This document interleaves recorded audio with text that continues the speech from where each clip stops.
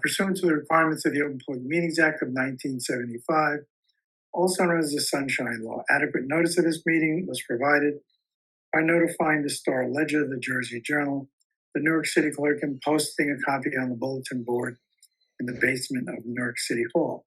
In addition, adequate notice under the Open Public Meetings Act, notice of this remote public meeting, as permitted by statute, was placed on the City of Newark's website.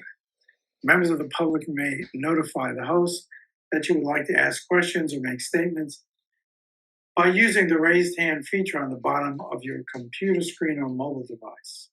If you are calling in on your telephone, you can press *9 to alert us that you would like to ask a question and make a statement. We are a quasi-judicial board, and if an appeal is taken, we must provide a copy of our official transcript of the meeting to the Superior Court. Comments in the chat are not part of our official transcript. The chat is not part of our official transcript. So I ask you to refrain from putting your comments in the chat. We want to make sure that your questions, the answers to your questions, and your comments are part of the official record. So please use the raise hand feature and not the chat. Additionally, when you use the chat, it pops up on the screen. It's distracting. It's akin to speaking out loud, out of turn, if we were meeting in person. So again, please refrain from using the chat. The meeting of the Board of Adjustment will now come to order. Madam Secretary, will you please call the roll? Member Hardesty.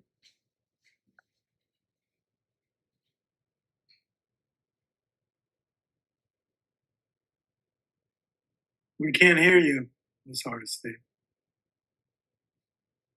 Nope, can't hear you. Member Comesañas. Present. Member Jones. Present. Member Rivero. Present. Member Cobian. Present. Member Torres. Present. Vice Chair Mumford. Present. Chair Alfont. Present. Member Hardesty. Present. Yes. Ms. Mejia, could you send me a copy of the findings of fact, please? Yes.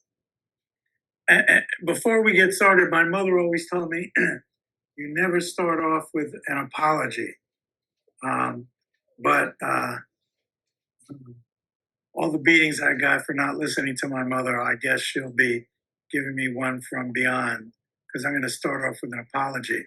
I want to apologize to the members of the board, because far too often we're in such a rush to get to our business and to make sure we hear as many applications as possible. And let me expand this first to the members of the board and then to staff.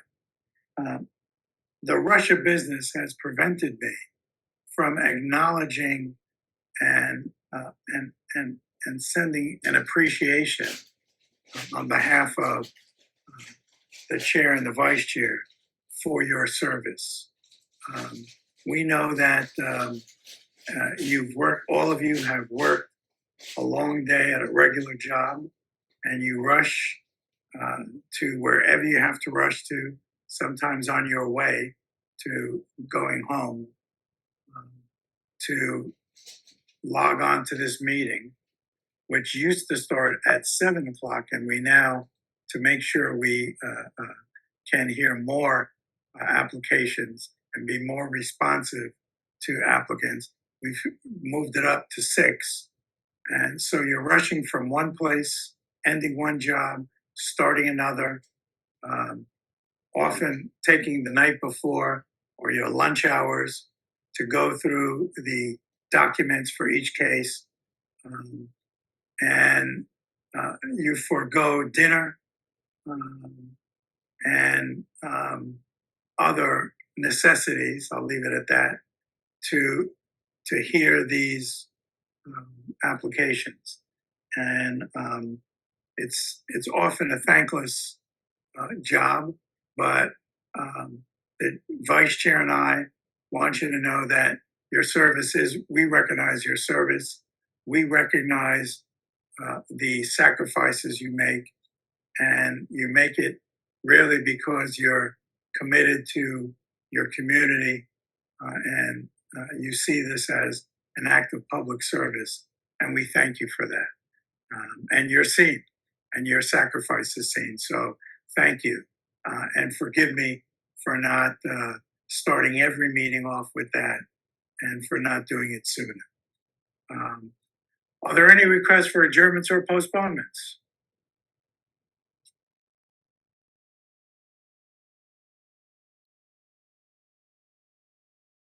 So I'd ask folks, when we take a swig of water or a quick bite on the side, forgive us, but understand what our sacrifice is, and maybe knowing that you'll see us in a more understanding light. If there are no requests for adjournments or postponements, let's call the first case, please. The time is now 6:14 p.m. The first item on tonight's agenda is ZBA-23-71, located at 177-179, 181-183 Central Avenue in the James Street Commons Historic District, Block 2831, lots 3 and 18 in the Central Ward. The applicant is Insight Properties LLC. In the Broad Street Station redevelopment plan, the applicant proposes to reuse and rehabilitate existing space to counseling services. Applicant is seeking a D1 use variance to permit offices on ground floor and a C variance to permit fence height. Minor site plan approval is required. The Board of Adjustment made the following findings of fact with respect to 177 to 189 and 181 to 183 Central Avenue. It's located in Newark's University Heights neighborhood on the northern side of Central Avenue and has frontage on Colden Street to the west and Sussex Avenue to the north. The total site area is approximately 10,422 square feet. The surrounding land uses consist of commercial buildings, a pharmacy, a senior citizen housing, and the Baxter Parts Housing Development. Counsel, for this case, could you identify yourself by raising your hand? Good evening. This is Matthew Posada of the law firm Sills Cummins on behalf of the applicant. Hi, Mr. Posada. Is your whole team in? No. Let's see. I see my engineer, Rick Adelson. Mr. Edelson's here. I need to see my my planner, John McDonough. Mr. McDonough is always here. Isn't that the truth? He's everywhere in the state all at once.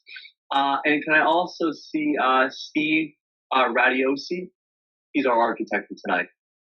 Mr. Radios. In fact, we're going to have to make Mr. McDonough appear just to make sure he's not AI at this point.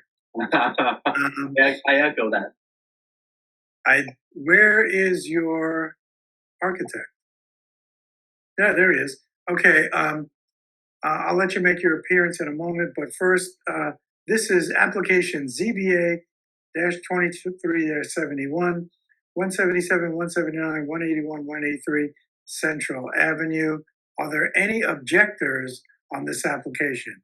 If so, please identify yourselves by using the raised hand feature. You can do so by using the cursor at the bottom of the screen. I think it'll be found in reactions.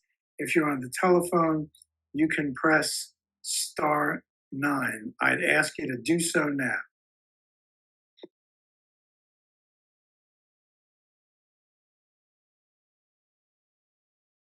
I see no raised hands. Counsel, your appearance for the record, please. Yes, Matthew Posada of the law firm Sills, Cummins & Gross on behalf of the applicant, Insight Properties LLC.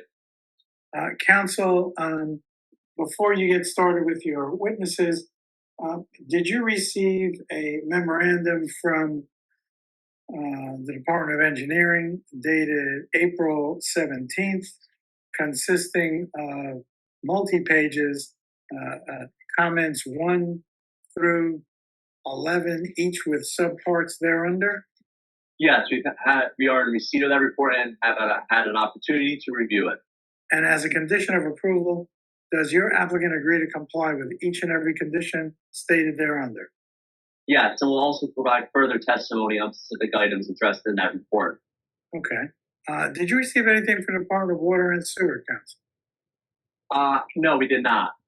But would you agree to comply with any requirements imposed by the Division of Water and Sewer? Of course, if there's a problem and you couldn't come to some agreement, you could always come back to this board. Is that agreeable, Council? Yes, that is acceptable. Very good. Council, please proceed.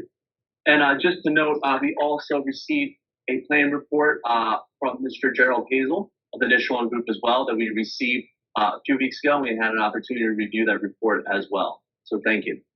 And Mr. Hazel had some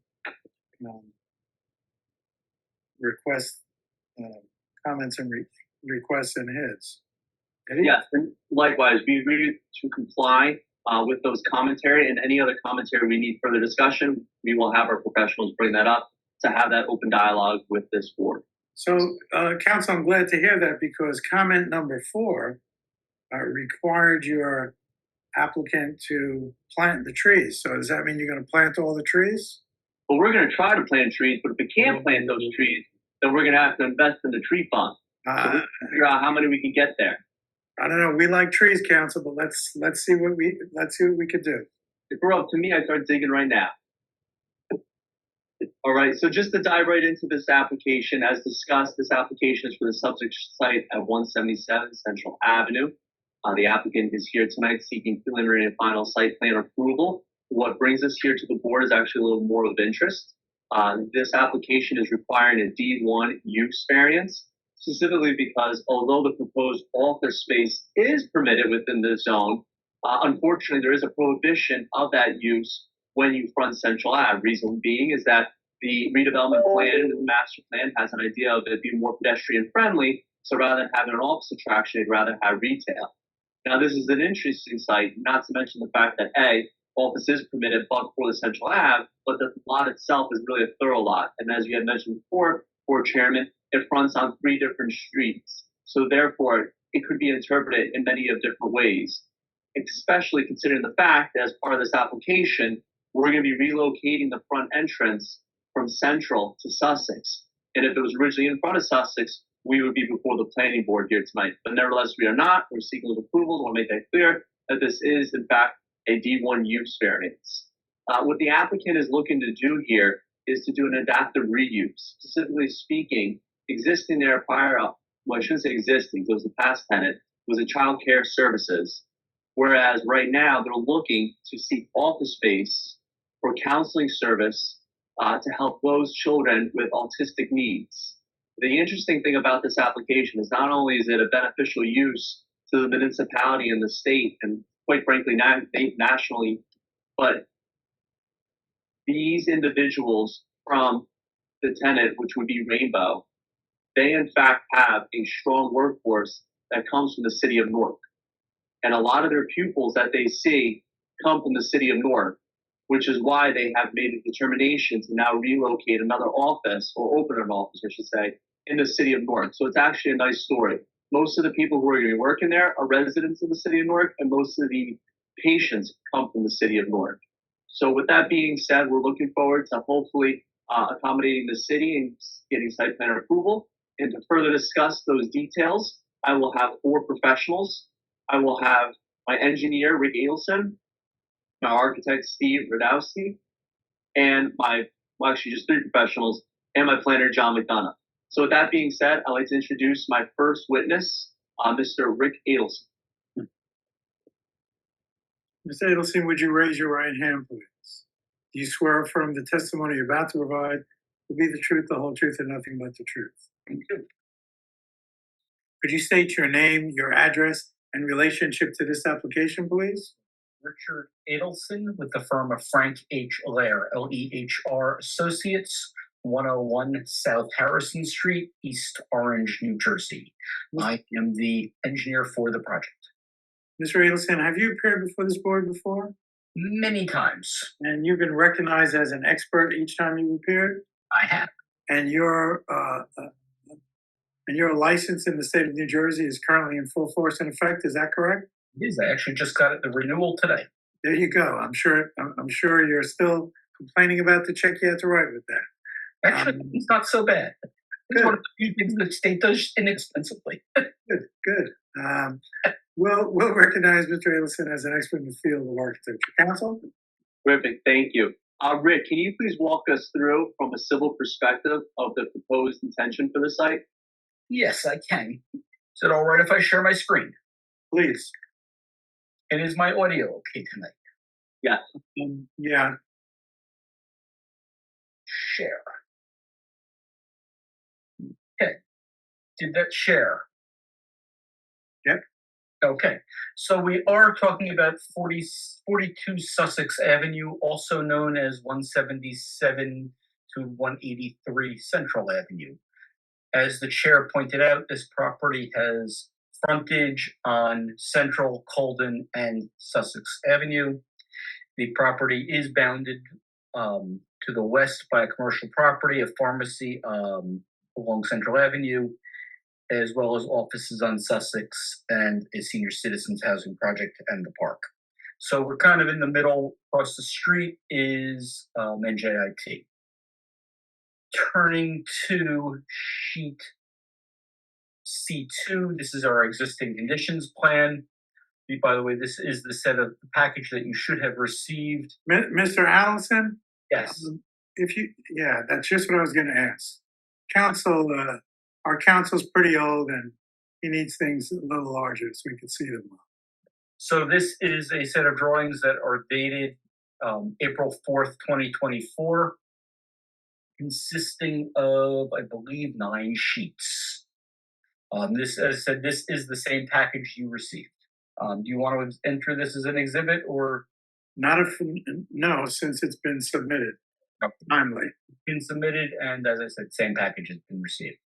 So located on the site is the existing 10,000 square foot, 4,296 square foot building on the right side of the site here, on the eastern side of the site, a small parking lot and an outdoor play area.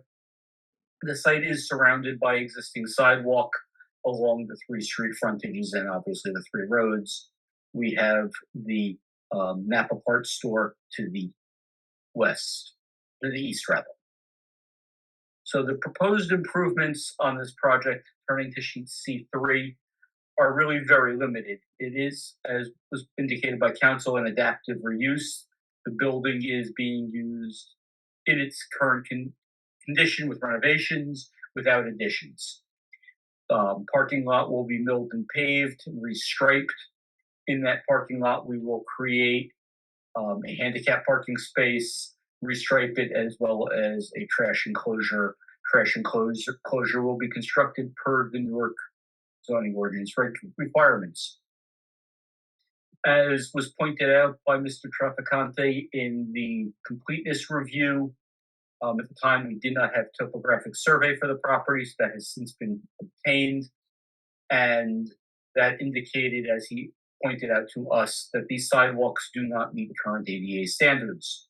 So to that end, we went through and evaluated the sidewalks and determined that the sidewalks do in fact need replacement along all 3 streets, with the hope of not replacing a small section where the bus shelter sits along Central Avenue. So basically the shaded areas you see along the roads will be new sidewalk and new curb, except along Central Avenue. We believe the curb face is adequate there, and rather than just replace a piece of the block along County Road, we'd rather leave it subject to county approval. We will replace the handicap curb ramps on both roads at the intersections and provide those, and construct a new driveway apron into the property at the same location as the existing driveway apron.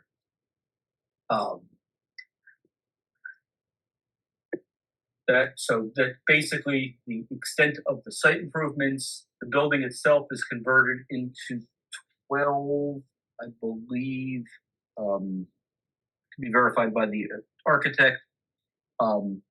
Workrooms for tutoring and therapy for the students that are coming in. We are anticipating, I believe, 12 employees. I believe it is, in fact, 12 employees, and that the hours of operations, slight change from what's indicated on the plan, will be from 8 a.m. to 5:30 p.m. Monday through Friday, possibly with an occasional Saturday, but basically a daytime normal business hour operation. As Mr. Prasad indicated, this will be for treatment of autistic patients. Parents bring their students to the facility and bring them inside and then leave them there for a couple hours and come back to pick them up. The parking spaces on site will be used for those transfers. People come and go. It is also our understanding that patients stay there for a while, and that some of the younger patients do need downtime, and that the existing playground will be used to allow the kids in therapy with the kids. So the intent is to keep the playground as part of the project. Turning to our grading plan, which is sheet C4. Nothing exciting here. As I said, this is just a rework of the parking lot, maintaining existing grades to the extent possible, adjusting the grading at the side door on Colden Street to provide for handicap access from the handicap parking space, and reworking the sidewalk along Sussex to provide for the entrance. In the review letter from that included comments from water and sewer, they have asked that we collect the water on site that is currently running off to Colden Street and tie it into the storm sewer system on Sussex. We will comply with that comment. They also commented that the existing roof leaders connect via the same pipe as the sewer lateral. That is not permitted, so those will also need to be separated. Other utilities at this point are intended to remain the same. Turning to lighting on sheet C5, by the way, all bearing the same date. Lighting on the site will need to be updated. We are showing new wall-mounted fixtures on the building. Please disregard the pole on the image. It will be just that head mounted on the walls, as well as light fixtures along the building. Those will provide compliant site lighting under the standards. Downlight fixtures, LED modern fixtures. Finally, turning to our landscape plan. There have been a number of comments on the landscaping, including that we have too many trees, which I know the chair would agree that we never have too many trees. However, so under the ordinance, we are required to have 3 trees along Sussex, 4 trees along Colden and 3 trees along Central. So along Central, we have 2 mature trees in very good shape as part of the existing streetscape.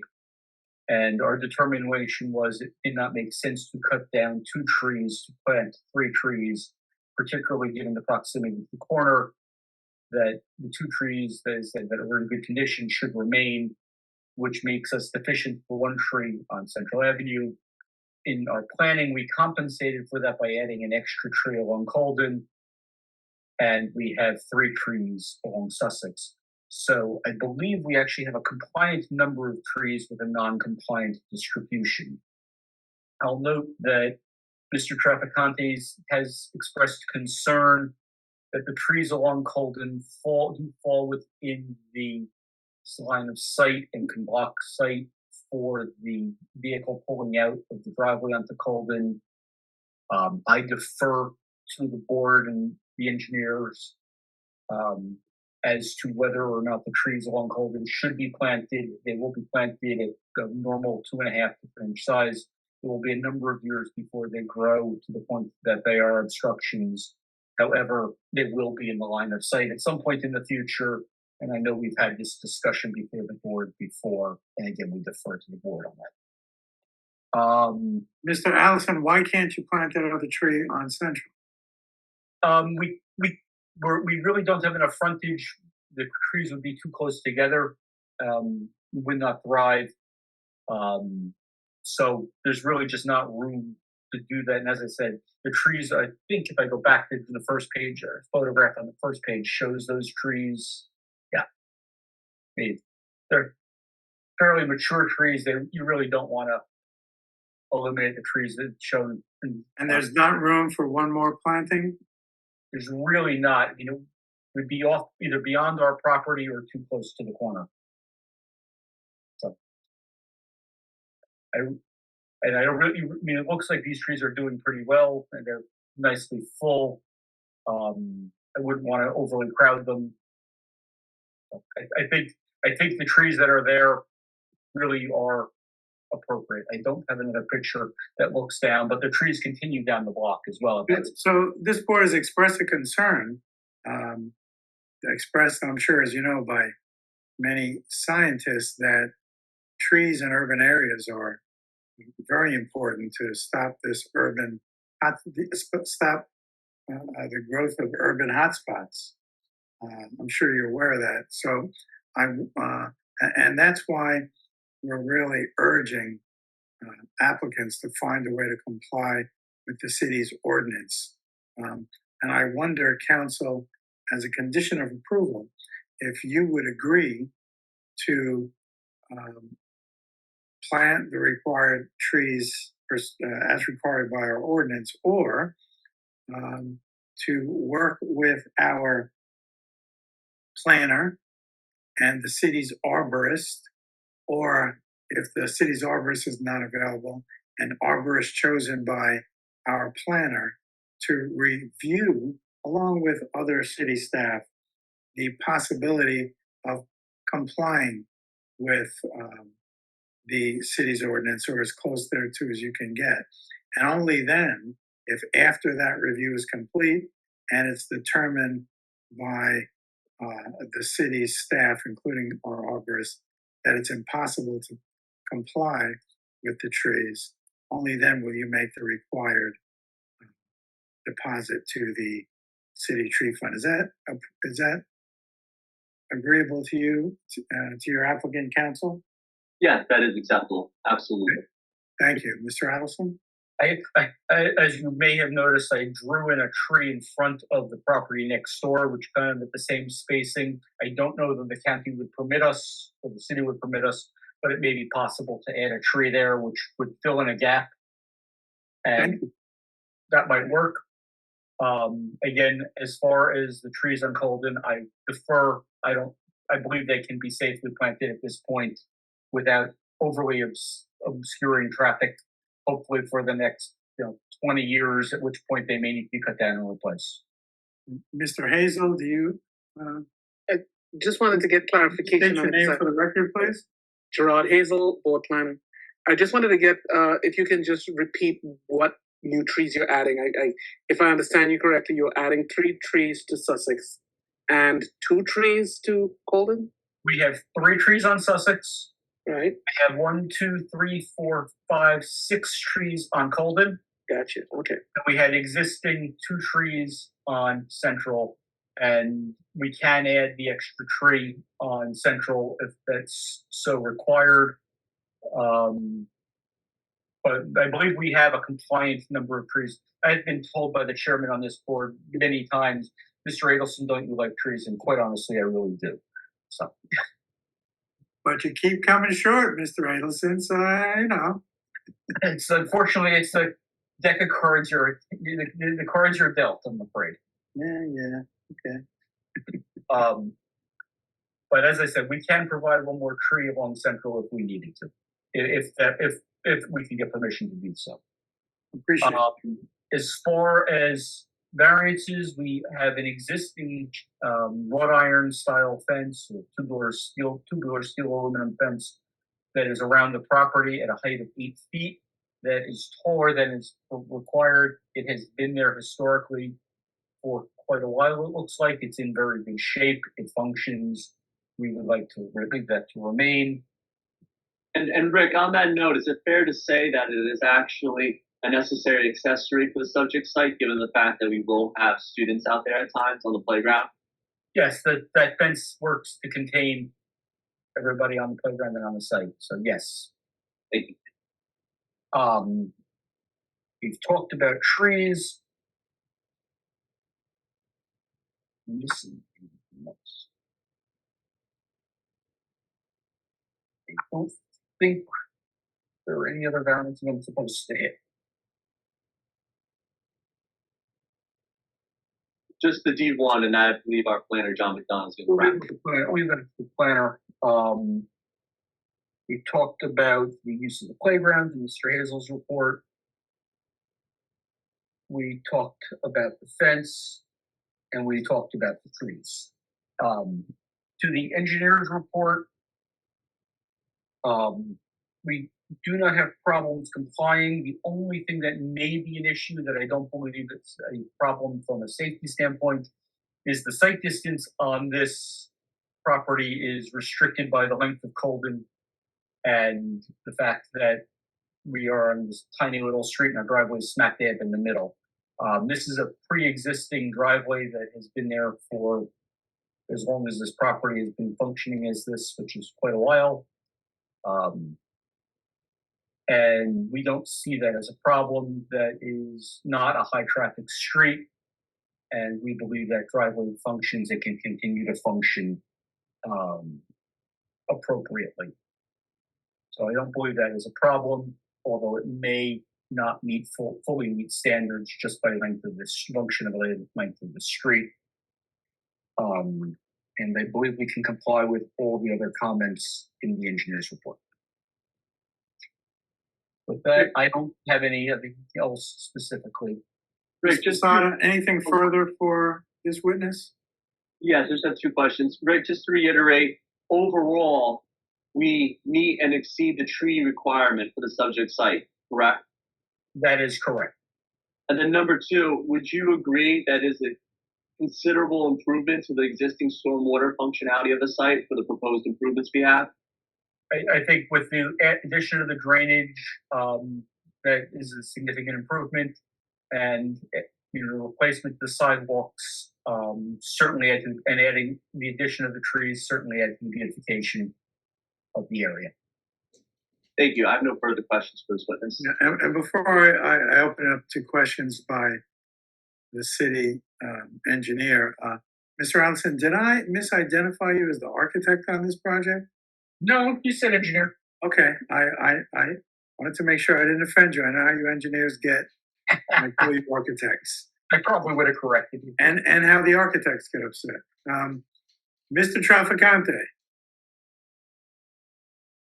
Mr. Traficante, would you raise your right hand, please? Do you swear or affirm the testimony you're about to provide be the truth, the whole truth, and nothing but the truth?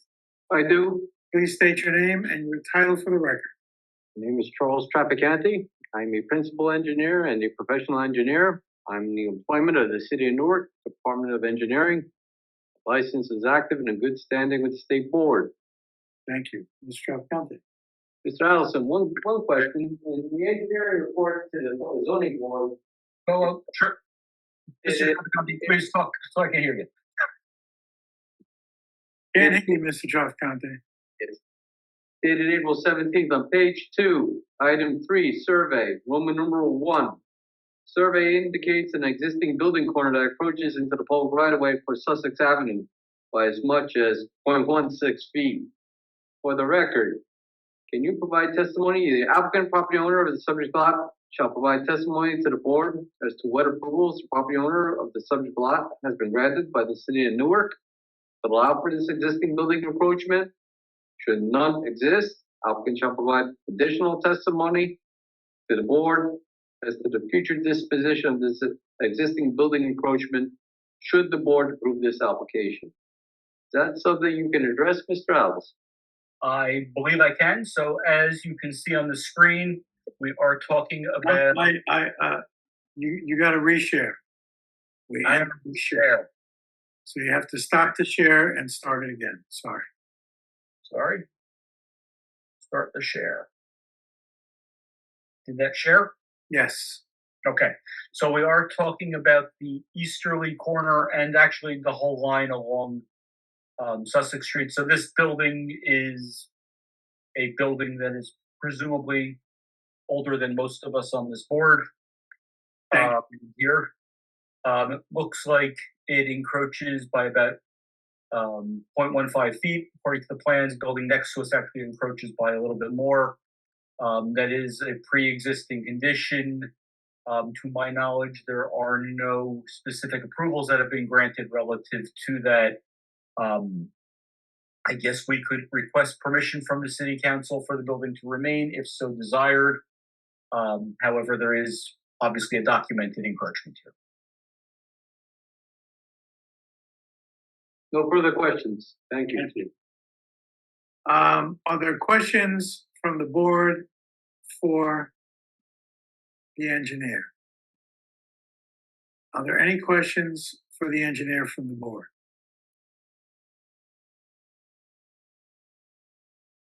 Council? Terrific. I'd like to go on to my next witness, my architect, Steve, who will walk us through the elevations and floor layout that we're proposing here tonight. Is it Radasti? Yes, it is. Okay, thank you. Could you raise your right hand, Mr. Radasti? Do you swear or affirm the testimony you're about to provide will be the truth, the whole truth, and nothing but the truth? I do. Please state your name, give us your address, and your relationship to this application, please. So my name is Stephen Radasti. I'm a licensed registered architect in the state of New Jersey, and I'm principal at Perez and Radasti Associates. We're an architecture firm located in Cranberry, New Jersey. So it's 379 Princeton Heights Town Road, Cranberry, New Jersey, 08512. Mr. Radasti, have you appeared before this board in the past? I don't believe I have, no. Welcome. Council, briefly, please. Yeah. Stevie, can you please provide your educational credentials and also whether or not your license is still in good standing? Yes, actually, I went to New Jersey Institute of Technology, which is right across the street from the site. Welcome home, Mr. Radasti. Welcome home, and welcome to the board. And your license in New Jersey is in full force and effect? Yes, that is correct. Well, we're happy to welcome you and recognize you as an expert in the field of architecture. Thank you very much. Stevie, can you please walk us through the proposed building elevation and floor layout and tell us what we're looking to modify here at the existing site? Yes, of course. Could I share my screen? Please.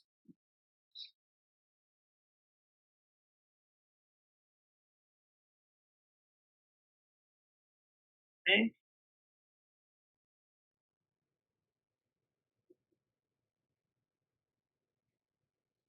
So I'm going to start here. This is CS1, called the first floor, and it's dated 10/11/23. This is there were 3 drawings that were originally submitted. This is the first sheet of the 3 sheets that were originally submitted. So the existing building is a 2-story structure with a partial basement, with a total on the first and second floors of 6,808 square feet. We'll be converting the building from a vacant daycare center into a counseling offices for autistic behavioral health center for children. The project consists of mostly interior architecture and renovations. We're adding new offices, new toilet rooms, and other utility spaces. We're also going to make the interior of the building ADA compliant with new interior ramps, renovated toilet rooms, and new interior door hardware. So this is the first floor I have here, showing the layout of the offices. We had some toilet rooms that we've since renovated to make ADA compliant. We're also going to have new interior finishes, such as new sheetrock, new paint, trim and flooring, as well as new interior lighting. One change that will also affect the building exterior is that we'll be removing the main entrance doors on Central Avenue, and instead we'll be making the main entrance on Sussex Avenue.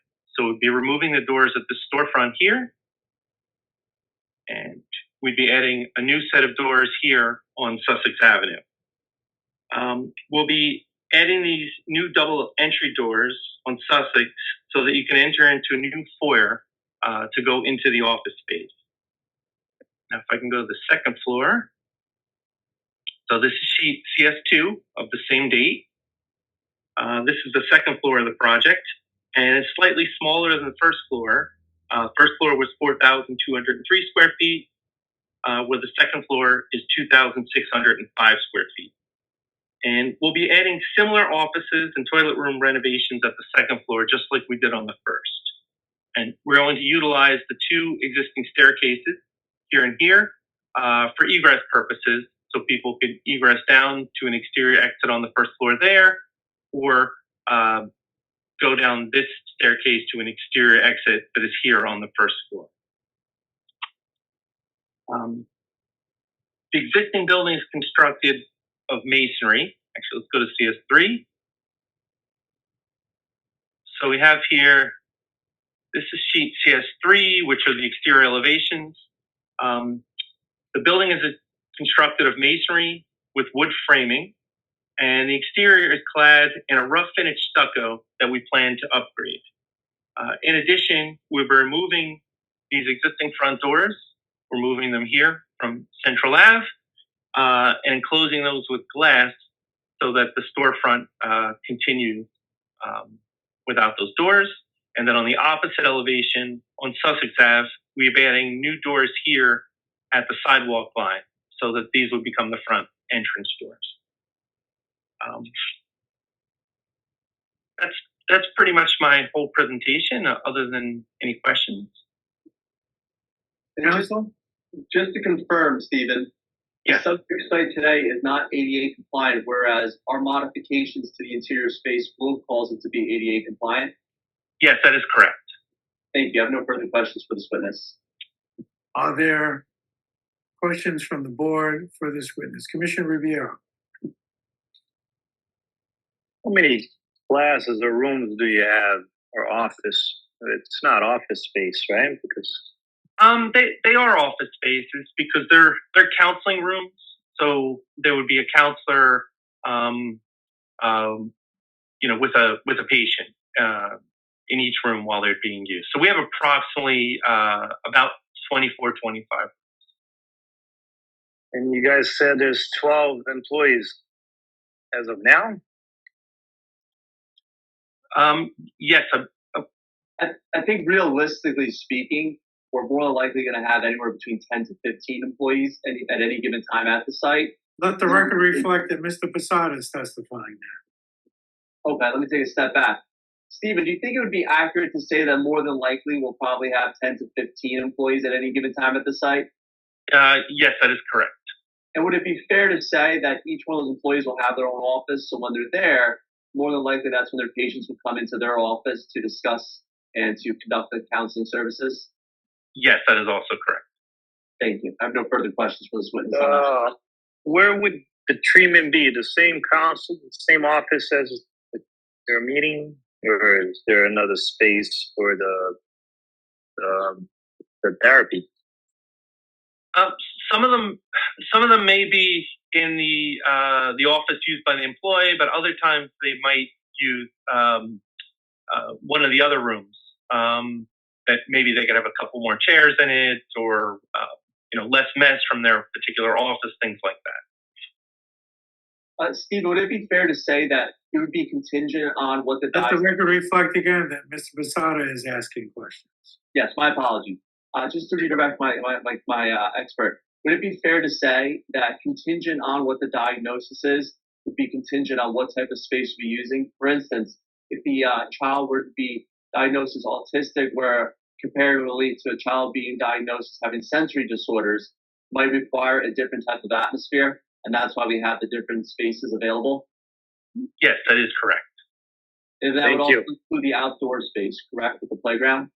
Yes, that is also correct. Thank you. No further questions. Hopefully for this witness. Yeah. Thank you. Maybe it'd be easier if you save your questions till after the board. and then you can redirect. All right, counsel? Not a bad. Commissioner Riviero, anything further for this witness? That's all. Thank you. Are there any other Thank you. questions from the board for this witness?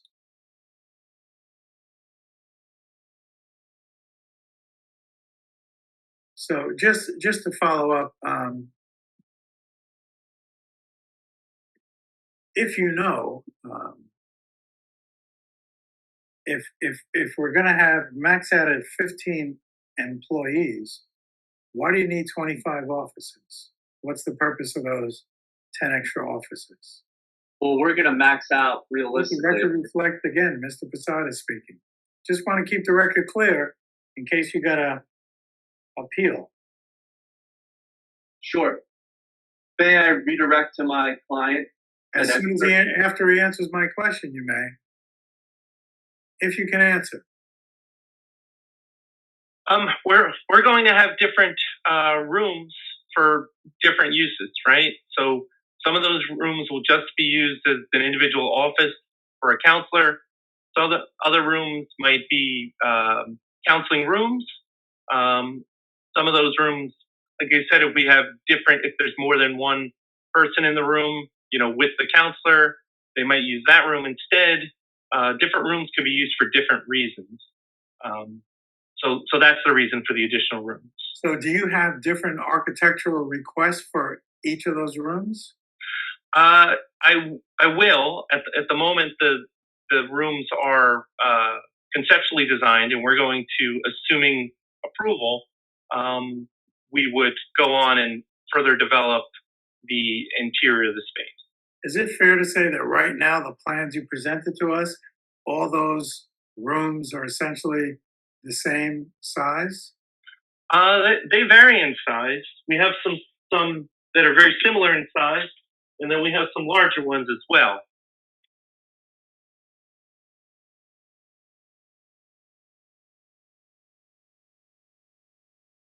So here's my concern. I don't know that you're aware of the operation. I assume you're not, but I think the board would want to know if it's possible if we could wind up with 25 counselors in this space. And it looks like that could be a possibility. Is that fair to say that's a possibility, Mr. Redos? I think that would have to be a question for the applicant to be honest. Okay, that's fair. Thank you. Any other questions for the architect? Counsel? I have no further questions for the architect, and I think in order to just clear the narrative and the understanding of how the site's going to operate, I'd like to call the applicant representative himself, Ibrahim Hassan.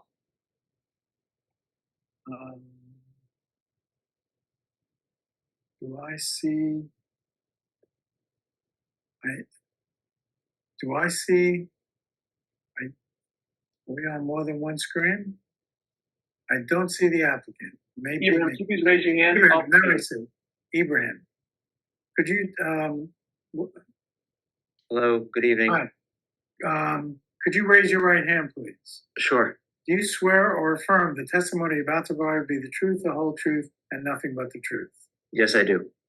Could you state your name, your address, and relationship to this application, please? Absolutely. My name is Ibrahim Hassan. I'm a principal of Insight Properties, which is the applicant and the owner of the property. Thank you. Counsel? Terrific. Ibrahim, have you had an opportunity to work one-on-one with the prospective tenant for this site? Yes, we've had several meetings and discussions with the prospective tenant, who's the end user for the site, to better understand exactly what their operations are and what their requirements are. Terrific. Can you please walk us through on what the requirements are and how they envision operating the subject site and why they are coming to the city of Newark?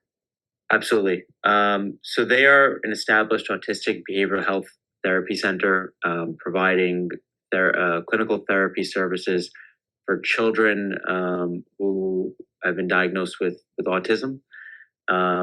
part of the reason that they were attracted to the site and that they wanted to be specifically in the city of Newark is currently they have an office in Bloomfield, but they want to be in Newark because several, if not the majority of their employees are residents of the city of Newark, and several, again, if not the majority of the children who are effectively their clients are residents of the city of Newark. So they wanted something close by, something with good access, and something with parking to be able to service, both make it convenient for their employees, but also service the autistic children that are their clients ultimately.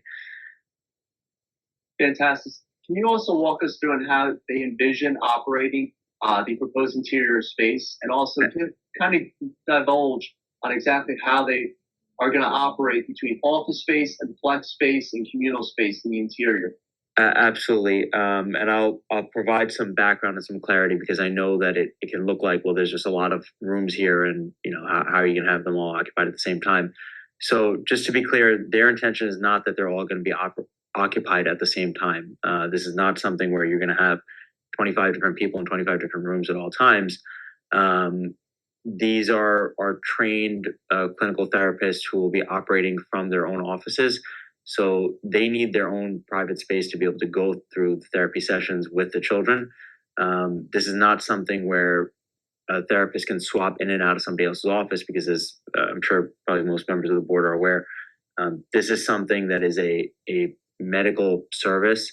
And so therefore, there's certain privacy regulations, and you cannot just have rooms being swapped between therapists, just because somebody's available or somebody isn't. So they're not necessarily all going to be in there 5 days a week, but each person will have their own room.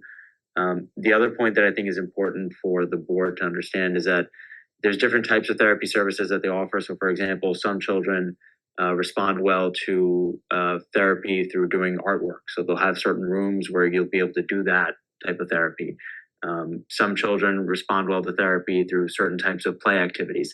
So they'll have separate rooms that are dedicated to that specific activity. So this is not a situation where you've got 25 rooms with 25 desks with 25 people in there 8:30 to 5:30, at all times. And one more question for you: would it be fair to say that it would not be legally possible for them to operate all 25 offices with 25 pupils, given the state regulations for some of these diagnoses?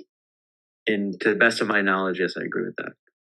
Thank you. I have no further questions for this witness. Other questions for this witness from the board? Questions from the board for this witness?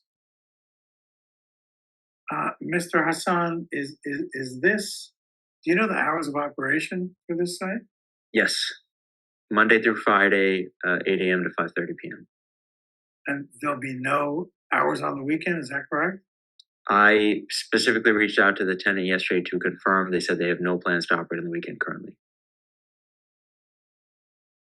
And will the treatment here be limited to children?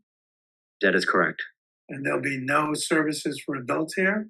No, their current operation, as I mentioned, they have one location currently in Bloomfield. I believe the oldest children that receive therapy services there are 13 years old. Do you know how long these children are at the site? It depends on the child. It depends on the level of service that they're getting. It can be, as short as 30 minutes. It can be up to several hours, depending on age, depending on needs, depending on what the therapy strategy is.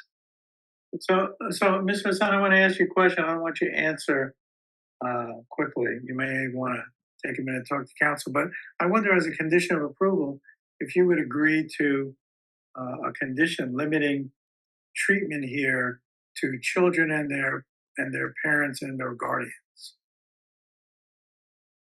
That is, I will speak freely. That is not an issue to agree to such a condition.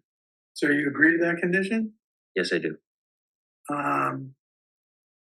And as a condition of approval, do you agree that this site will be limited to use for counseling?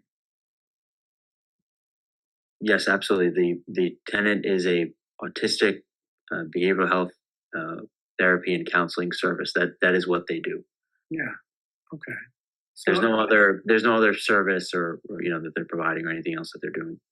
Good, and with your agreement, there's no other that they would be allowed to do. You understand that, right? Yes. Thank you. Commissioner Comesañas. Just for clarity, treatment for anyone 18 and under? Is that what we're defining children? There.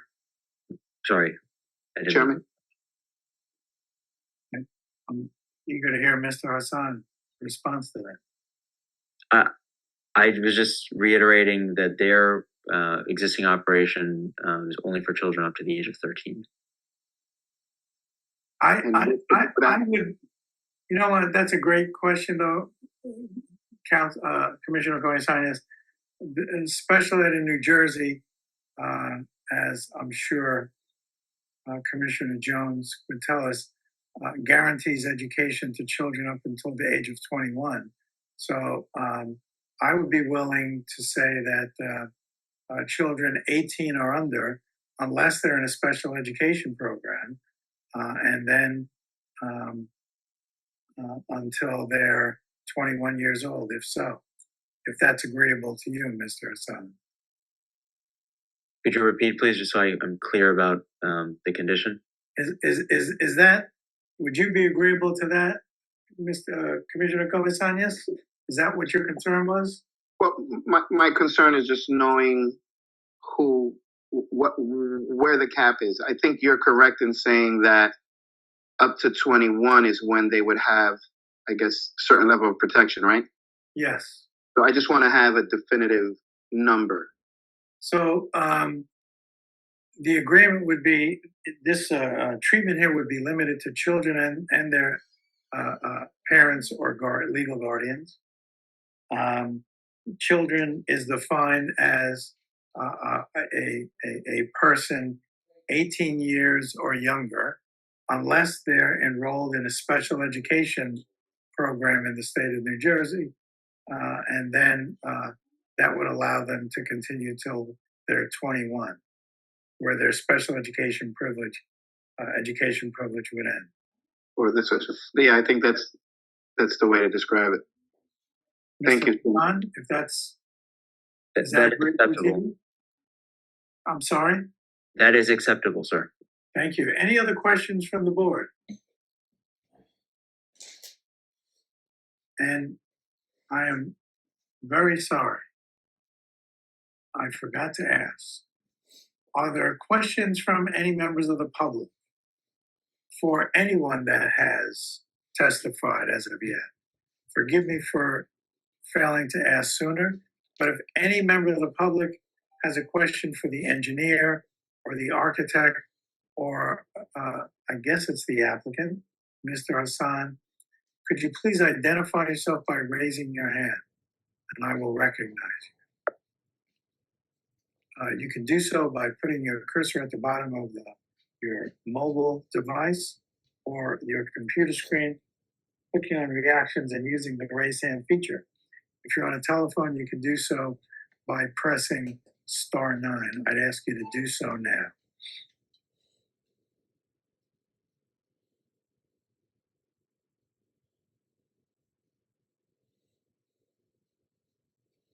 I see no raised hands. Counsel? Great. Mr. Hassan, I just have one question for you. It is our understanding, my understanding as well, that the hours of operation would be Monday through Friday from 8 a.m. to 5:30 p.m. However, would it be fair to say that under special circumstances, there may be required a counseling service over the weekend? Again, only for special circumstances? Again, I confirmed with the tenant, the end user, yesterday. They confirmed Monday through Friday, 8 a.m. to 5:30 p.m. However, there may be some special circumstances that could come up in the future, but they're not aware of any at this time that they're planning for, and they don't have any intention of having to be open on the weekend either. Terrific. I have no further questions. Okay, counsel? Thank you. I have my last witness, my planner, John McDonough. Mr. McDonough, raise your right hand, please. Do you swear or affirm the testimony you're about to provide will be the truth, the whole truth, and nothing but the truth? Yes, I do. Could you state your name, give us your address, and relationship to this application, please? Yes, my name is John McDonough, and I'm a licensed professional planner here in the state of New Jersey. Mr. McDonough is well known to this board. Mr. McDonough, is your planning license, does it remain in full force and effect? Yes, it does. We'll accept Mr. McDonough as an expert in the field of planning. Counsel. John, can you please walk us through why you believe that this beneficial use should be approved before this board? Yes, again, as you've heard through the testimony of the witnesses before me, this is going to provide a beneficial medical service use that is not substantial in terms of its degree of departure from the zone plan. We are here in the Broad Street Station redevelopment plan where we have frontage on both sides. We not only have a corner lot, but a through lot as well with triple frontage. And the fact that this particular piece of property is fronting on Central Avenue, that's what's triggering the relief where ground floor office use is not permitted. We do have two other streets here, and in fact, on the third street is where the building is going to be, the use is going to be oriented. So we don't have the primary entrance off of Central Avenue, which is where the ground floor office use would not be allowed. We're looking at window treatment on the Central Avenue side, which is consistent with the zone plan intent from an aesthetic and appearance standpoint. And if I show the board some visuals here, I think you'll see clearly that this is going to be a nice positive integration of use and site. And Mr. Chairman, I will certainly share these with the secretary. Once So we'll mark this as Exhibit A1 with today's date and the aerial of the subject site. That's acceptable, Board Chairman? So marked. Thank you. Sure thing. And Exhibit A1 for the record is going to consist of 4 slides. They were taken by drone. They were actually taken today. So they're a fair and accurate representation of the site as it existed today. We are again looking at the site with its triple frontage. In the back is where you see Central Avenue. You've got Sussex on the front. And again, the fact that the site fronts on Central is what's triggering the relief, although the access is actually going to be off of Sussex. So there's not going to be any interference, if you will, with the zone plan intent for active uses along Central Avenue and breaking up a shopping district. I think as you can see as well, we are at the terminus of Central Avenue where the 2 roads start to converge. So certainly we are not in the heart of a business area or a retail area, but actually at the edge or the fringe. The property again is developed. This is an occupancy application. This is not new construction. We're going to go from one childcare form of occupancy to a different form of childcare. Again, aimed at children on the autistic spectrum, up to the conditions that were, or the age group that was listed by the board as part of the conditions in the interaction now between our operator. Again, the site does have the through lot condition associated with it. That's the building that you see in the center. You get a sense of the surrounding land use context, which is certainly varied between residential and non-residential. And then, of course, the open area, which was historically used for outdoor use by children, and the, I'll say, oversized fence in the context of the ordinance, where 8 feet is what's there, 4 feet being the maximum allowed. This has and will continue to provide a security benefit for children. Spinning a little bit more, pointing due east to the downtown, again, you get a sense of the relationship of this site location to the surrounding cityscape. And then again, spinning more towards, I'll say to the west, you get a sense of the surrounding land use context as well, which consists of offices and residential uses. And then finally, a view looking due north, you can see the open play area and you can see the subject building. Again, this is the street frontage along Central Avenue, which is going to be repurposed with just windows to mimic the appearance of a storefront. In terms of the statutory criteria for relief, we're dealing with a D1 variance here, a use variance for ground floor office use. Again, if we were only dealing with a site that fronted across over at Sussex, we would be in front of the planning board, not the zoning board. I think it's safe to say here we're not breaking up any significant retail corridor or active streetscape in this area. To the extent that the zone plan intent is to provide for foot traffic That certainly is something that's going to be happening here, attracting both workers and the people that it will cater to. The application satisfies the elements of proof for D1 use relief. On the positive side, the project will promote the general welfare with beneficial social services aimed at autistic children. The project will promote the planning goal for efficient use of land with adaptive reuse of empty space. And the project will promote the planning goal for variety of uses in appropriate locations according to the needs of all New Jersey citizens. All of that ties back to the land use law, especially purposes A, G, and I. Finally, with respect to the negative criteria, the relief can be granted without substantial detriment to the public or to the zone plan. Again, I think it's clear that the degree of departure from the zone plan is not substantial. And I think also the beauty of the use variance mechanism is that it gives the board the power to impose reasonable restrictions on the use. And in this regard, I think that was the interaction now between our chair and the applicant. And office use is a very broad category of land use.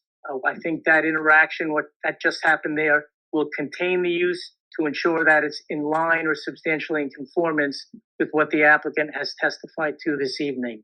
So with that said, I believe the planning basis has been met for grant of the relief. The burden has been met and approval is warranted. Thank you. I have no further questions for this witness. Are there questions for the planner? Questions for the planner. Ms. McDonough, could you put that last picture up, please? I just want to confirm what we're seeing on that last picture. What did you call it? It's A what? A1, the aerial. The very last area. Okay, that's fine. There's a picture of the playground in the rear. Is that correct? That yes, you've got the playground associated with the site, and yes, you've got open land on the opposite side of the street. Could you show me where the parking lot is going to be?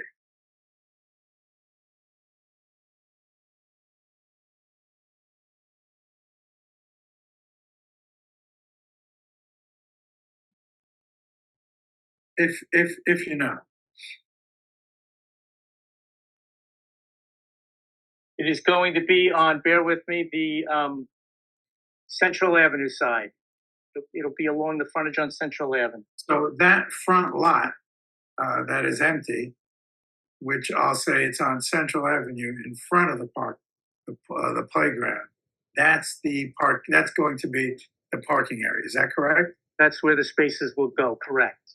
And where will the curb cut be, if you know?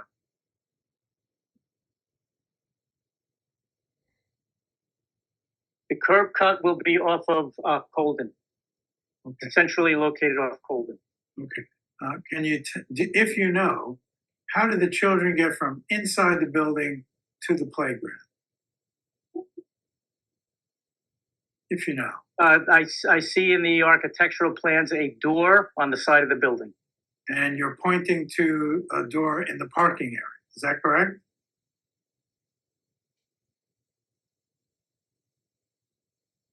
There's a protective, the answer is yes, Mr. Chairman, but there is a protective crosshatched area that will serve as a transition from the building to or connect to the play area. So when you say crosshatch, you mean stripes on the ground? Stripes on the ground, yes. The children will walk out of the building into the parking area and then into the playground. That is correct. You think it would be safer to have a direct exit from the building to the playground area for children?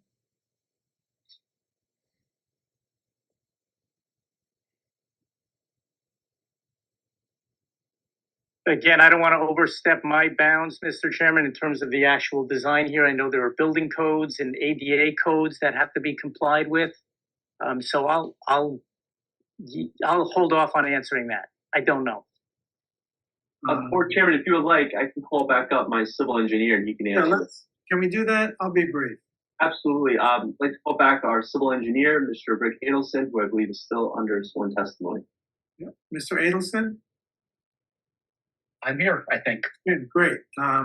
You heard my concern, Mr. Adelson? I did. Why shouldn't I be concerned?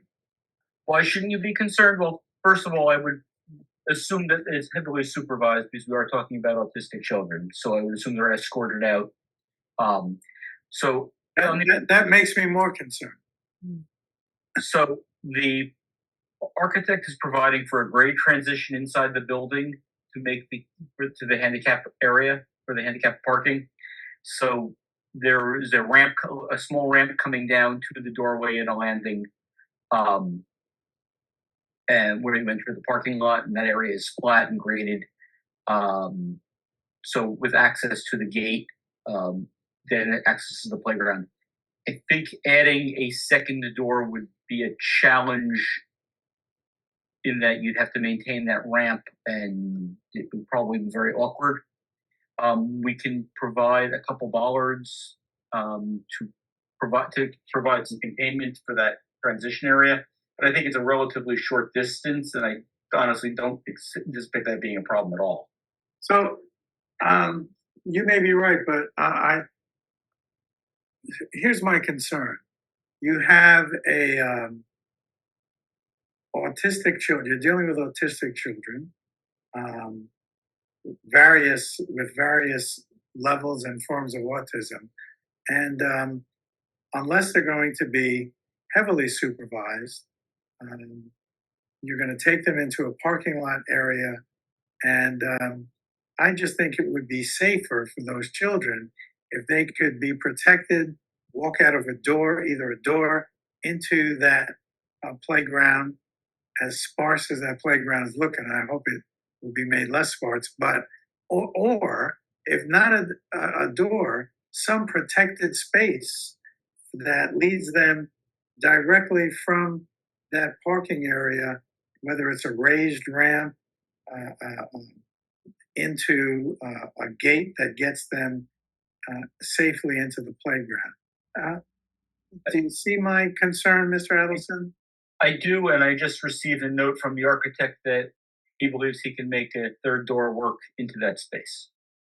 And counsel, I wonder, as a condition of approval, you and your team, if your team will agree to work with our staff, our board planner, engineer, to assuage these concerns. Yes, we can make sure to work in conjunction with the board's professionals so that we have an appropriate site location for the door. Thank you. Commissioner Monfort, Vice Chair Monfort, I'm sorry. Never mind, Mr. Chair. The architect gave a response. Thank you. Counsel. I have no further questions for this witness. Thank you. Thank you. Counsel? Summation? Are there, and thanks for reminding me, are there any questions from the public for the planner or any other member of the applicant's team? If so, please identify yourselves by raising your hand. I'd ask you to do so now.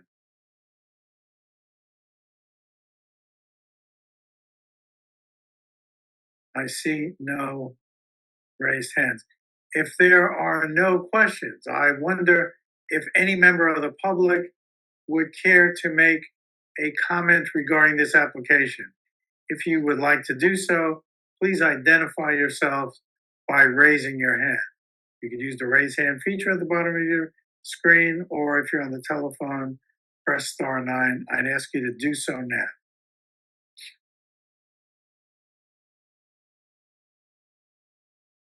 I see no raised hands. Counsel? Terrific. Thank you again, everybody, for your attendance here tonight. We deeply do appreciate it. I think that as you've heard from both the professionals as well as the applicant, that this is a tremendous use for the subject site. Most of the time, these applications, the main incentive is a financial incentive. That's not necessarily the case here. The real incentive here is to give back and provide a public purpose to the municipality, most specifically to service an area that deeply needs as much attention as possible. Number one is providing autistic services to the municipality, and number two is to provide more jobs to the municipality as well. So for all those reasons stated on the record, we hope that this board finds favorably for this application. Thank you. We're now in discussion. Is there any discussion from the board? Commissioner Riviera. Hey, how's everyone? Well, my son's autistic, so I understand about this stuff more than most people. He's nonverbal. Has mild little sensory disorder too. Been inside these offices scattered through the whole state and in other countries too. I do understand more than most people here. The need in Newark for this is out of this world. The fact that there's a lot of people that are in need, their kids need it, and they're not getting through the system, through public service, through the school, the IAP programs that they offer. This application is something we really need to approve. As simple as that sounds, guys. And I hope the other board members are with me. Thank you. Thank you, Commissioner Riviera. Any other comments from the board? Other comments from the board? Hearing no comments from the board, Commissioner Riviera, can I have a motion, please? Yes, sir. Motion to approve. Let me open up to ZBA-23-71, located at 177-179, 181-183 Central Avenue, with conditions. We have a motion for approval from Commissioner Riviera with condition. Do I have a second? Second. Second, Commissioner Comesañas. Call the roll, please. Member Hardesty. Yes. Member Comesañas. Yes. Member Rivera. Yes. Member Cobian. Yes. Member Torres. Yes. Vice Chair Manfred. Yes. Chair Afan. Yes. Council, you need a minor site plan approval. I'm going to ask if you would agree to a conditional minor, a conditional preliminary and conditional final site plan approval. And that condition would be that you and your team show compliance with all the conditions you agreed here to today. If you can do that, your conditional approvals would become permanent.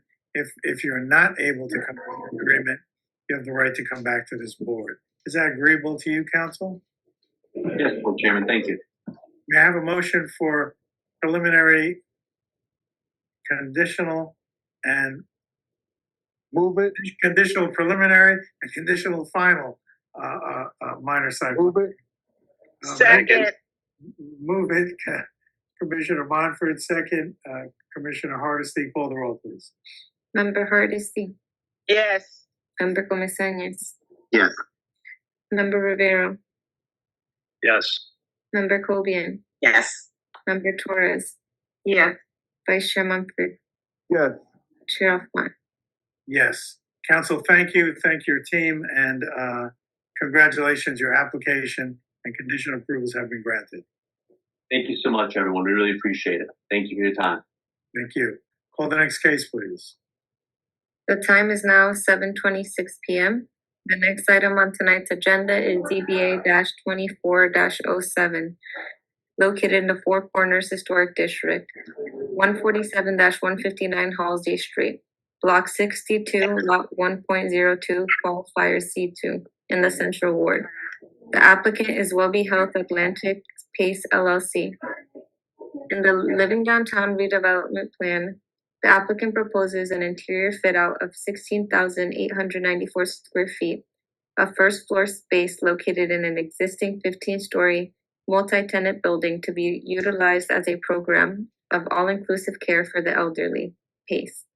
Applicant is seeking a D1 use variance to permit medical and therapeutic services for the elderly. Site plan approval is not required.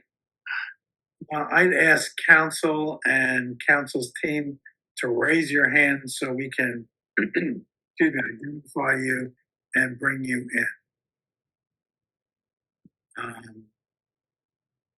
The Board of Adjustment made the following findings of fact with respect to 147-159 Halsey Street, which is located in Newark's downtown neighborhood. The subject site occupies the block bounded by Halsey Street, Academy Street, Washington Street, and Bank Street. The total site area is approximately 16,984 square feet.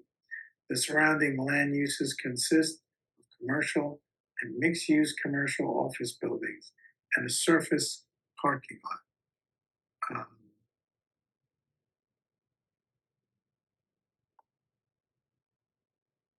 And good evening, Chair. My name is Marsha Moore from the law firm of Post Pollock. Didn't see you. You didn't see me? Okay, I know there's a number, but it's a large group tonight, so I'm just making sure that my team is here. And again, good evening, Chair and members of the board, professionals. My name is Marsha Moore from the law firm of Post Pollock on behalf of WelbeHealth Atlantic Pace LLC. Thank you.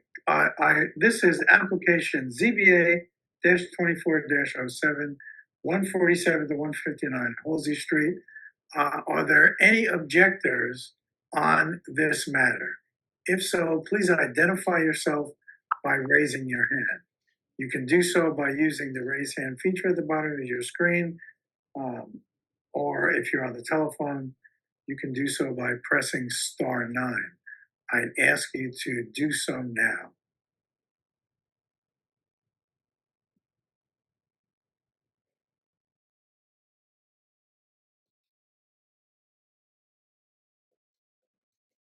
I see no raised hands. Always a pleasure, counsel. Please continue. So it is truly a pleasure to present this application that's located in the downtown area envisioned in the Gibraltar building. And as Madam Secretary noted, located 147-149 Halsey Street, but also known as 153 Halsey Street, because this is proposed interior fit out of a condo unit. We're seeking permission to operate a program of all-inclusive care for the elderly, commonly known as PACE, which I'll identify tonight, that's PACE. This property is located in the Living Downtown Redevelopment Plan and the Historic District. And we are proposing an interior fit out or adaptive reuse of approximately 16,984 square feet, a little bit under 17,000 square feet to operate this PACE facility. You'll hear tonight throughout our presentation that this proposed model of care is a proposed structured non-residential program for Essex County residents that will provide both medical, social, and support services for individuals 55 and older. This is proposed as a full-service alternative to nursing homes for adults 55 and older that reside in Essex County. Some of the services are services that will expose or expand in our testimony include primary care, social, restorative therapies, nutritional counseling. Again, I do have a number of witnesses that will be discussing the type of services at this facility. So in reviewing and preparing for this application and reviewing the Newark Master Plan, one of the primary themes that emerged and identified as community priority, and I'm going to quote, not only with the city of Newark, but also the state, is Newark seniors and legacy residents want to age in place. Now, while this is a non-residential program, you'll hear tonight that the goal to provide these necessary medical and social services in Newark, in particular to Essex County residents. For them, our seniors, to keep these residents independent in their homes. This is a type of facility that the Newark Master Plan and the State Master Plan envisioned when this Master Plan was adopted in 2022. Now, we are seeking relief for a D1 variance. We are located in the Living Downtown Redevelopment Plan. And as Mr. Hazel noted in his report, use itself is not specifically prohibited. However, since it's not specifically permitted, we do need a D1 use variance to allow the location. I am receipt of the planner's report dated April 8th, 2024. We have no objections, and Mr. Hazel has asked us to elicit some testimony as far as the operation is concerned, and we will be providing those questions and answers tonight as part of my application. Do note that we are not seeking any signage at this time. This property is in the Historic District. I am in receipt of a certificate of no effect because we're not proposing any modifications to the exterior of the property or the facade. But to the extent that I do need to, the applicant decides to require signage, we understand that we have to make the appropriate application before the historic board. This application does not require site plan, does not require any other variances. Our sole relief tonight is a D1 use variance. And because this is an adaptive reuse, we do not need any parking variances. Notices were provided to the board secretary. We did notice this application in the newspaper, as well provide the signage, and to the property owners. I do have a number of witnesses tonight, provide some guidance of how I would represent this application. My first witness will be giving you a broad overview of WelbeHealth, as well as some of the scope of services. I will then have our operator, Dr. Matt Patterson, discuss specific operation respect to this property in the Gibraltar building. And then our architect, Brendan Warshawski, will be addressing the interior fit out from an architectural standpoint. And then we do have a traffic engineer as well as our planner to justify the D1 use variance. In particular, we understand that D1 use variance, the enhanced Medici standard for this particular use. So at this time, I would like to call Dr. Halsey St as my first witness. Great, Dr. thank you. Dr. Tony, would you raise your right hand, please? Sure. Do you swear or affirm the testimony you're about to provide will be the truth, the whole truth, and nothing but the truth? I do. Please state your name, give us your address and relationship to this application, please. Sure, absolutely. My name is Dr. Halsey St. I am with WelbeHealth and I function as the Chief Growth Officer. The address with respect to this application is 440 North Barranca Avenue, number 4051, Covina, California, 91723. Where did you say California? Yes. Where in California? Well, this address is in Covina, California.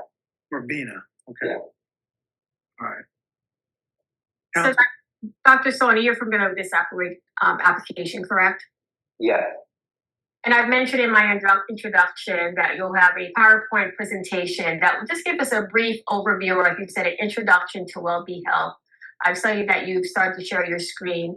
Can you just provide a brief background of who WelbeHealth Atlantic Pace is? Yes, absolutely.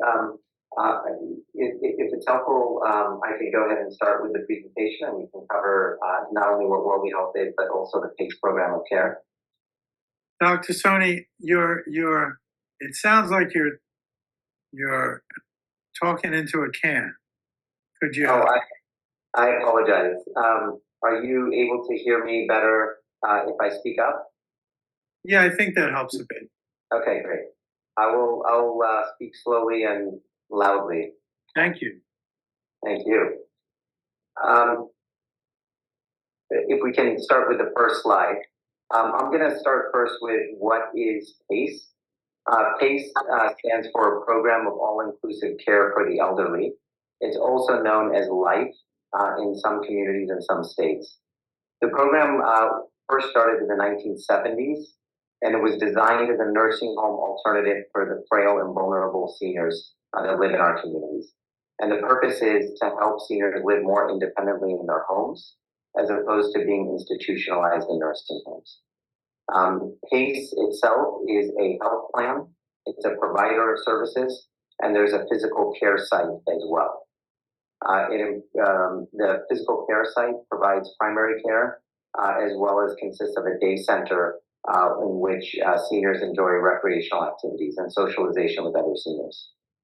PACE also provides home care, physical and occupational therapy, transportation to and from our center, as well as any medical appointments, nutrition, personal care, and all of this is coordinated by an interdisciplinary team.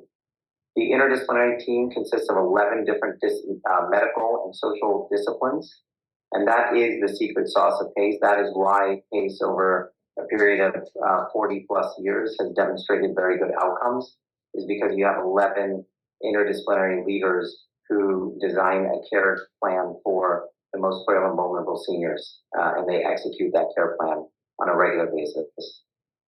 The average PACE participant is medically complex and low income, and so the qualifications for someone to enroll in PACE, a majority of them have, they are eligible for Medicaid, they're eligible for Medicare, and they also need to have what's called a level of care requirement, where they would require nursing home level of services. The PACE model, as I mentioned, has been around for decades, and there's longitudinal outcome data showing really great clinical outcomes. 33% increase in life expectancy, 16% reduction in rehospitalizations, 80% reduction in participant depression scores, and it has a 97.5% recommendation rate among the family caregivers. Can you go to the next slide? It's because of these great outcomes over a long period of time that there is both federal and state support for the PACE program of care. New Jersey, as an example, as Marcia mentioned, as a part of the Master Plan on Aging, desires to offer PACE in all counties in New Jersey. So as you can see with this slide with the map, in the dark blue area, that shows where PACE already exists in the state. And in that kind of medium blue area, those are programs that are in development. And the lighter shaded area is, where the state has not yet awarded contracts to providers to provide PACE. WelbeHealth was awarded the Essex County service area, and we're well underway in that process. PACE is heavily regulated, both at the state level and the federal level with CMS. You can see kind of where we are in the process, which involves working with Centers for Medicare and Medicaid Services, the New Jersey Department of Human Services, New Jersey Department of Community Affairs, and the Department of Health as well. We go to the next slide. So that's a little bit of background about PACE and New Jersey. This is a little bit of an overview on who we are as WelbeHealth. We are a mission-driven PACE provider. We're a physician-led organization. So over half of our executive team are physicians, and we exist solely for the purpose of bringing PACE to unserved or unserved communities throughout the United States. This is all we do. We don't offer any other services except for PACE. We are a public benefit company, which means that we serve to provide benefit to the communities, and we do have to publish every other year the benefit that we do provide for our community, and we're obligated to deliver on our mission. And lastly, we operate 8 PACE centers today. We serve over 3,100 participants in underserved communities, and we have programs in development in California, New Jersey, and New York at the moment. What we're going to be speaking about today is one aspect of PACE. As I mentioned, PACE does have a facility requirement to it. So all of the communities that we serve, we have a physical PACE center, which complements the work that we do in the homes as well with regard to home care and home health. There are 2 main components to the center. There's a day center, which is an adult day health center. Again, that is where seniors enjoy socialization and recreation activities, and also personal care. We also have physical therapy and occupational therapy for seniors as well. And the second component is the health clinic. We primarily provide primary care services in this clinic, as well as dental, vision, and hearing services.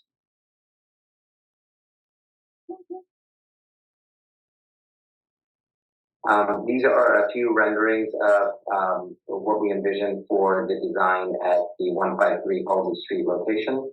And we'll try to, our vision is to create a warm and welcoming environment for our participants and have the same look and feel as we have in our other PACE centers. You can see one behind me in my screen, as well as another example.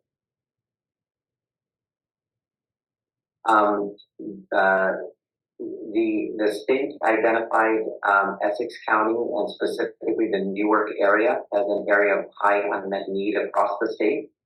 Newark has over 3,000 PACE eligible older adults in the city of Newark alone.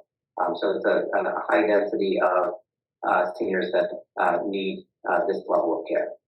We're honored to serve to bridge the healthcare gaps in Newark, and we seek to weave ourselves into the fabric of this community.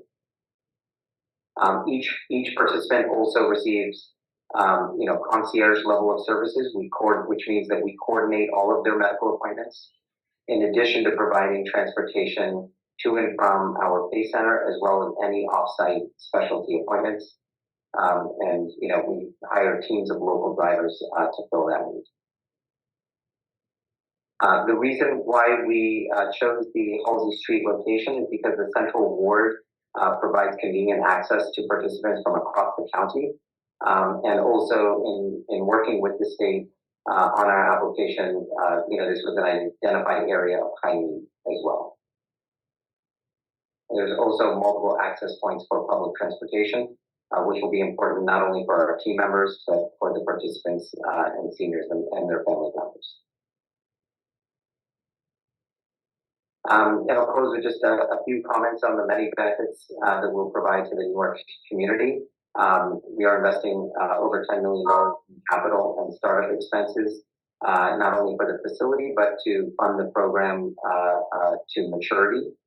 As I mentioned before, we anticipate to have the same great clinical outcomes we've had in other communities in Newark as well, by reducing ER visits, hospitalizations, reducing depression as well among seniors. We also, the program helps tackle food insecurity by addressing nutritional needs and with meals and counseling. Meals we do provide in our center, although we don't cook them there. We do provide meals in the center. As I mentioned, we provide transportation, and we also address financial insecurity. Most participants, as I mentioned, qualify for Medicaid and Medicare, and there's typically zero out-of-pocket expenses for participants in this program. We anticipate creating over 150 new jobs in the Newark area within the first 2 to 3 years of opening, and then increasing thereafter. I'll conclude our presentation there and hand it to you, Marcia. I just have one question as far as, so this is specifically geared to only Essex County residents, is that correct? Yes. So if you deem a participant did not reside there, they would not be able to use this facility, is that correct? Correct. All participants have to reside within Essex County to receive benefits. And is there an age restriction in respect to the state age? Is that also clear that it has to be a 55 and older community? Yes, there are strict criteria for PACE enrollees.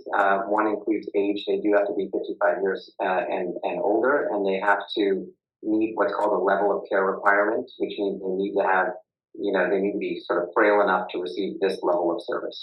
Yeah. And you mentioned preliminary in that slide that this is heavily regulated. This is state regulated as well as federal. Is that accurate?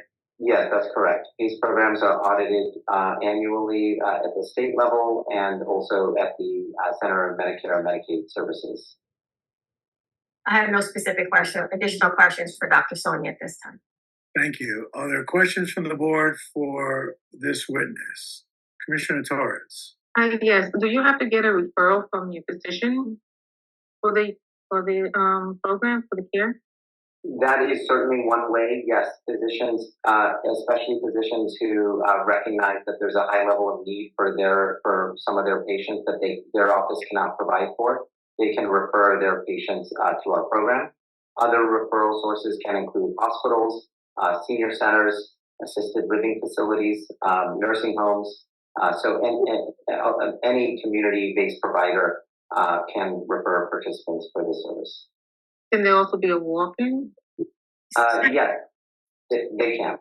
If I may, we do have another witness that will be more specific on the operations, one of those like hours of operation, the services, partnership, and also how do you get the participants. So I do have someone that will immediately follow that would more of the operation specific to this site. That was just really a brief overview of what the PACE concept is. So, okay. Commissioner Hall. Yes, Doctor. You said they had to be 55 years or older and qualified based on their medical condition. Use the word frail, I think. Is that what I heard? I'm not sure. Thank you very much, Doctor. Was that a yes? I missed it. Yes. Because Commissioner Hall is looking for a place for me and him. So, I'm 61 years old today. Congratulations. Oh, Happy happy birthday. Thank you. Birthday. Thank you. Thank you. Any other questions for this witness? I know there's someone else coming on for operations, but Dr.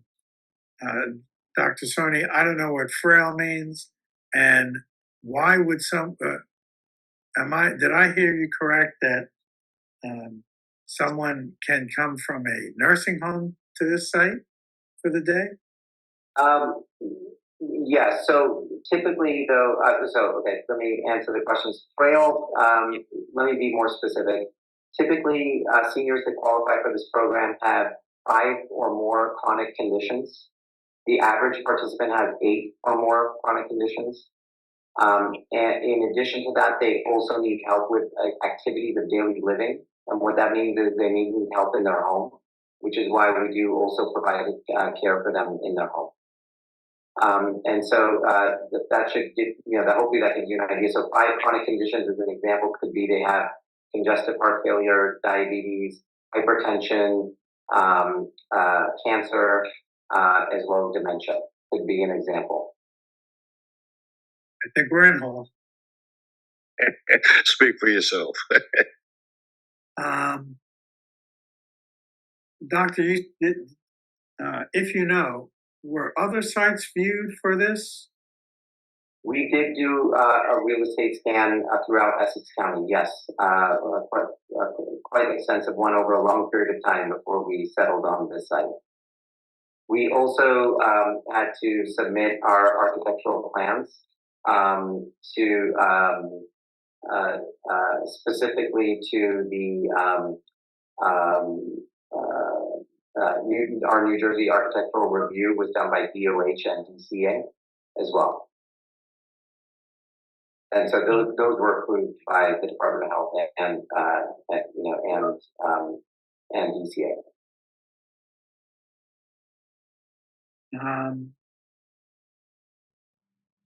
And you said you're limited to Essex County residents only. Yes, correct. What's the source of this restriction? It's the way the state is administering PACE. They're doing it at a county level.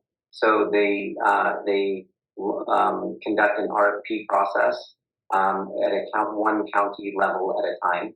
So if I previously showed a map at the county level, and so what they did over time is they released RFPs, typically 1 to 3 counties at a time, and then applicants apply for that, and then they choose a winning applicant for that county.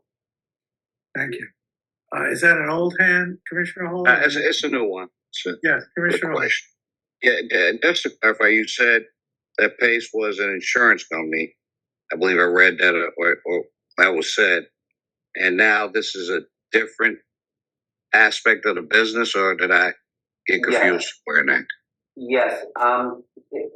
PACE is it's an integrated care model. So what that means is we're both a health plan and the provider of services. So we contract directly with Medicare and Medicaid. Medicare and Medicaid gives us the funds. And then when a senior signs up for our health plan, they get access to all the benefits of PACE, which we also provide. We provide some services ourselves, like primary care in our clinic, physical therapy in our center, those kind of things we provide ourselves. Other services we contract out for. So if they need a cardiologist, we'll contract with a local cardiology group. If they need an endocrinologist, we'll contract for that.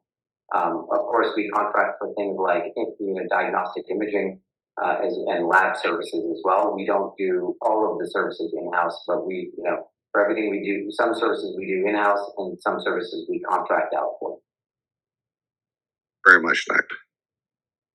Any further questions? I saw something from Vice Chair Monfort. Vice Chair Monfort, did you have a question? Did I lose Vice? No, thanks. Commissioner Torres. Yeah. How many patients can fit in the facility at one time? At any given time, in terms of number of participants, about 80 is what we're estimating in terms of a maximum daily census. We believe this center will accommodate at least 600 seniors in total for services. But the seniors come to our centers typically 2 days per week, and so it's not like every single participant comes every day. Thank you. So I can't come every day if I want, Dr. Simon? You're more than welcome to. No, I mean, as a patient, will I be able to come every day? All the needs are dictated by the interdisciplinary team. So if the interdisciplinary team, and that is, they do account for what the participants' preferences are. So, our whole goal is to allow seniors to live in dignity and have independence over the decisions that they make. And so if they express a desire to come every day, the interdisciplinary team will take that into consideration and when designing their care plan. But the interdisciplinary team is accountable for, and it is by regulation that we have 11 disciplines represented on that team, and they're the ones who come up with the care team, and they certainly take into account the participants' preferences for that. Because there is a day center as part of this. Yeah, that's a big part of it, is the day center, correct? And honestly, that's what leads to really good outcomes when it comes to socialization and depression score reduction, is because they get to socialize and interact with friends and colleagues. They make really strong relationships in our day center. Yeah, and just to make sure the record is clear, I'm not looking for preferential treatment. I just want to be sure I understand what's going on. Any further questions? Commissioner Montford, Vice Chair Montford, did you have a question?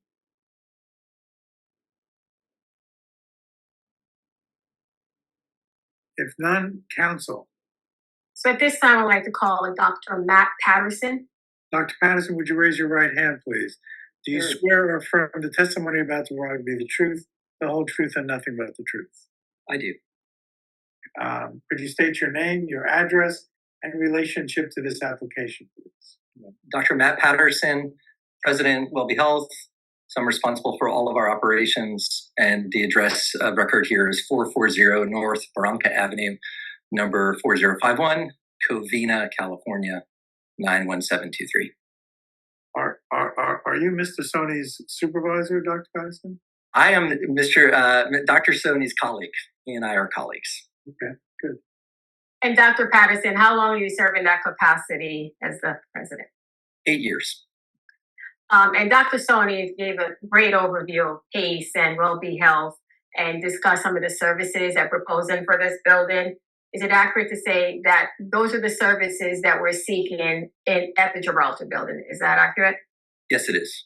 And I want to give the board just an overview of some of the questions. Respect to this PACE facility, how many proposed number of employees would you anticipate?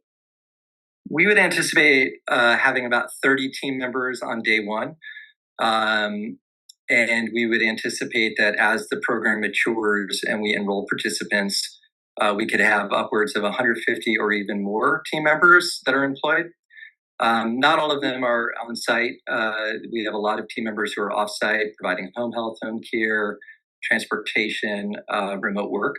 But our goal is to hire everybody locally. And it's a very, very diverse team, anywhere from high school educated, vocational kind of work with personal care aides and drivers, physical therapists, occupational therapists, nurses, licensed vocational nurses, social workers, doctors, etc. So it's a very, very diverse team. And respect to the employees that will be at this site, do you anticipate that those will be in shifts or what is that, one shift for them working? For the team members, one shift. And for participants, oftentimes, depending on the census that we have, we can accommodate people coming in the morning or in the evening. But for our team members, we would have a single shift workday. And Dr. Sony mentioned this 2 to 3 times. I think Chair Font would like to be there a little bit more often, but what are the proposed hours of operation? Our hours are 8 a.m. to 4:30 p.m. And then I'll qualify that in saying that's the hours of operations of this center. We are required to be available for our participants 24/7. So we have call center operations and the ability to even go out into participants' homes 24/7, 7 days a week. So we're on call and responsive and available at all hours every day. The hours of the center though are 8 to 4:30. In respect to the hours at the center, what would you anticipate would be the peak periods, peak hours? Typically, it's the middle of the day, usually between approximately 11 a.m. and 1:30, 2 p.m. And as far as those services are concerned, you're not proposing to do any services, is that correct? Any surgeries? No surgeries, no. Think of it more as a community primary care office. The medical services are more like a community primary care office. I want you to kind of walk me through. We're talking about participants and this managing their care and the projected number of employees. Projected number of participants? What would you say would be the average length of time that any participant would spend at the center? Typically, our participants are when they come to the center, it'll be around 3 to 4 hours. And that'll involve a combination of things. We like to think of ourselves as a one-stop shop for our participants. So rather than having to go to lots of different places all over town and get things done, it's one place that they can come, socialization, get personal care, see the doctor, talk to the social worker, talk to the mental health specialist, check in with the dietitian. So it's a very dynamic place. So it's not like there's a waiting room. Our participants are out in our day center socializing. And then our interdisciplinary team is just kind of wandering around and kind of pulling folks aside and able to interact with them and provide them what they need. And I believe Ms. Torres-Daskowski asked about how do you get your participants? And Dr. Soni mentioned briefly that it could be a referral system with multiple sources. Can you discuss that a little bit more? Where are you getting participants pulled from? Over the long run, we tend to get referrals from our community partners. So we work very, very closely engaging with the community well before we launch, getting to know all the other existing services that are already available. PACE has this very niche environment of operating for people who are otherwise nursing home eligible that don't want to be in a nursing home. And so we provide this really great place for people to go and get care so that they can avoid nursing home care. So we'll partner with housing, especially housing operators, housing department, social services departments, other doctors' offices, hospitals, and we'll get referrals from all of those places. As we develop, in how we're operating, we find that over time, we actually just start getting a lot of word of mouth. Our participants will invite, their friends and people that they know, and they'll encourage them to contact us. But you don't have to have a referral to come. So if a person's interested, if a family member's interested, they can just call us and or they can stop by. And but it's not as if you could just walk in off the street and get services that day. You have to become enrolled in the PACE program in order to participate in it. And one of the questions is, if someone is no longer interested in participating, are they able to disenroll at any time? Yes, we have rolling enrollments every month. We enroll participants, so you don't have to wait for one period of time during the year. It's like an annual cycle. We can enroll people month to month, and if at any time a participant does not want PACE services, they can disenroll at any time. Completely voluntary.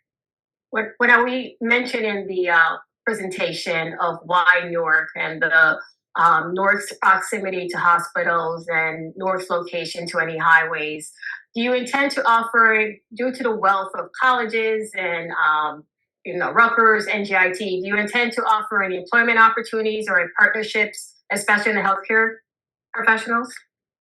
Yes, I'd say we require it. That's kind of how it really works. I mean, I feel somewhat compelled to share that I'm personally very invested in bringing services to Newark. My late father-in-law was born and raised in Newark, and passed before we were able to bring this program to life, which is unfortunate. But my wife grew up in New Jersey her whole life as well, so it's a personal connection for me. So I feel it's very special to be able to provide services in Newark. but yes, you're making a great point, which is that because of the diversity of the workforce that we hire, we start to form relationships with local schools from all the way from vocational level all the way up to advanced medical training and everything in between, to try to have workforce be able to show up for us right out of school.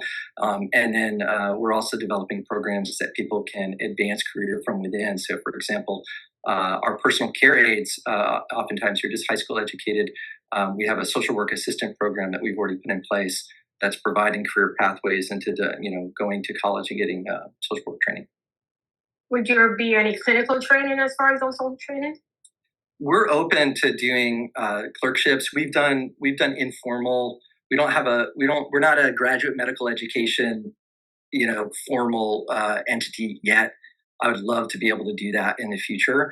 To date, we've just done letters of agreement with schools that have, for example, medical students or nursing students who are looking for rotations. We've sponsored those on an individual level. In the realm or in the presentation, we saw the WelbeHealth van, and one of this is providing transportation to and from, again, this idea of agent in place, they need to get to your facility. So just walk me through what you're proposing and what's anticipated as far as pick up and drop off from somebody coming from their home in Newark, Essex County, to this proposed facility downtown.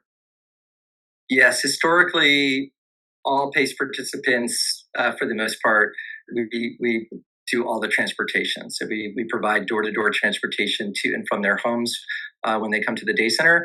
And we also provide door-to-door transportation to their medical appointments that they need as well out in the community. So if they need, as Dr. Soni was mentioning, a cardiology appointment, or they have to go and get an imaging study done, we'll provide the transportation for that.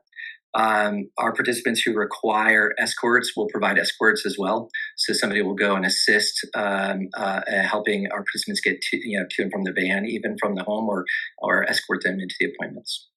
And just for a follow-up, we will have witnesses that will be addressed in a specific pickup and drop-off location. Our traffic engineer as well as our architect will be showing that. But I just wanted to discuss that. So if someone does not it's offered to everyone as far as pick up and drop off and a van.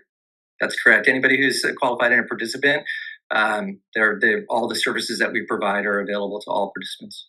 And does the operators of the van, do they serve any roles other than transportation? Do they serve a role in the type of care that the participants may be they may need?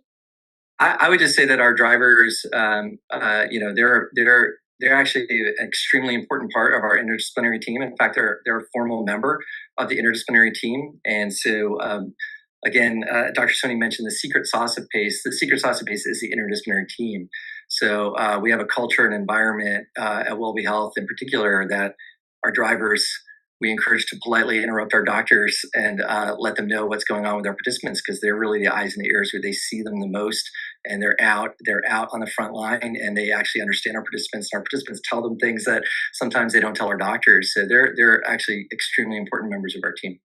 So important that there's the 5 A's that you call it for transportation. I don't know if you want to identify them. I can certainly give the board that.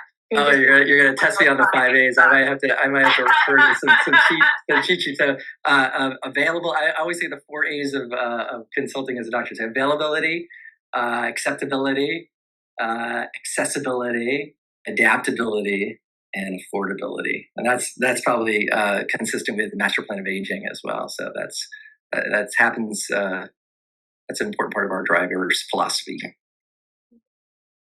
Our architect, this is the Gibraltar building. There will be a separate receptionist area. Is that correct? Correct.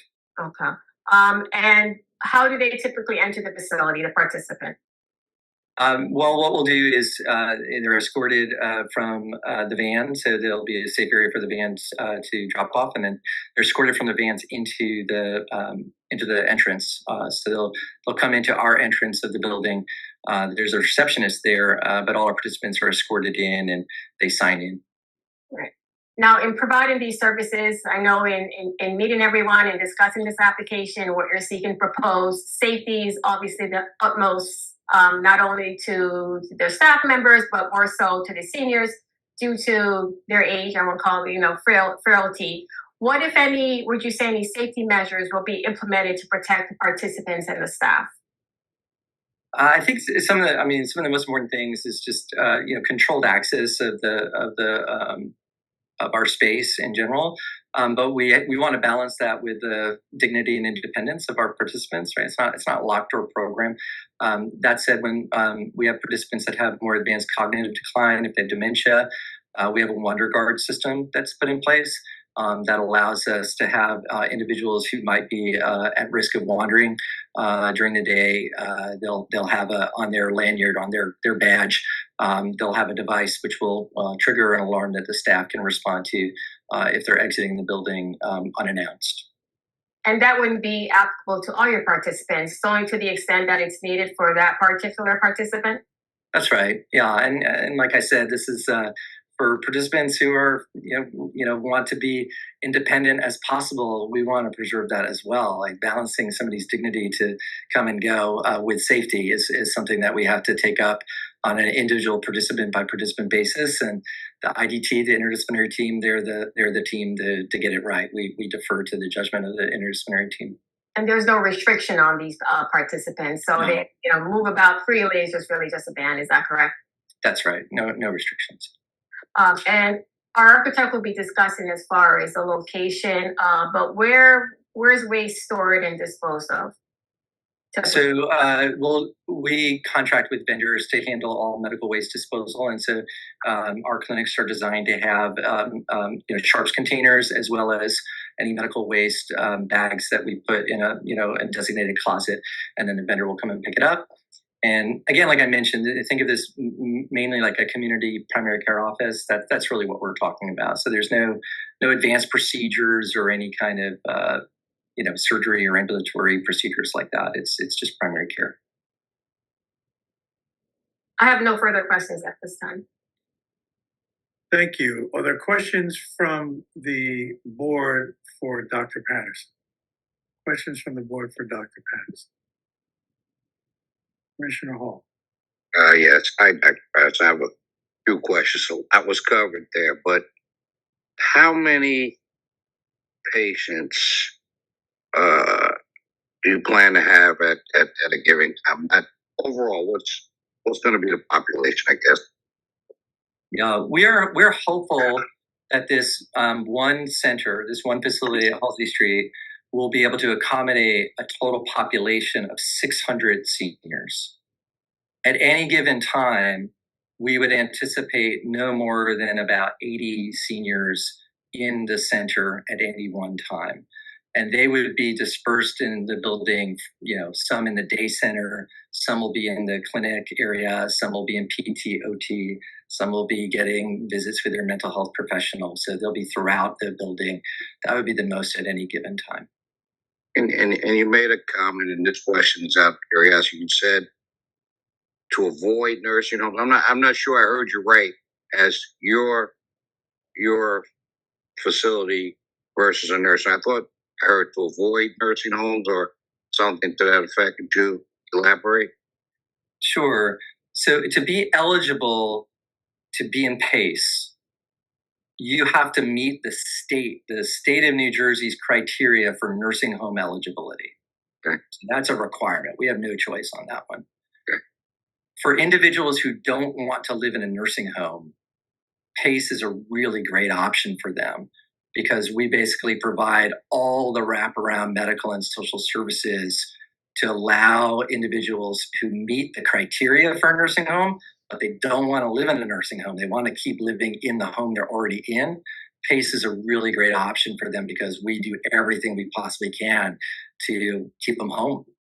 If somebody is enrolled in PACE and ultimately requires nursing home care, we are responsible for that. So that's our responsibility, and that's a decision that's made with the interdisciplinary team and the family member, if applicable, and the participant. So you're kind of monitoring how they are living at home as a PACE patient. That's correct. I mean, I can say almost universally that nearly 100% of the people who join our programs, They're doing it because they do not want to live in a nursing home. That's probably the foremost goal that they have, is to remain in the home that they're currently in. That's one of their most important goals. Well, thank you very much, Dr. Patterson. Welcome. Any other, Commissioner Torrance? Yeah. How many vans are you you're using for transportation for this particular location? It'll depend on where the participants live. In the county, we're required from the state of New Jersey to serve all of Essex County. In our experience, the vast majority of participants who enroll in our centers, they live very close by, within 10 to 20 minutes. But this is a fairly dense downtown area. Depending on where the participants enroll from, that'll determine how many vans we would need. Our vans would all be parked offsite, so there's no parking element to that for this particular facility. So I can't tell you the exact number until we know who enrolls, but we have to have as many vans as it takes to provide our participants all the transportation that we're required to provide them. Okay. And these vans, are they when they pick up the senior, are they picking up them individually, or do you pick them up in groups? It depends on where they live and what the route is. And so we have software that helps our van drivers plot out the most efficient way, to go and pick people up and bring them to the centers or to their appointments. So sometimes it'll be group rides, and sometimes it'll be individual rides. It really just depends on where people live and what the day's activities are. But both are applicable. Will they also be wheelchair accessible? Yes, they have to be. Everything that we do has to be ADA compliant, wheelchair accessible. Everything. Okay. Thank you. You're welcome. Commissioner Jones. Yeah. Good evening. Just for clarity, when you spoke with Commissioner Hall, the two of you were talking about meeting the requirements of being in a nursing home, but not necessarily wanting to be there. So my curiosity is, so the services that you'll provide would be equal to or meet the services of what a nursing home would do? And would that go on? Yeah, I'll let you finish your question. I want to make sure I answer your question. Yes. And would that be one of the ways where someone would be required to be in a nursing home, but not necessarily have to be, or can deny going into one? Yeah, I'll see if I can get it really as clearly as possible. The criteria to enroll in PACE, this is established by the state of New Jersey and the Center for Medicare and Medicaid. This is not anything to do with WelbeHealth. This is just for if you're going to be a PACE program, these are the criteria. Number one, you have to be 55 years of age or older. Number two, you have to live in the defined service area, in this case, Essex County. Number three, you have to meet the state's requirements for nursing home eligibility. And number four, you have to be able to live safely in the community with PACE services. Those are the criteria. That's the cleanest way I can describe it. So if you meet those criteria, you're eligible to enroll in PACE. And then we're required to provide all the services that PACE requires. So that includes all the things that Dr. Soni mentioned: primary care, interdisciplinary care, transportation to appointments, home health, home care, all of those things. So there's no requirement about us providing nursing home care or not, us being equivalent to a nursing home or not.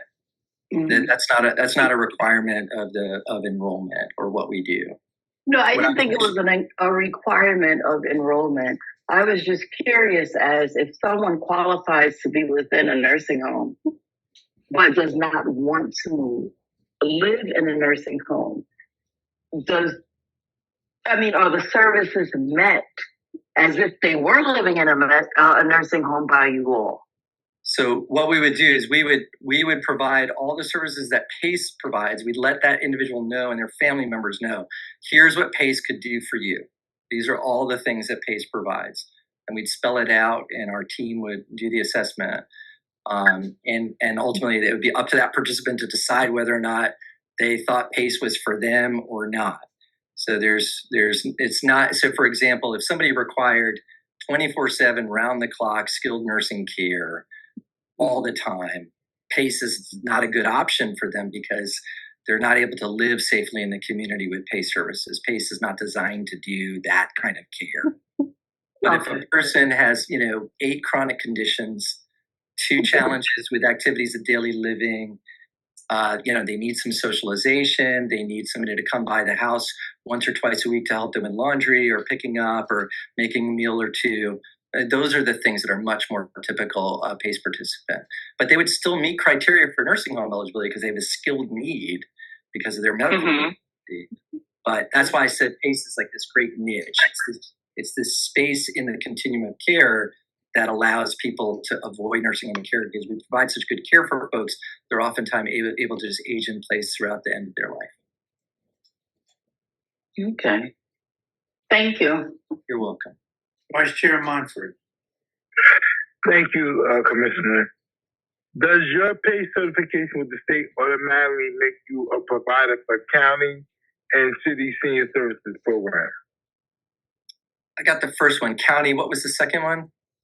City, municipal, our city. Does it make you automatically a vendor for senior services within the county and the city? I do not know the answer to that question. There may be somebody on our team who is. I know that we're definitely at the state level. Department of Health Services. We're recognized as a PACE provider for Essex County. That's the best way I could describe it. Okay, let me rephrase it. The County of Essex runs the Essex County Welfare Medicaid program for our seniors.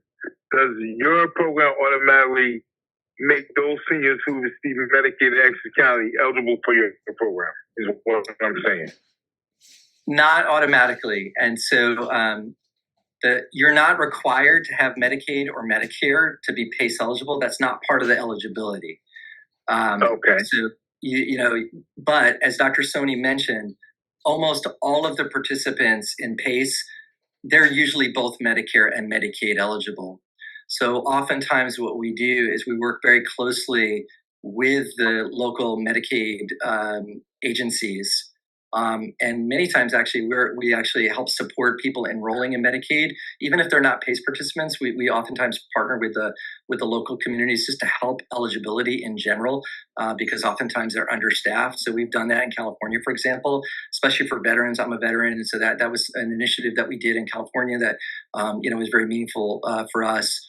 So we partner really closely, and those Medicaid offices are oftentimes really good sources of referral when they identify somebody who's Medicaid eligible as a senior, who's complex, and they think would be PACE eligible. They'll call us up, and we work really closely with them, and then we just have to see if they're eligible. We have to just follow the rules on eligibility. Anybody who's eligible is welcome to enroll in the program.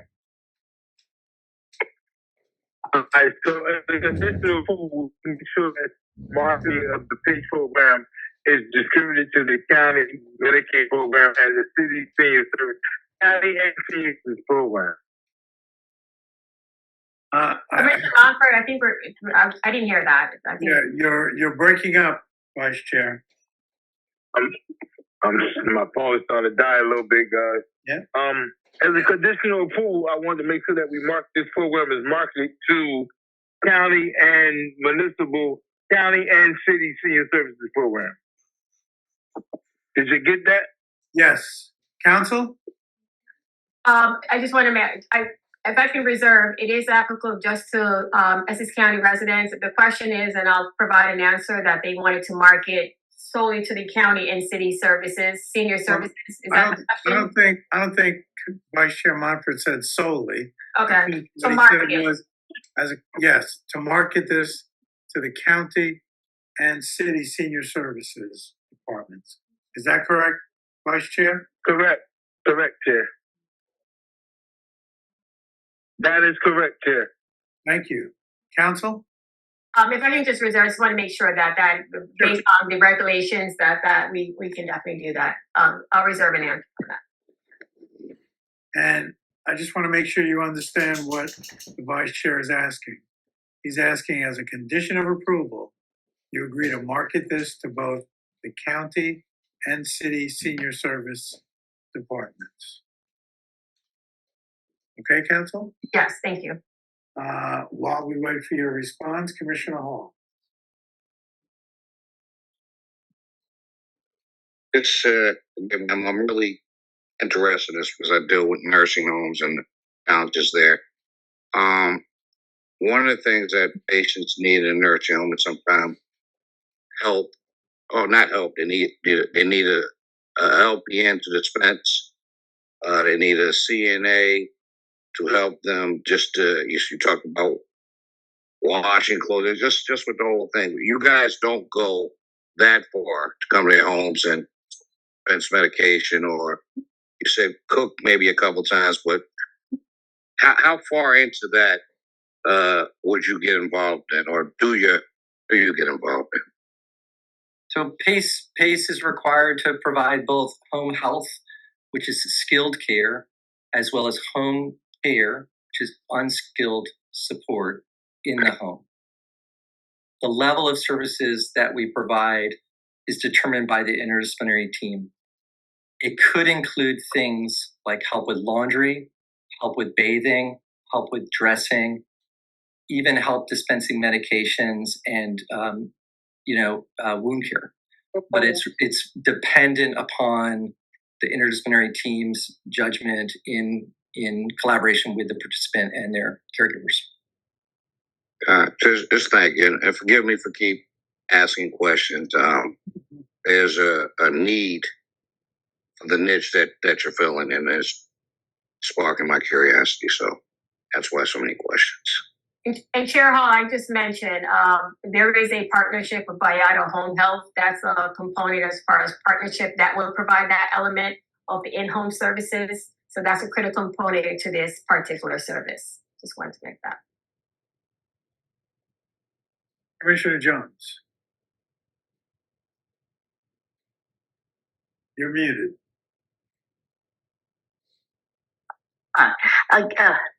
Thank you, Chair.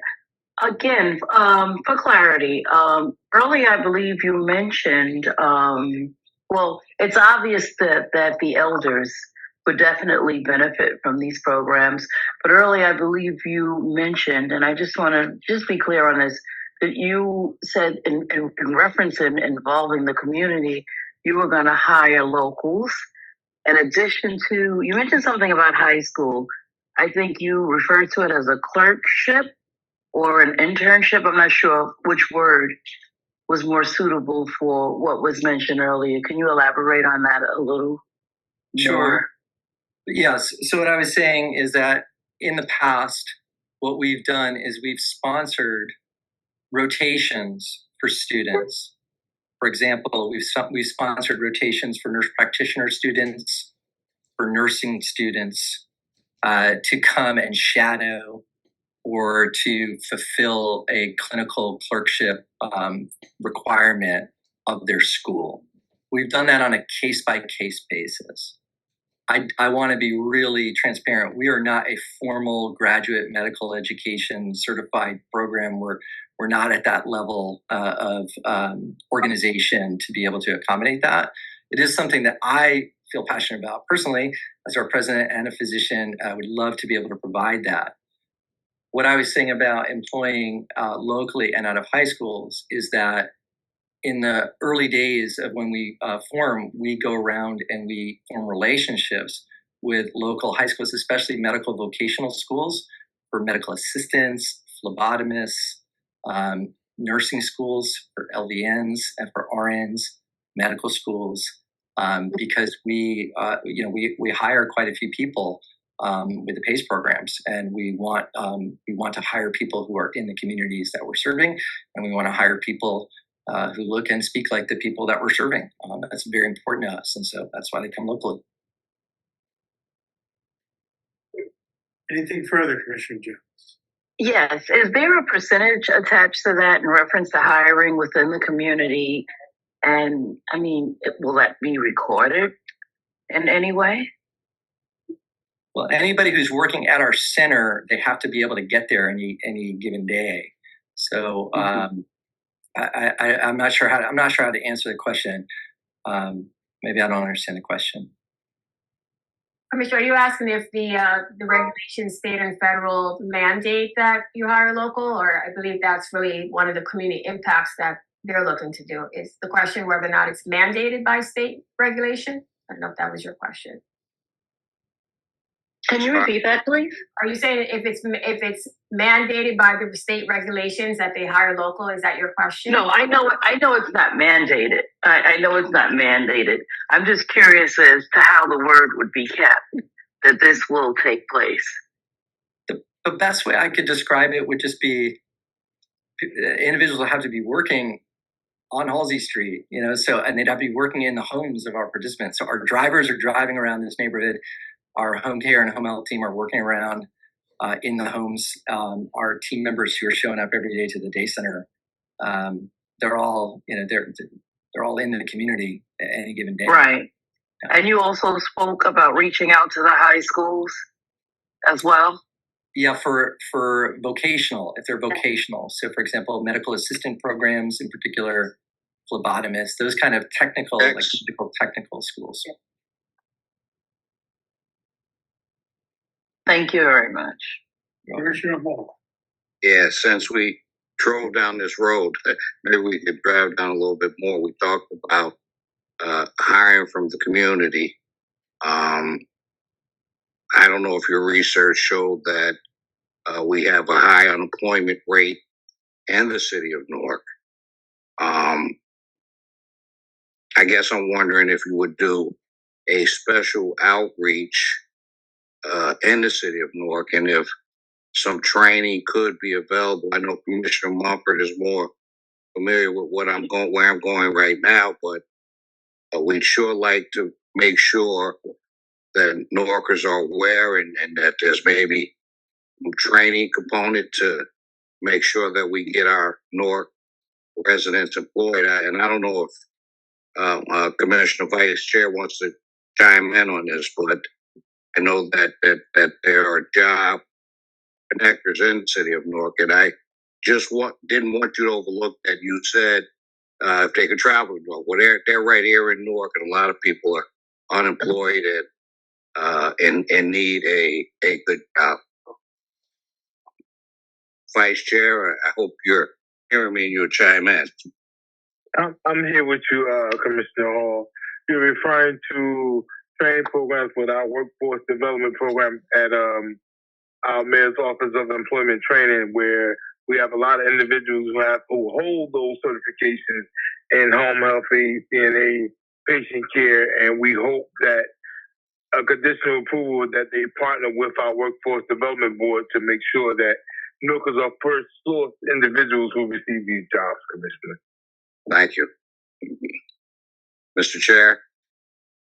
Commissioner, are you asking for a condition of approval? Yes.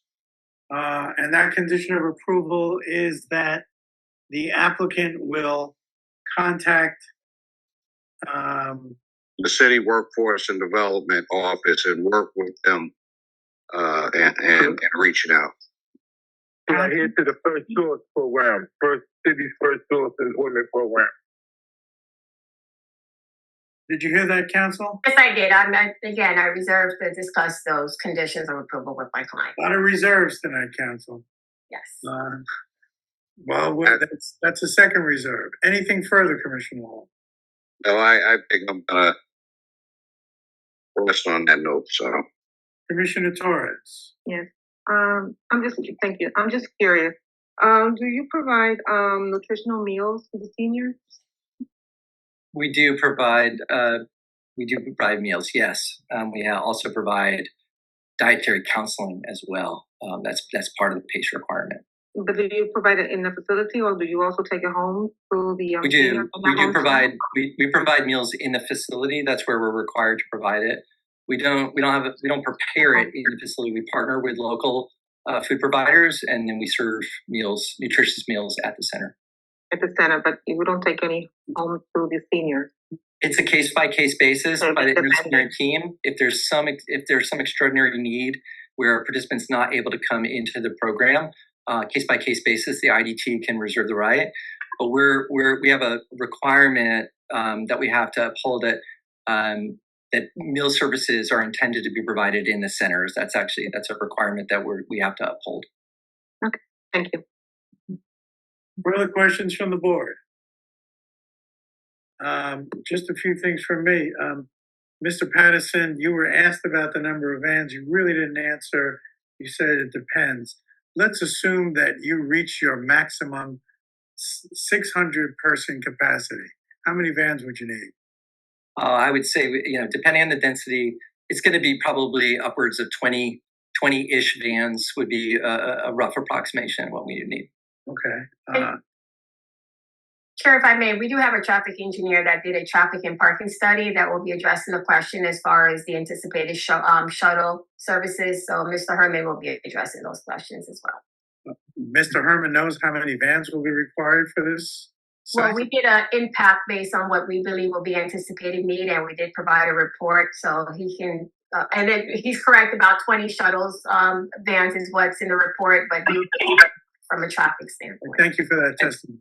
And just the clarification on that, I just want to make sure it's understood. That's including transportation of our participants to their medical appointments out in the broader community.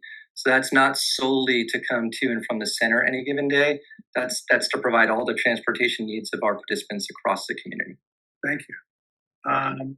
You mentioned that you'll have 24-hour service.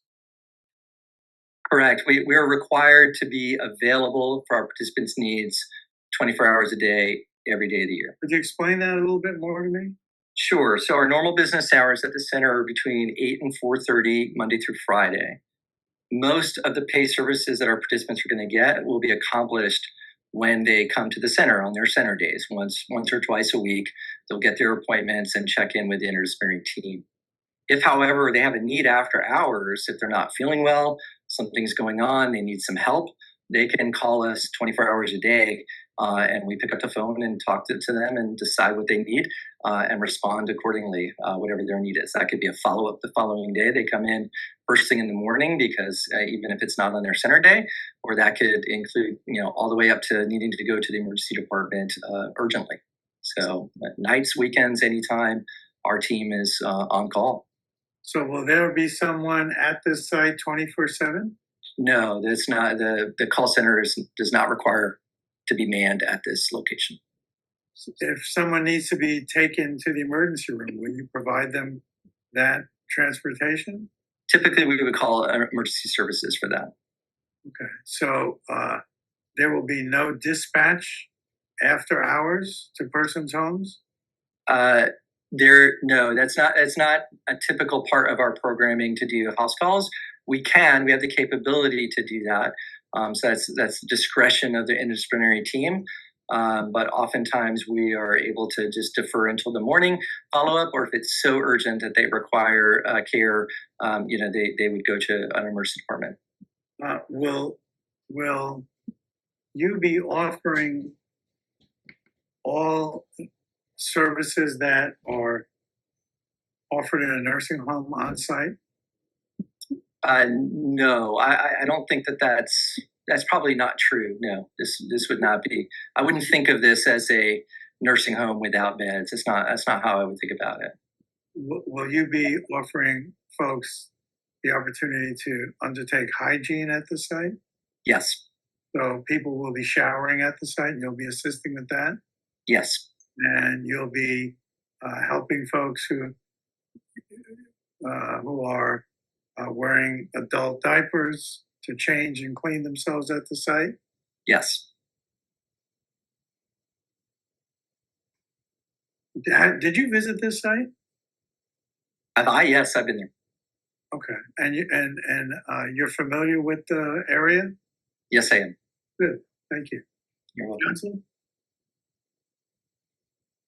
I have no further questions of this witness. I would like to call our architect as our next witness. And right before you do that, Dr. Patterson, you said you were the president?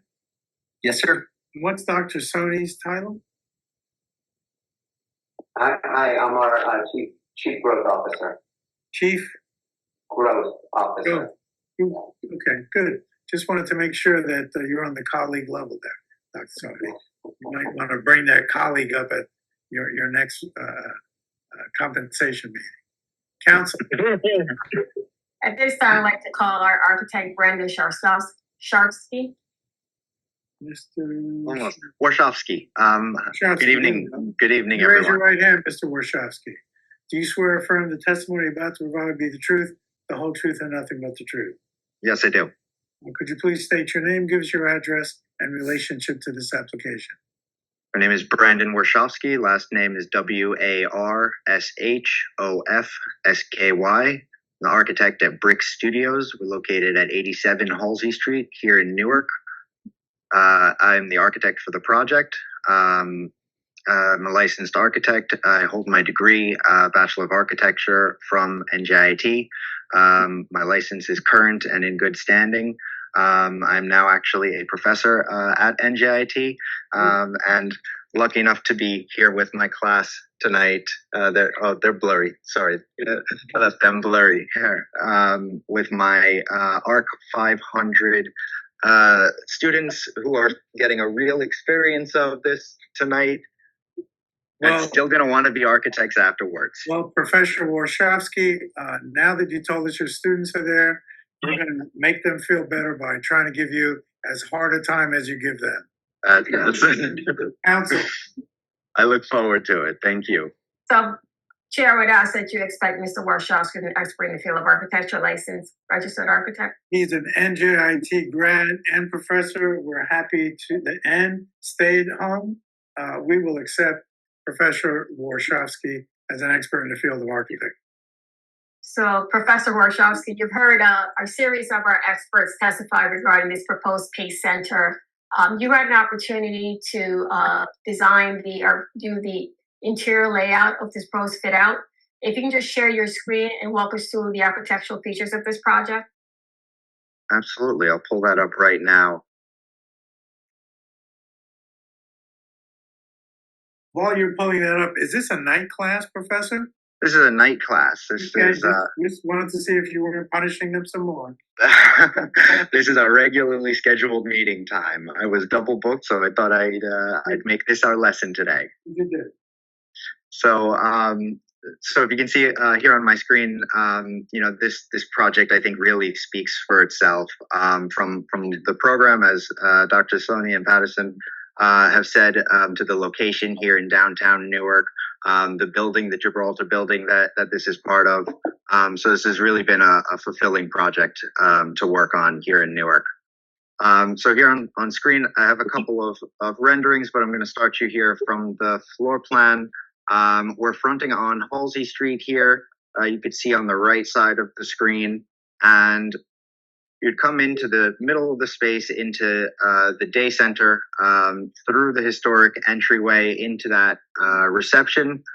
We call it here the great room that as part of the day center opens up to the left and the right when you walk in to the different services that are provided. Part of Dr. Patterson's philosophy here, open visuals, long lines of sight, great, connections through the spaces as part of, that whole means of care for the participants here. So you come in here on the blue section here on the side as a physical therapy, PT, OT, nice open space connected back to the great room where participants are socializing throughout the day. We have on this corner where Halsey Street meets Academy Street. We have the serving pantry where meals will be prepared, and a dining area where participants will be able to dine, socialize, play cards, watch TV, and generally go about the day. On the end here, we have in the darker purple is the personal care suite. So we were discussing some things about assisted bathing.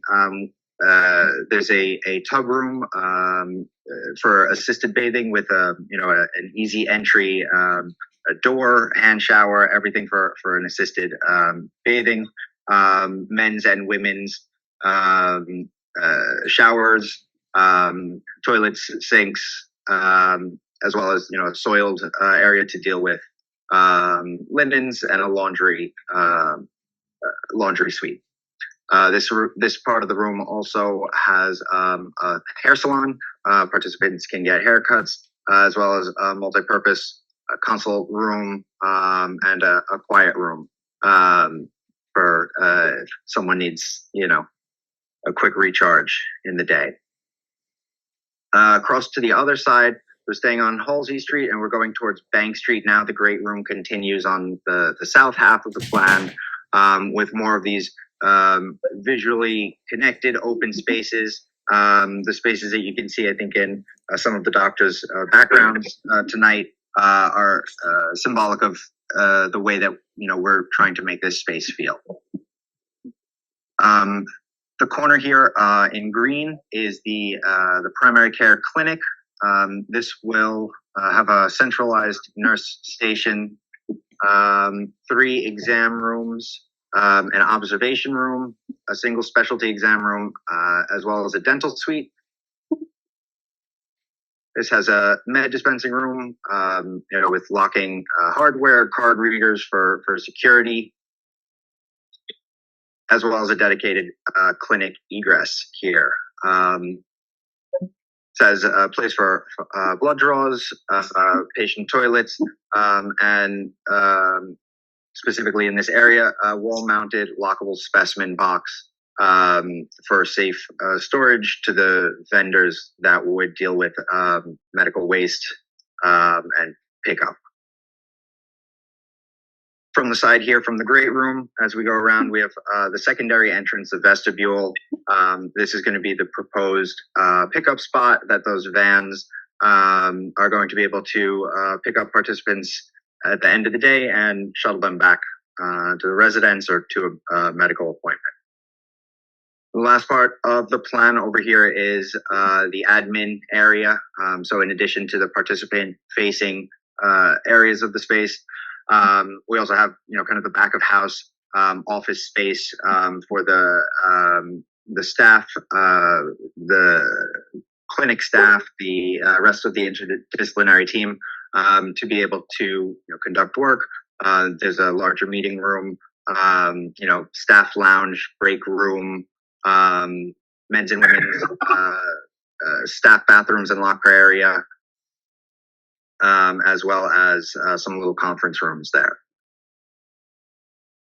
So altogether, that makes up the first floor space here that comprises the WelbeHealth Health-Paced Center.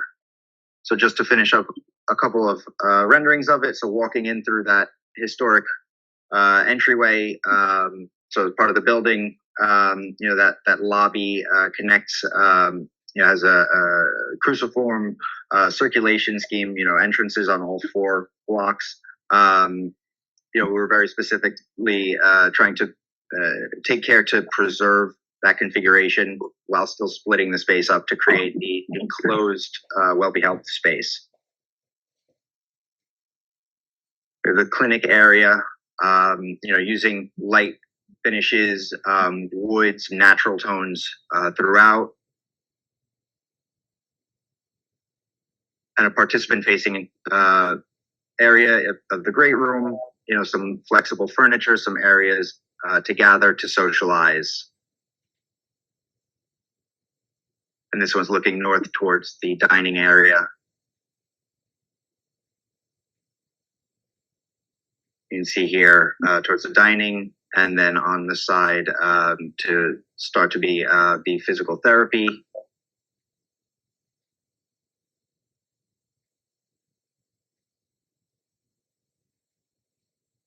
And I'll save anything for the outside the site pickup and drop off area. Specifically, our traffic engineer will cover. But just to conclude here, since we have several different points of ingress and egress, obviously for life safety code and building code purposes, the building needs to be free for egress at all times.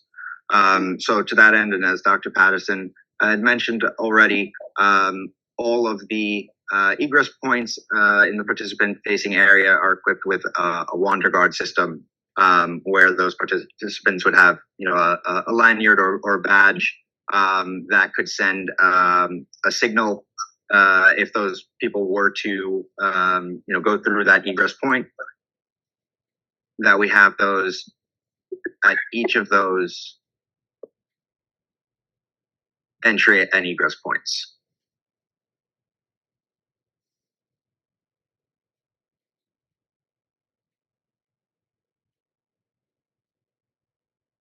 And I do have a question, Brandon. As far as we mentioned that this is a multi-tenanted building, is that correct? Yes, that's correct. This is a separate access for this pay center. Other tenants in the building will not be able to access this unit? That's correct. This is a fully separated access from the street, from these ingress points, the primary entrance, the secondary entrance, and the entire space is fully ADA accessible. And we made a reference, and Dr. Soni mentioned, as far as you mentioned a locked room and that soil room, may you just zoom in? Is that where the waste disposal, where would be the medical waste? Where would that be located? Sure. So we have a wall-mounted locked specimen box here in the lab area. And then Sharp's storage would be in the exam rooms. Soil hold for linens and other items that would get picked up by their third-party vendors. And before I continue, I just wanted some housekeeping. If I can have this, first I wanted to have the PowerPoint that we presented earlier as A1. And if we can have this marked as A2, for purpose of the board, this is more of a colored version. It's the same plans, but it just identifies and calls out the rooms more. So I would like to have it marked as A2. So, Mark, can we have a copy of this sent to Board Secretary as soon as possible, Council? Is that a yes, Council? Yes. Yes, we'll provide. Anything further, Council? Nothing further this time. Thank you. Questions from the board? Commissioner Comesañas. Question, the great room area, I see it says 3,100 square feet, but it says it 3 times. Is that a 9,300 square foot great area? The reason I'm asking is initially looking at it, it almost seemed small, but then I realized it's almost half a city block or half an acre even. So is that a 9,000 square foot great room, or can you explain some of these spaces and the sizes? Yes, so it is. It does span across the whole block. It is the same tag, kind of going through the entire area there. So that does make up, as it says here, 3,000 square foot. It's kind of a long, skinny space that moves through the building. Thank you. Thank you. Commissioner Hall. Yeah, can you go to the shower area?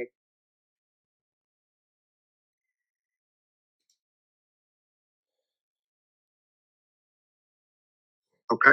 So that's 2, is it? Okay.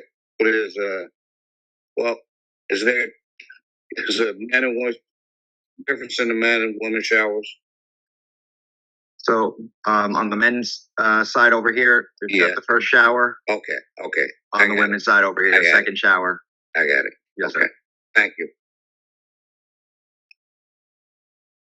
So, I really want to talk about drop off and pick up, but I guess the traffic guy is going to walk us through that. Yes. You did show us where on the plans that was. Could you show it once more? Sure. So on the Halsey Street side, we have our proposed drop-off point. Okay.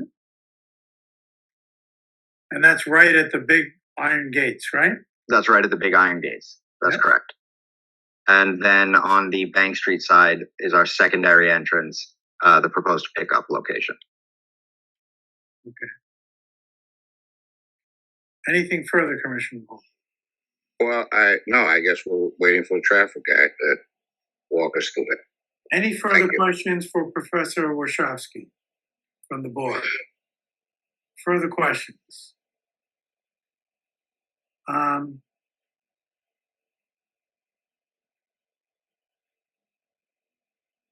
Professor, are there any parts of your plan which are mandated by the state of New Jersey? There were several factors going into it. We follow the FGI, the Facility Guidelines Institute requirements, and this project had to go through first approval by DOH, Department of Health, specifically about some of the elements of the primary care area. Specific things about adjacencies, separations, doors to here.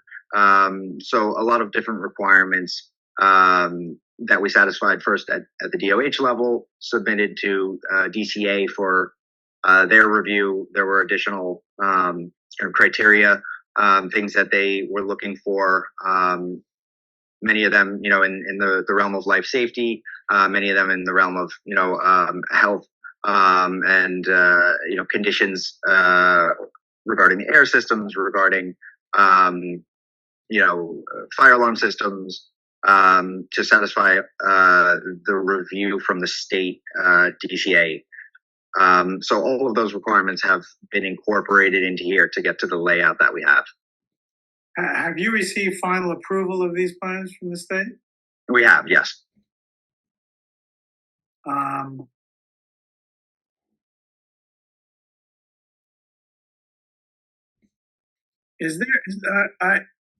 thought there was when we read this into the record, there was a parking lot that was part of this site. Is that correct? I believe Ms. Moore mentioned it as not required in the Living Downtown plan. No, that's parking. Was there a parking lot that was part of this? I'm not familiar with. I'm not doing this, but I don't have a parking. There's no parking lot adjacent to or part of this site specifically.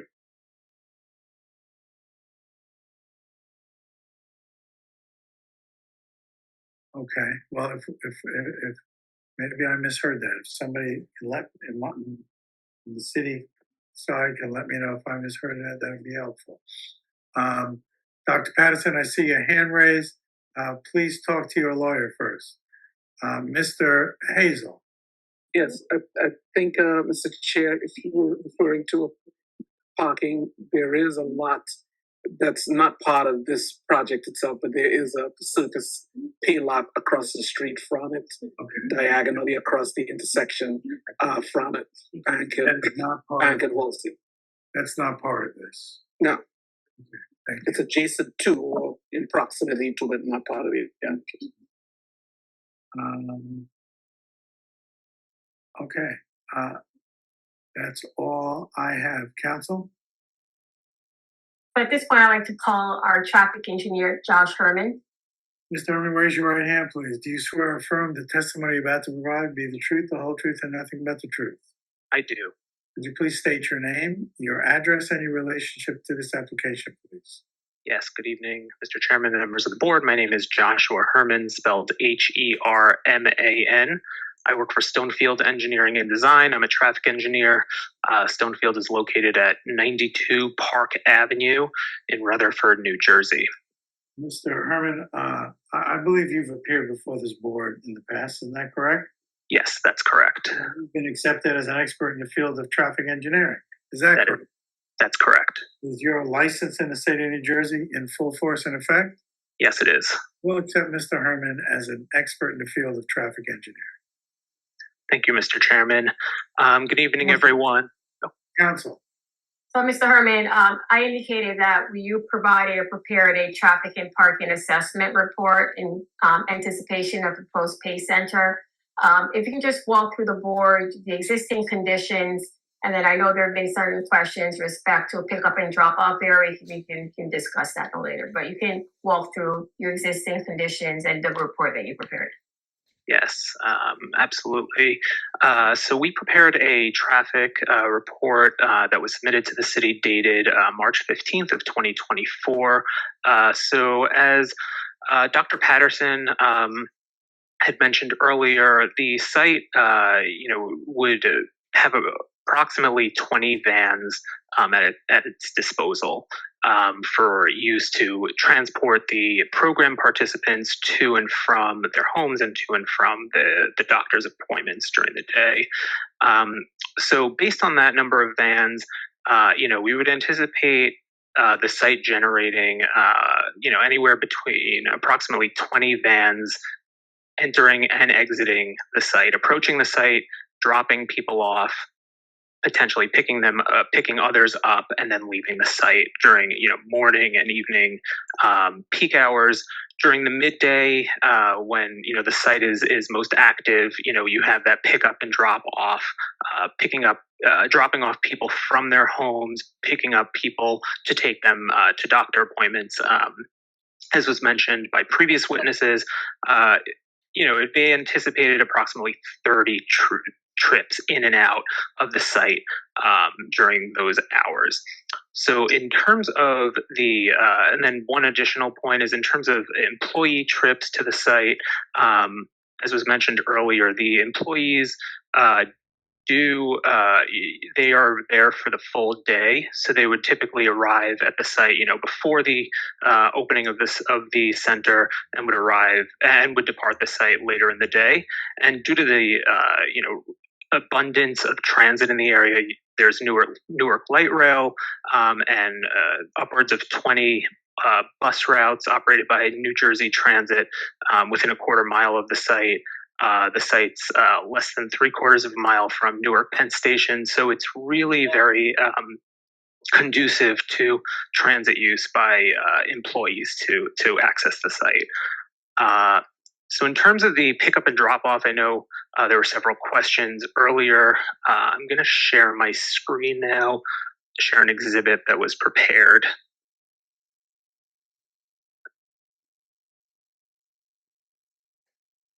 Can everyone see the exhibit? A little more, that would be helpful. Is that that's better? Thank you. Okay. Yeah, thank you.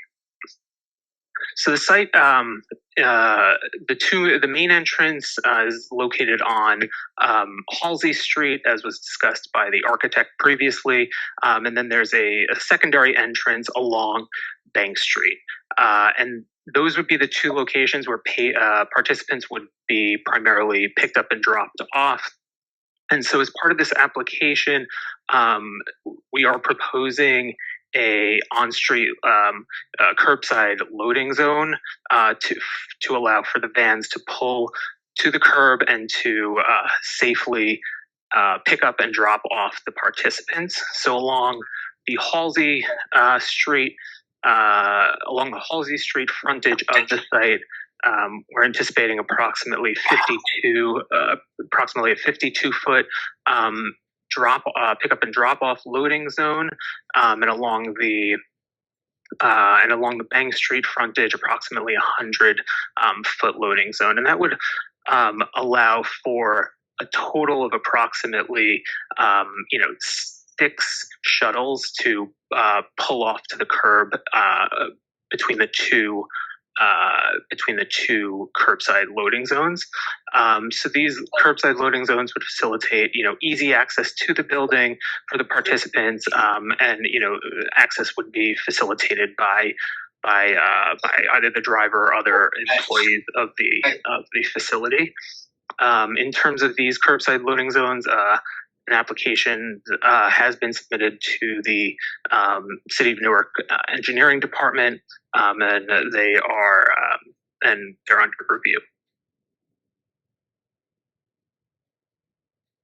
So overall, from a transportation perspective, I wouldn't anticipate a significant impact to traffic operations in the area.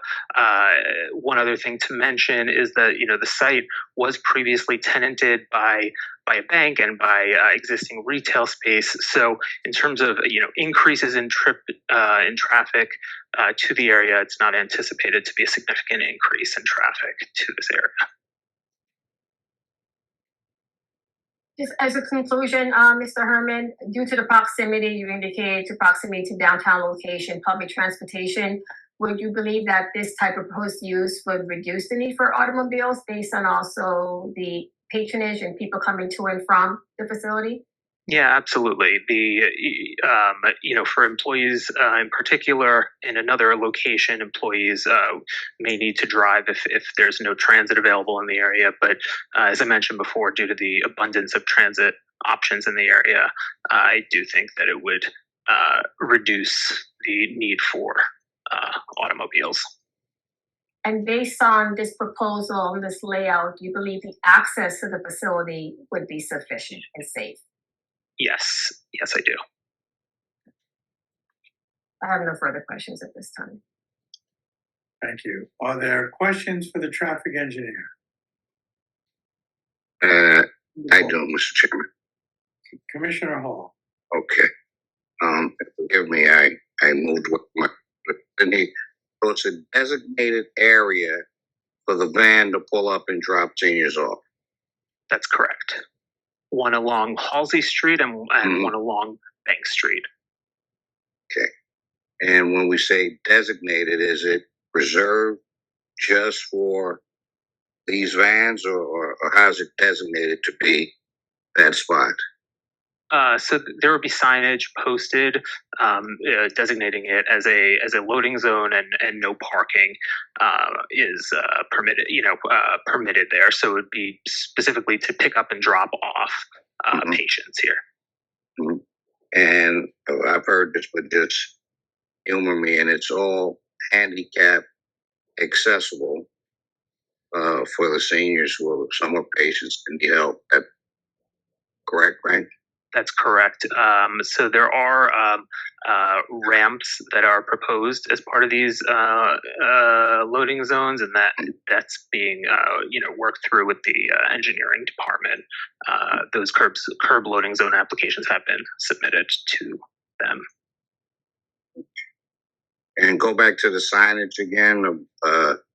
You have special signage to alert public that this is a loading zone. Yeah, I would anticipate the signage to be something along the lines of no parking, loading zone, and with arrows designating the area along the curb that's designated for the loading zone. All right, thank you very much. Further questions for the traffic engineer from the board? So, Mr. Herman, did you visit this site? Yes, I'm familiar with the area. And did you conduct a traffic count? Not in this location, especially because the site is an existing building that has retail uses. There's an old bank that was previously on the southeast corner of the site, and so the proposed use is not expected to significantly increase traffic compared to what a similar sized retail and bank would be expected to generate. Can you help me out? I'm just about ready to be a patient at the Pay Center. How many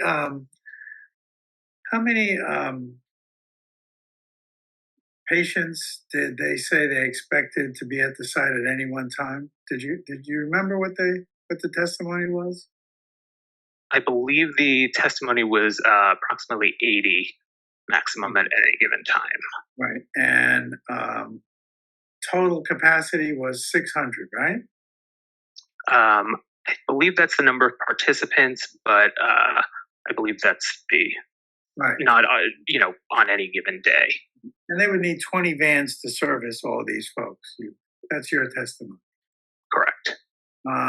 Halsey Street, is it a one-way or a two-way?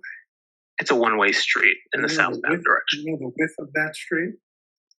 Roadways are typically approximately 30 feet in width. The part that you show is the loading zone. What is that now? That loading zone, it's not delineated currently, but typically a parking space is approximately 7 feet. Is there parking allowed there now? There is parking allowed there. On that side of Halsey Street? Yes, there is. Okay. And how many spots? Are you sure about that? Are you sure there's parking allowed there? Yeah, there is parking permitted along the western curb of Halsey Street along this stretch. That's where, is that the side where you proposed the loading zone? Yes. So. And what about on the eastern side of Halsey? Along the eastern side of Halsey, I believe there is parking. I don't remember offhand, but yes, I believe there is parking along that eastern curb as well. I'm not sure. You're not positive as we stand here, and that's okay. Oh, you know what? I can confirm there is parking permitted along the eastern side as well. Do you remember how many times you visited this site? Just once. Do you know what day and time that was? Don't remember offhand. It was sometime. Weekday or weekend, if you remember. I don't recall. It was a weekday. You know what? I'm in this area every day, and the traffic is horrendous. Horrendous. I try to avoid Halsey Street often because traffic doesn't move on Halsey Street. And now Halsey Street is closed down because they're filming a movie.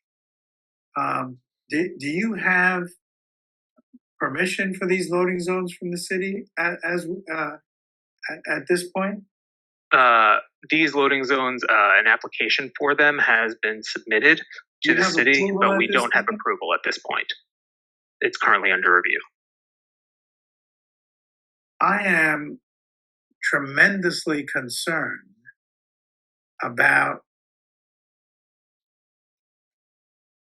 what clearly I think would be an increase of traffic caused by 20 vans stopping on Halsey Street and hoping the loading zone isn't being used by a tractor trailer dropping off to, I think there's a Dunkin' Donuts right on the other side of the street, or some other stores, and waiting there while my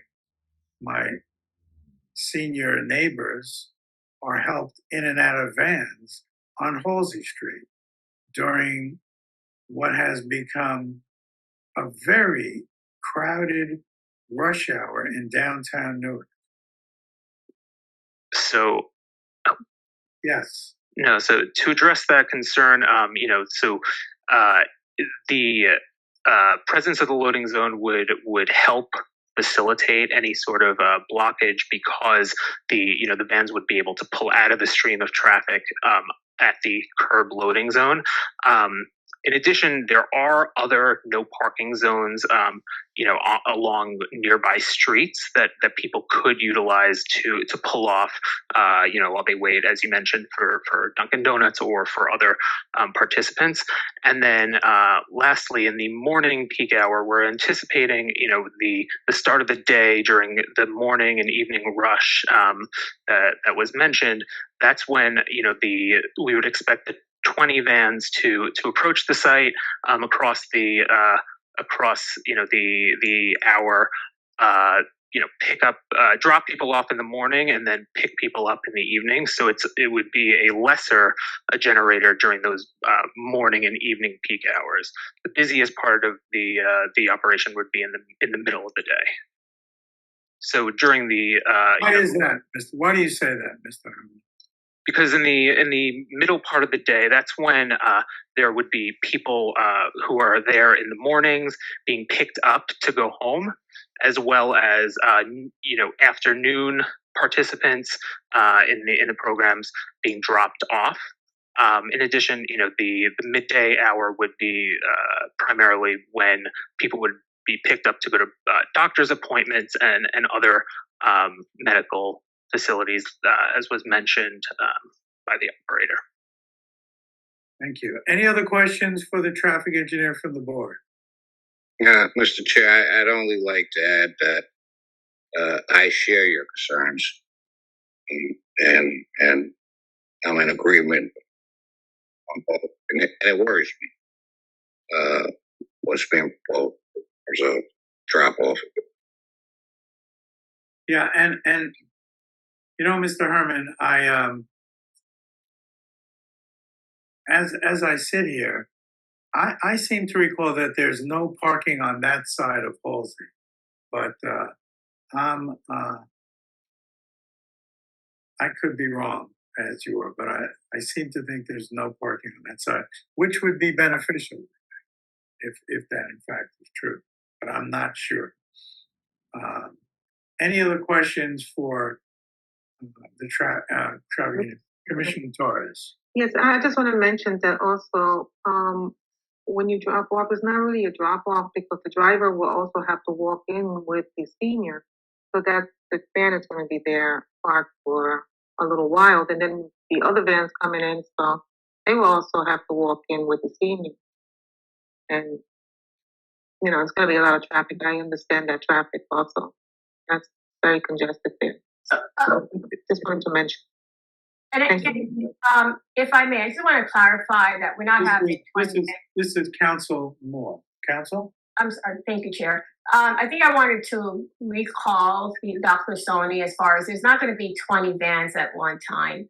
And then a couple of the comments as far as the driver assistant, perhaps one of my team members can indicate how the participants get in and out of the vehicle, because that may address some of the comments that these vehicles will not be sitting idle. So I just wanted to see if anyone of perhaps Dr. Sony or any of the team members, if I need to bring you in to address that. There's not going to be 20 vehicles at this facility at one time.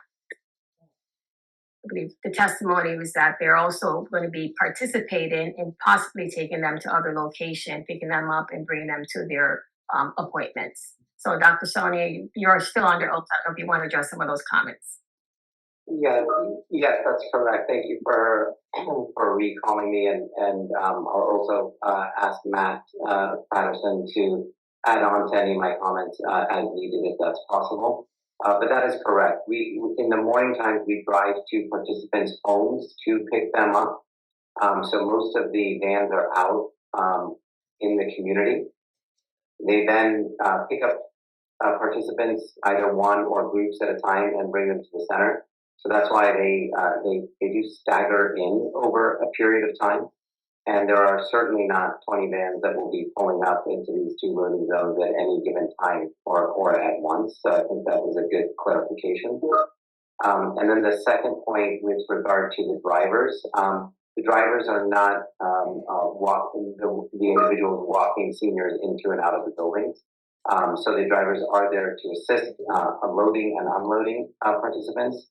But if there is assistance needed for participants in terms of an escort, that's a separate FTE, separate resource that helps with that to go into and out of the building. So I just wanted to clarify those points.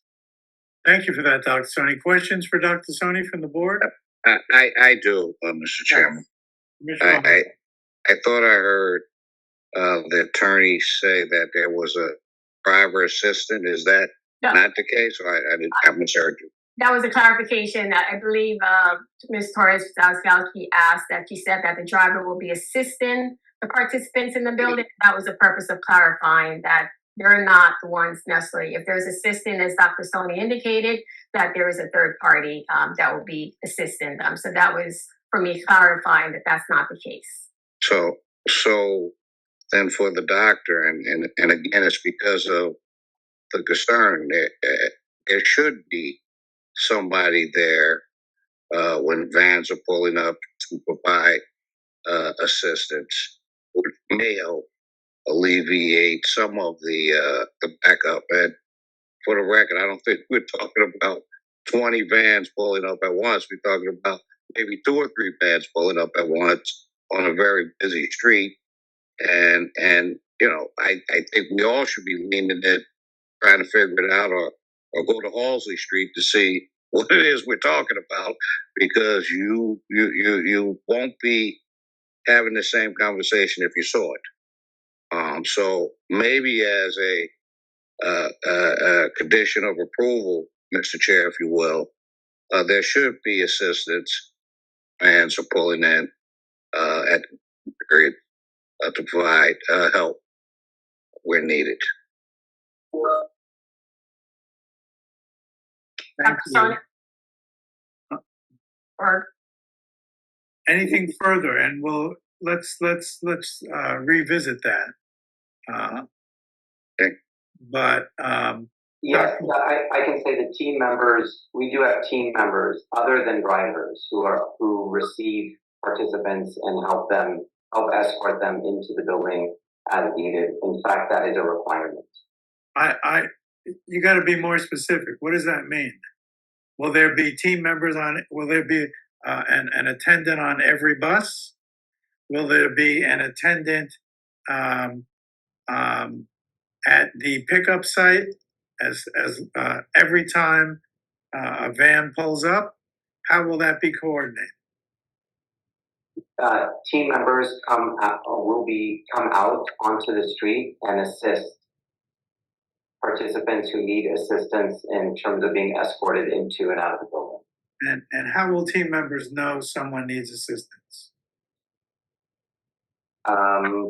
Something we haven't figured out yet, right? Yeah. You need to think about it. You agree with that? Yeah. So, Chair, I believe Dr. Patterson indicated that he can answer that question as far as specific operation for this site, that he wanted an opportunity to answer that question. Again, he's under oath. Dr. Patterson.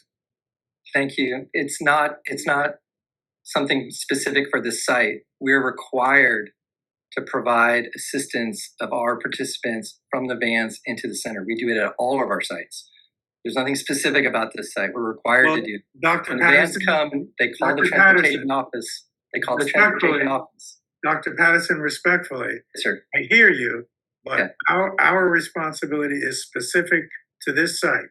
So let's talk about specific to this site. Okay. When the van approaches, they're in communication with the transportation supervisor, who's stationed in the transportation office that was shown on the floor plan that we showed earlier. There are people stationed in there watching all of our vans, where they're picking up, and communicating with them during the day. When the vans approach, they communicate with the transportation supervisor, and personal care assistants are sent out of the building to the street to escort participants into the building. That was helpful. Thank you. You're welcome. Council, as a condition of approval, would the applicant agree to provide a detailed plan for the pickup and drop off of patients at this site? That includes how the transportation office will ensure that there's not over queuing of vans at the site for drop off or for pickup, and a plan to address the assistance of persons off of every van that is dropping off patients, and assist every van with picking up of patients from the site. And that this plan will be submitted prior to operations beginning and reviewable quarterly or as otherwise needed to tweak, to use a legal term, with our Department of Engineering. And I think our sense is this. This is a very congested area. These are interested and interesting services.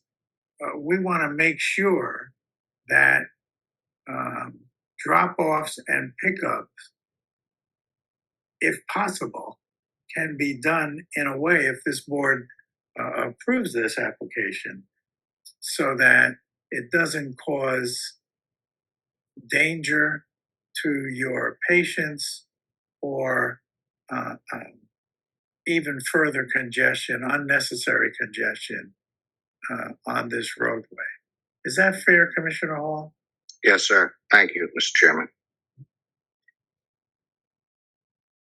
So, Chair, I believe that's, again, an opportunity to speak with my team. And I just wanted to make sure I understood the question, because, again, there are certain items reflected here. You mentioned a transportation office queuing, a plan to assist each vehicle, every vehicle or van that pulls to the site, assisted with dropping off everyone, and submit operations for review by Department of Engineering. Is that? Yeah, regular review and tweaking as needed with the Department of Engineering. I mean, we want to make sure this works well for the applicant and for the city. Right? Commissioner Comisanes. Chair, I just wanted to clarify. Halsey Street does have parking on both sides in front of that building, metered parking on both sides. The side streets only have parking on one side. Academy and Bank. Unfortunate. Yeah, that would have helped in this situation. But to clarify, Halsey does have metered parking on both sides, but Academy and Bank only have parking on one side. So what you're asking the city, and we have nothing to do with this, is going to cause a loss of revenue, because I'm sure those spaces are rarely free. So, but that's beyond the jurisdiction of this board.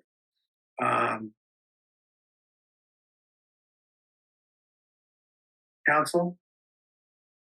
So, Chair, I spoke to the team. We're fine. Again, we understand that as condition of approval, we have to get approval from the Department of Engineering. We agree to those terms. The quarterly review. I'm not sure what you just said.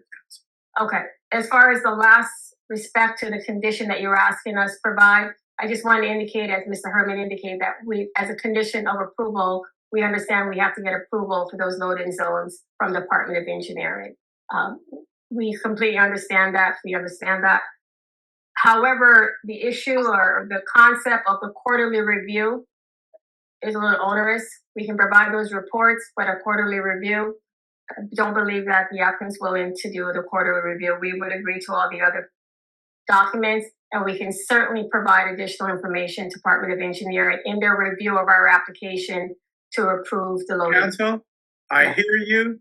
I want to give you the opportunity to discuss this before you make a decision on this issue. But let's see if you have any further witnesses. I think you hear what I'm saying, Council. I understand. If I can just Commissioner Gomez. Go ahead. Excuse me. Chair, just to be clear, if we go that route and this gets approved, does it then become denied if they can't work out the loading zone? Since this application is being presented with the loading zones, if the loading zones are not approved by the city, does it eliminate the approval? Only if that's made as a condition of approval, and that has not yet been made a specific condition of approval. Well, they need to have somewhere to drop the seniors off, or it doesn't work, right? Well, that's clearly up to the board. But the requirement that must be a loading zone is not yet a condition of approval. Well, I propose that it is a condition of approval because I can't, good conscience, not have a drop-off. Yeah, that doesn't make sense to me. That's me. So Commissioner Hall, and I think Commissioner Comesañas, is that correct? Yeah, I see the work. I see the benefits of the program, but I see myself stuck on Halsey Street for an extra hour because someone who needs care is not able to get to their care. I'm not. My struggling with making it a condition of approval is that I feel that even if we do make it a condition of approval, when they go to do the drop off, there's going to be somebody parked there that shouldn't be parked there. So I don't want to unintentionally penalize them because you can't legislate decency, but there has to be some sort of mechanism that guarantees a loading zone at one of the points of entrance. At least one point of entrance has to have a designated loading zone or unloading zone for participants. I don't see a way that this works without that. So yes. Without a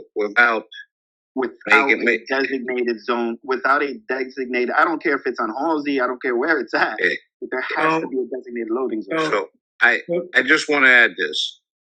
A senior needs to be able to enter a place. The senior needs to be able to exit a place. Mm-hmm. Where are they going to get back on the van? Yeah. So we're not yet in discussion. So I know. So I'm done. Too into this. Commissioner Hall has asked for a condition of approval to be that the loading zones be approved by the city. Commissioner Comesañas isn't quite there, but I think he made his concerns clear. He may be a bit beyond that. But I'm going to assume, counsel, that you also want to hold that in abeyance for now. Is that? That is correct. Do you have any further, if there are no further questions from the board, do you have any other witnesses? I do have one more witness, Chair, but if you just give me an opportunity for 5 minutes, I just wanted to speak with my team briefly, a 5-minute break. We're going to come back at 9:35. We're off the record till 9:35. Recording stopped.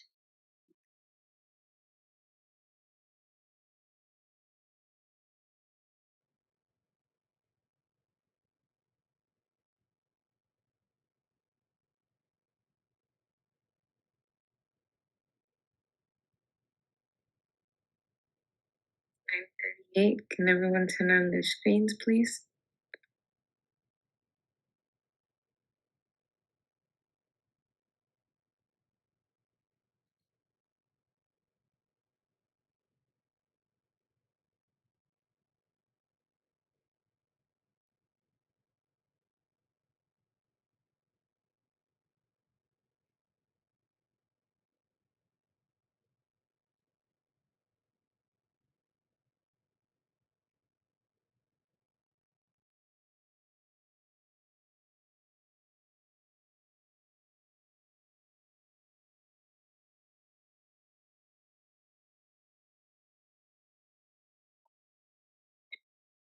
Hello? Are you talking to? Huh?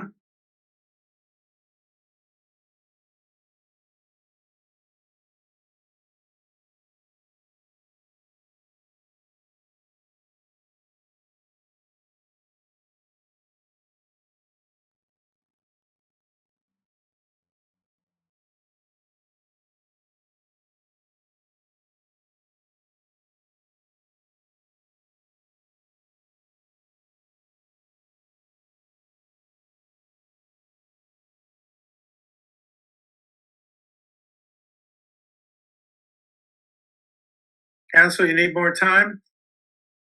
No, we're fine, Chair. Thank you. I hope so.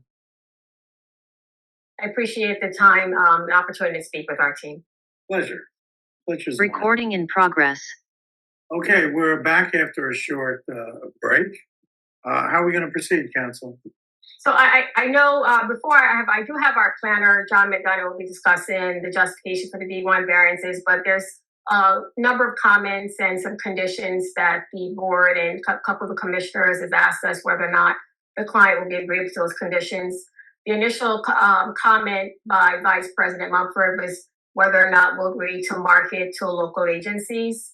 And we are agreeable to that condition. However, there's certain, because this again is mandated by state and federal regulations, there are some marketing restrictions that we may be subject to. So to the extent they don't violate those restrictions, we are willing to market to local agencies. Thank you. You'll let council know what those restrictions that might be violated are? Yes, we'll do. Thank you. The second condition, again, Commissioner Mumford, again, particular use is to reaching out to the Newark workforce labor. We are agreeable to that condition. Thank you. And last but not least, in Mr. Herman testifying in respect to the loading zone, the first comment was to have a designated person to assist as a managed plan. We would be agreeable to a managed plan and have a regular review and any tweaking of that to be submitted and reviewed by Department of Engineering. Okay. And last but not least, we did indicate that we would be willing to have a designated loading zone as a condition of approval. So let's just review that last. So that would mean that the loading zones on your plans would have to be approved by the city. So I just want a clarification as having a designated loading zone. We are speaking with the city, but we would have at least one dedicated loading zone. Well, on your plans, you showed us tonight one on Halsey Street of a certain length that was put on the record, and one on Bank Street that also had a dimension that was put on the record. And again, Mr. Herman, I just wanted, as speaking to the team, so again, based on, we believe, this need for services, to the extent that we're only able to get one designated, we would want to proceed with this application. Again, this is, as your planner indicated in his report, and Mr. McDonough will be discussing the D1 use variance, believe this is a need that Newark needs in order to receive this master plan to help these seniors, and Commissioner Comisanas indicated this.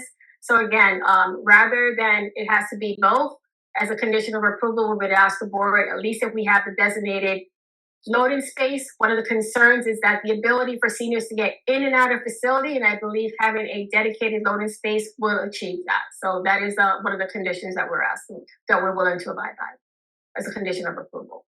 So if we could just play that out, if the city says we will not permit you to have a loading zone on Halsey Street, but we'll permit you to have a loading zone on Bank Street, in your view, that would comply with the condition. Is that fair to say, Council? Yes, yes.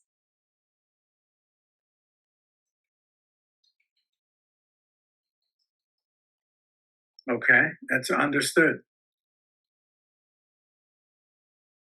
So, Chair, I believe those were the conditions that were requested those far. Not exactly, but those are the conditions as tweaked by you, Council. If I miss anything, but at this time, I would like to bring our planner, John McDonough. Ms. McDonough, raise your right hand. Do you swear or affirm that the testimony you're about to provide will be the truth, the whole truth, and nothing but the truth? Yes, I do. Ms. McDonough, please state your name, your address, and your relationship to this application.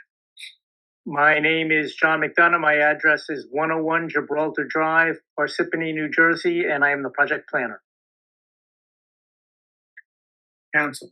So, Mr. McDonough is regular to this board. Mr. McDonough, and I do apologize. Ms. McDonough is well known to this board. I know that he has testified earlier this evening that his license in the state of New Jersey is in full force and effect. We'll accept him as an expert in the field of planning. Council? Ms. Dunna, we presented testimony regarding this case facility, and we've indicated that tonight we're seeking relief with respect to a D1 use variance because the redevelopment plan does not specifically permit the plan. Can you walk the board from both the positive and the negative criteria, the statutory relief that we're seeking and the justification, and in particular discussing that enhanced fiduciary standard when you're discussing D1 use variances? Sure. The project is in the Living Downtown Redevelopment Plan, which has a nice long list of permitted uses. But as your planner, Mr. Hazel, points out, this particular use is not expressly permitted. It's not expressly prohibited either. The ordinance is silent on it. The way we treat that in the law is when a land use is not specified, it's presumed that it's not permitted in the zone. And so that's why, rightfully so, we have this here under the category of D1 use relief. In terms of the positive criteria, I think the board has a good predicate of evidence based on, I'll say, a whole parade of witnesses here before me, that the site will serve an unmet need for senior care in the community. We've sort of moved through the full life spectrum this evening, starting with care of children, and now we're looking at care of the elderly. And as council pointed out at the very beginning, this is a fundamental core goal of the city master plan, Newark 360, a recognition that our population is aging, and a desire of the population to age in place, to stay here in the city where you've got familiarity with people, with doctors, with services, with the landscape, with all of that. And so this fulfills a need in that regard, an unmet need. And you've heard all the benefits of this land use through the witnesses that have gone before me. That goes towards purpose A under the land use law, the promotion of the general welfare, the promotion of public health, falls into that category as a fundamental planning purpose. Additionally, we see the advancement of purpose G, which is the planning goal to provide for a variety of uses in appropriate locations according to the needs of all New Jersey citizens. As you've heard, this location is desirable because it's central to the population that it will serve. We're here in the largest municipality in Essex County.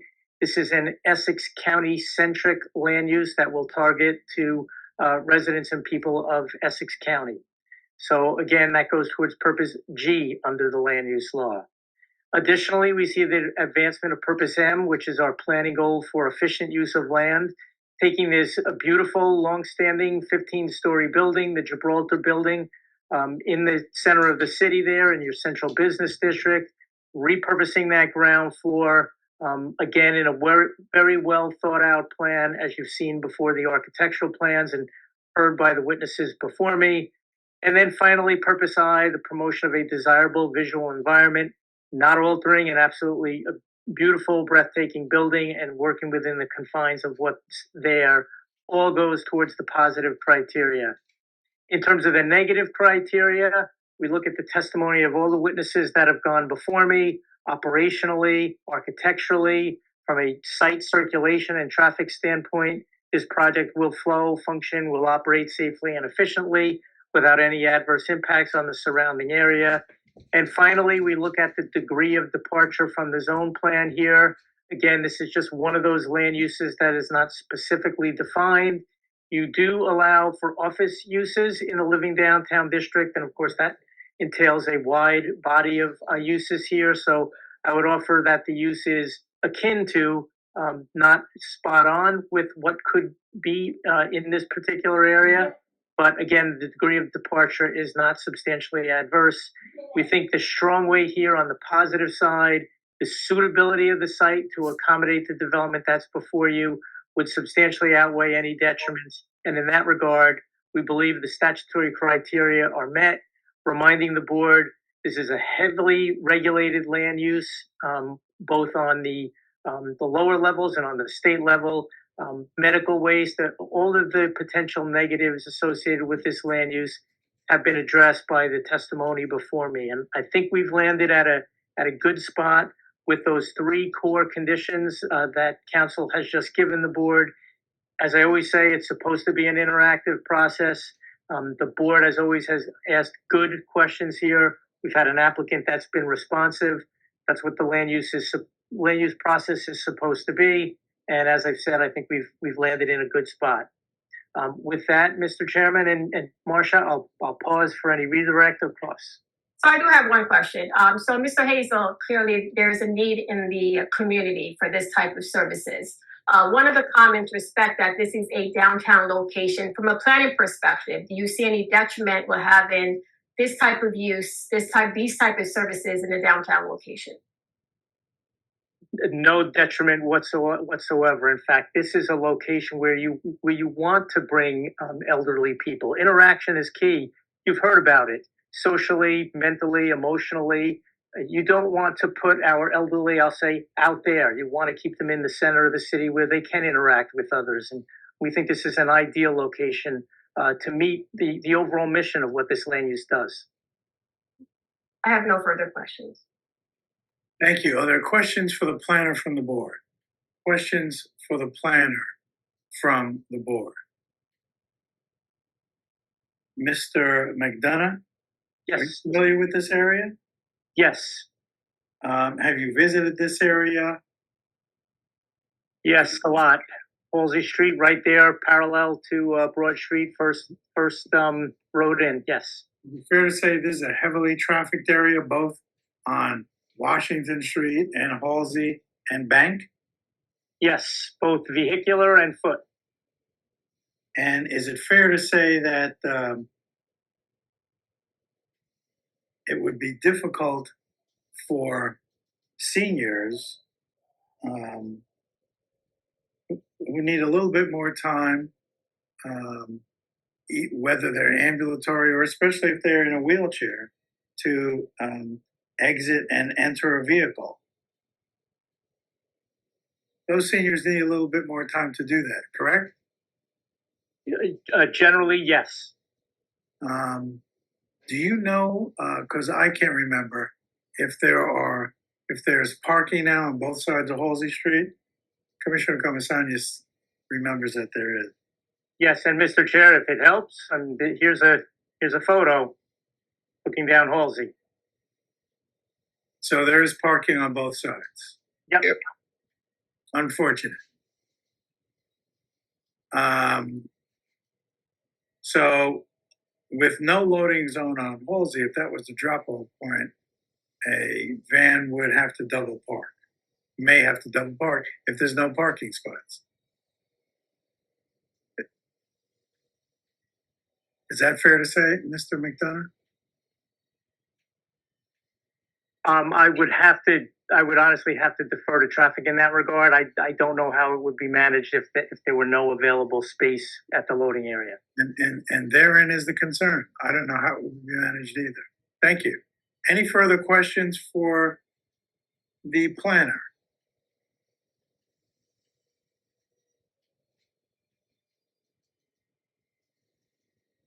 Yeah. Commissioner Comisanius. Yeah, Mr. McDonough, nice to see you again. See you every week. Likewise. Do you feel from a planning perspective that this usage or this need wouldn't still be required if any other uses are going in the building? And is there any detriment as opposed to positive? I mean, you know, I understand you're here on behalf of the applicant, but what is being outweighed? You can, you know, are businesses gonna do better, or are they gonna do worse? Are people gonna be more inconvenienced? You know, when you're saying it's inherently good, what's better than what someone might think is negative? For example, a loading zone. Well, again, I have to fall back on the predicate of the experts that have gone before me that this land use will not create a substantially adverse impact from a traffic standpoint on the area. Again, as I said, I think it fulfills the mission of this end user and this land use to put its population base right here in the core of the city. It's where they belong. Anything further, Commissioner Comisanius? No, thank you. Thank you. Are there any further questions for the planner? And again, I must apologize. Do any members of the public have any questions for any of the witnesses? If so, please use the raise hand feature. I'll let any member of the public raise a question to any member of the applicant's team at this time. If you have a question, please identify yourselves by raising your hands. You can do so by putting your cursor at the bottom of the screen, your computer screen, or your mobile device, and using the raise hand feature that you can find in reactions. If you're on the telephone, you can press *9. I'd ask you to do so now.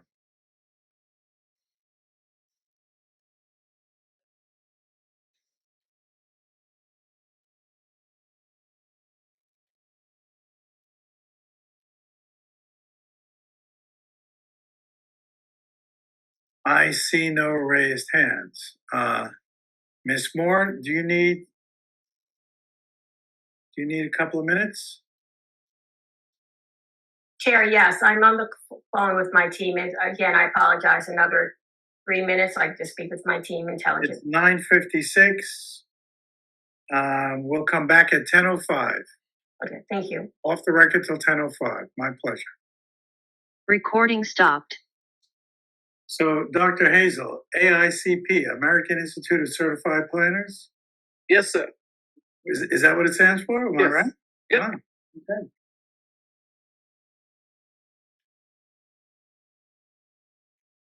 I should get a prize for that or something. Yes. Game show question. So are these architects that were just allowed to get in without being planned, are they allowed into the AICP, or you guys keep them out? I mean, you keep them out. We got standards. I know every time an architect says, yes, I'm an architect and planner, you guys get angry, I know. There's also not to be confused with the AICPA. What's it? AICP? Yeah, which is the American Institute of Certified Public Accountants, I think, or something. So while we wait, it's really hard to get a patient into nursing home. They have to meet like a certain criteria where they don't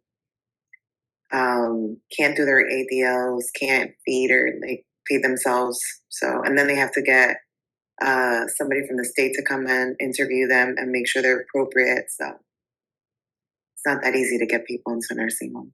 That's for Medicaid eligibility? Yeah, it's difficult because you can't have more than a certain amount. So then those people kind of fall in the gray, because if you have like say 10,000 in the bank, you don't qualify for Medicaid.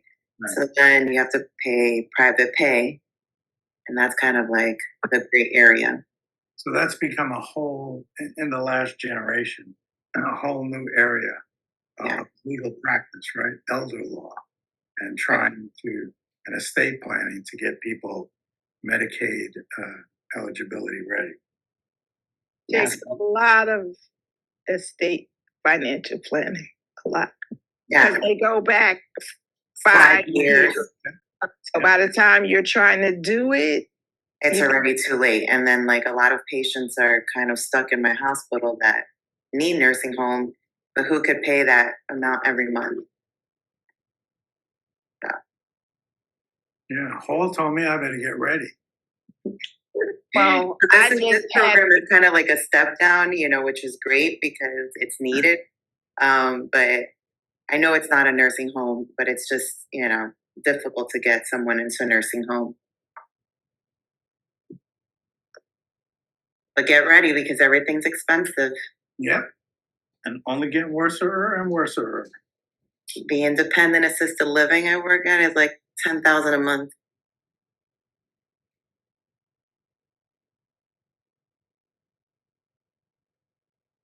So I think we should just go to another country, maybe.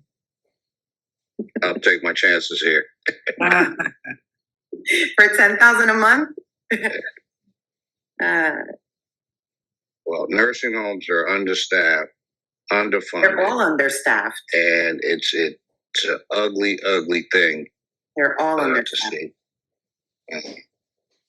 And the people that are working there are not paid fairly. So it's a whole lot of things going on. 100%. I see it every week. Now you have people buying them up and use them as private businesses, and another problem. We're not in executive session, right? No, we're just We're just chatting about life. where are we going when we get older. Well, on an unofficial, more personal note, I couldn't agree with the commentary being made, and that's we see just a massive amount of this unmet need all the time, particularly what you guys are saying about nursing homes, and we're eager to help be a part of the solution together with this state. So now we have to say we can't comment any further. Yes, that's why I was giving y'all that hint. Yeah.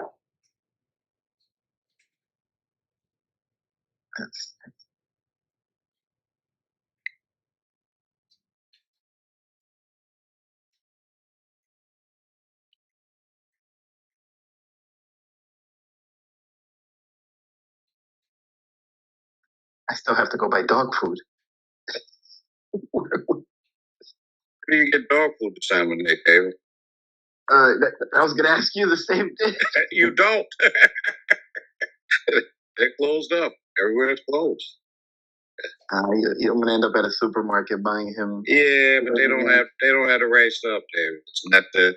Oh, this guy eats like a king. This guy eats like a king. Get a mistake. That's what he usually. Don't get apple. Don't get apple or whatever's in the soup. So I just found out he's hooked on sweet potato. Well, that's a big ingredient, by the way, in all of the dog foods. Yep. I'm sure you know. I gave him a sweet potato treat, and he went bananas. Yeah, they like it. Wellness does something called all of their meats come with a sweet potato, turkey and sweet potato rabbit, sweet potato. It's Too much of that sweet potato give them the runs, though. So be careful. No, whatever they do, they do it right. They mix it right. It's supposed to be really good. I didn't do it right. The runs from that stuff if it's too much. I didn't do it right because I just had to take him on another walk. Good evening, board. This is Nana Juma zoning board speaking. I know that we're off record, but I just want to remind the public that the board will return and that the hearing has not ended. So while we wait for both attorneys to return so that we can go on record, the board is, I guess, killing time, but the hearing has not ended and we will return on record.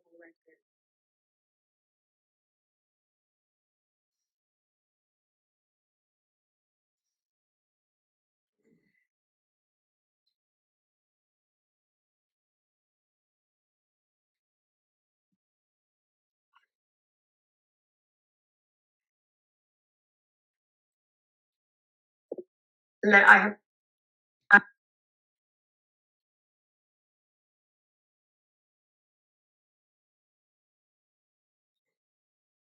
I'm sorry, Chair. My video will decided it doesn't want to turn on, so that's why I keep pressing this button. Don't know. It doesn't want to work.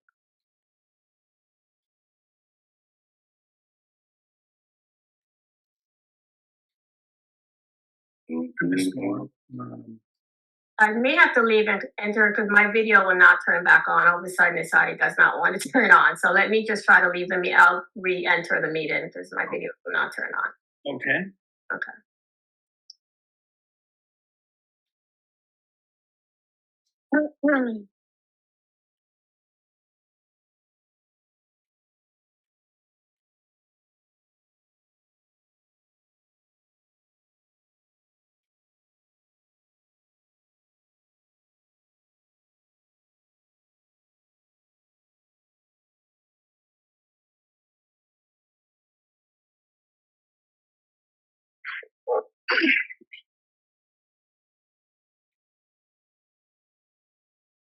Ms. Mejia, please keep a lookout for Councilor Moore and bring her in when she gets back on.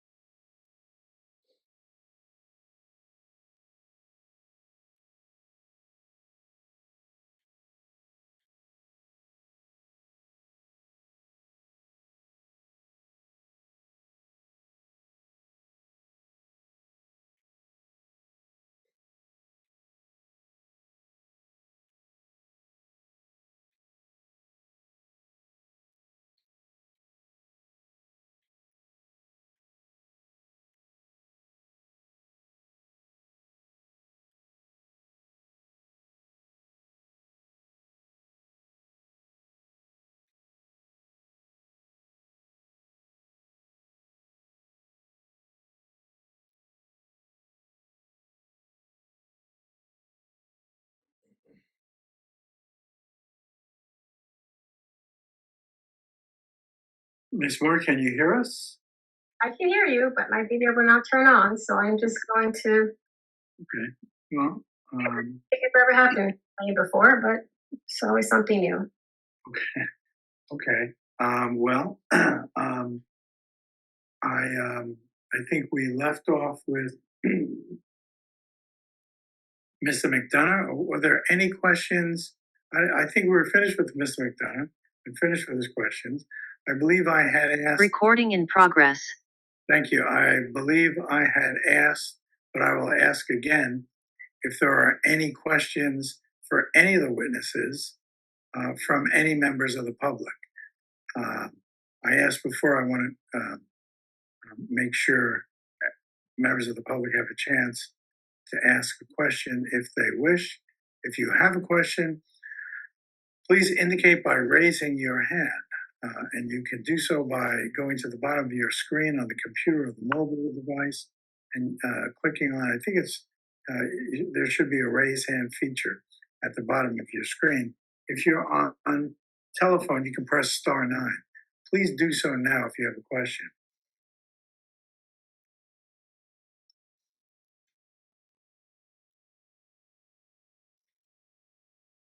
I see no raised hands. Do you, Ms. Mejia? No, there are no raised hands, Chief. Council, you have a request. Oh, and you're back. But you're muted. Can you hear me now? Yes, and Okay. you can hear and see you. Yes. You have a request, Council, or how would you like to proceed? Sure. I would actually like to recall one of my witnesses, Dr. Matt Patterson, just to address some of the comments and concerns of the board. Sure. Dr. Patterson, you are on the oath? Yes. Council? Mr. Patterson, there's obviously, Dr. Patterson, some comments or concerns regarding the loading area. And then just as services, respect to how nursing homes handle. Again, we're seeking a service that we believe is needed in this area. Can you just touch upon like the necessity and the distinction of having a loading area and also the need for this type of services and how it differs from a nursing home? Yeah, so I think I would just refer back to Dr. Soni's testimony that PACE is a program longstanding, proof of effectiveness over decades. State of New Jersey wants PACE. State of New Jersey wants PACE in Essex County, and the highest need is in Newark. We bid on the RFP and won the RFP to bring these services to Newark. We searched high and low for the best possible location. This is the best possible location. We put a lot of time and energy into making this site work. I'm hearing from the board, and we agree, we have to have a very thoughtful and safe plan for picking up and dropping off our participants. That would include designated zones to do so. That would include being sensitive to the traffic patterns of the community. And we want to balance all of those as best as possible. And therefore, we would want to go and work with the planning department on the best pickup and loading zone and plan for this site, and would request the board's approval with that contingency. That this is something we need for the community. The state wants it. We're ready to come in and do this. We are hearing the board loud and clear that the only way to go forward is to make sure that we have a thoughtful and safe plan and site to do so for pickup and drop off. So we want to go work with the planning commission and make sure that that's appropriate with the traffic department, make sure that we have that thoughtful plan, and we would make that a condition of your approval. So that. And when we say, when we're talking about a condition of approval, this is documentary evidence of any comments or concerns that the city may have with respect to those parking spaces, and certainly submit written approval to by review by engineering and on the planner. Is the applicant willing to do it as a condition of approval? Yes, and we are also willing to add to that our plan, our operations plan for how we would assist individuals coming in and out of the building, as well as a commitment to regularly review that with the traffic department and tweak it as necessary. Anything Sure. further for this witness, counsel? Nothing further at this time. Any questions for Dr. Patterson? Commissioner Monfort? Yes, Commissioner. Dr. Patterson, Yes, sir. when you submitted your RFP to the state, you had a transportation plan in there? Yes, we have to, a part of what we provide to the state for the RFP requires evidence of our ability to provide transportation services. That's correct. And in your plan, you only presented the ability to provide transportation. You didn't speak to the ability of dropping off and picking up? Well, I can't comment. I don't have the application in front of me. There may be a person on our team who could speak to that specifically, but all PACE programs are required to have a physical location, and therefore it's part of the requirements of the program to have the ability to pick up and drop off participants from that location. I would have loved to heard what your transportation plan in depth that you submitted with your proposal response. Thank you, Mr. Chair. Thank you, Vice Chair. Commissioner Hall? So before we go into our session, is the agreed upon condition one loading zone? Is that that's on the table? Well, yes, that is on the table. Speaking to client, at least one designated loading area to be provided for pickup and drop off for the participants. The applicant is. I'm sorry, sir. I apologize. I was going to ask a question. Go ahead. Okay. That is the condition of approval of the applicant. We're working with the Department, City of Engineer, Traffic and Signals in order, and if they have any comments on any alternatives, then we're willing to work with them. But yes, at least one designated loading area for pickup and drop off for these shuttle vans. But you still have paperwork in for two. That is correct. So again, and that's what you're pursuing. We're going to pursue the best plan. We're going to pursue whatever the Department of Engineering's. Patterson. I'm sorry, sir.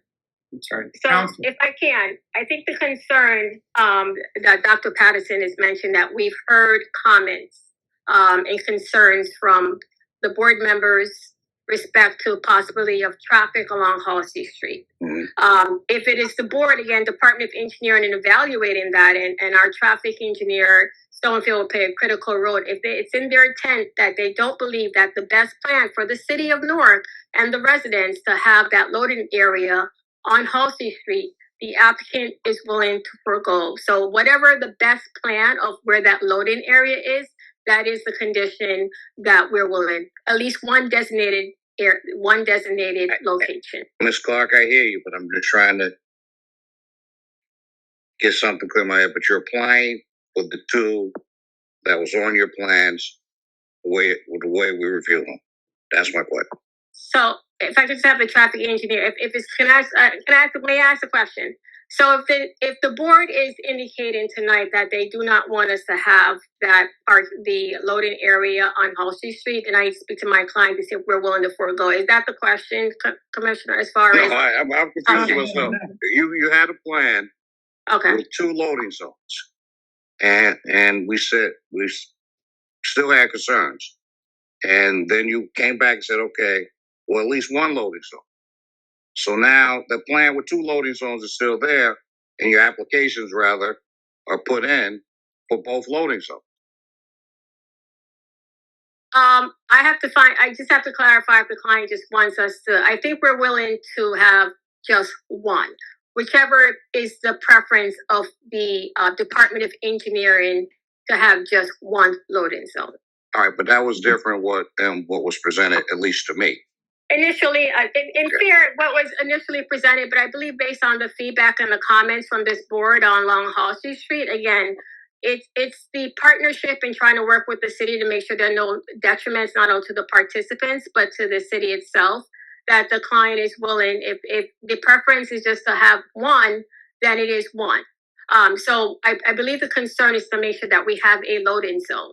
So if the approval is only for one loading zone, we would ask that be a condition of approval just to provide evidence and approval of at least a loading zone.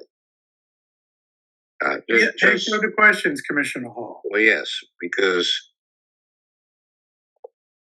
we looked at two and saw a problem with still traffic being there, but not to take away one and not have a second place to go, and everybody goes to one place, which is Halsey Street or wherever, and create even more traffic in one place. So I'm confused with myself. No, Commissioner Hall, I think what the record will reflect is that the plan submitted to this board, and as testimony was given, the plan submitted to the state of New Jersey showed a loading zone on Halsey Street of a certain dimension and a loading zone on Bank Street of a certain dimension. You then requested for a condition of approval to be the approval of those loading zones by the city of Newark. Council came back and said, well, we'll agree to one. And that's how we got to one. That's what the record will reflect. Does that answer your questions, Commissioner Hall? It does, yes. Commissioner Comesañas. Yeah, so just for the importance of verbiage, they're agreeing to at least one as a condition of approval, and they will work with the city to determine what's the best way to operate that or locate it. Is that good for verbiage purposes? Am I understanding it correctly? Council? You're muted. You're muted, Ms. Moore. So the condition, again, was to work with the city, at least provide, the condition we presented was to have at least one based on the comments from the board. And we would work with the city to determine if they determined that we could have it on both locations, but we would at least agree to one if that was the board's concern. Understood, thank you. Thank you. So, and again, that would be a preferred location by the Department of Engineering. So let me, in answer to Dr. Patterson, and hopefully to bring this to a close. Again, I noted that the plan submitted to the board, the plan submitted to the state of New Jersey showed two loading zones. That's how we proceeded. We found out during testimony, there are no loading zones, and there's been no approval submitted yet for loading zones. I think it's fair to characterize that this board has had little questions or concern exhibited by anything but traffic.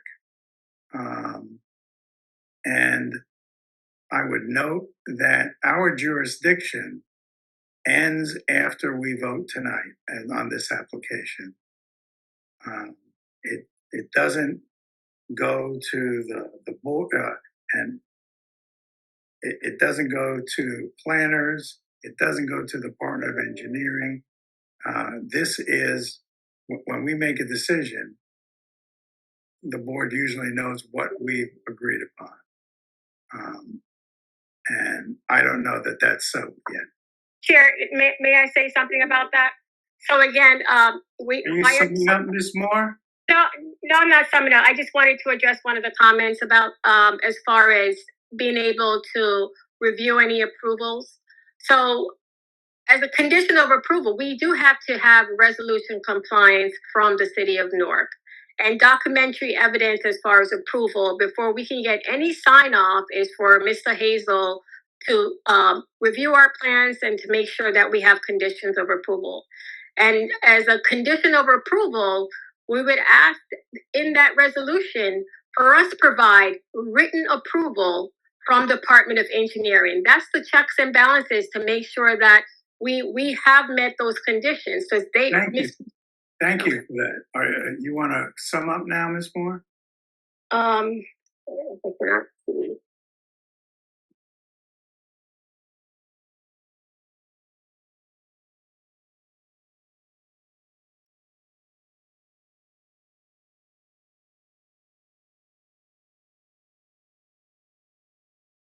I'm working off my phone here.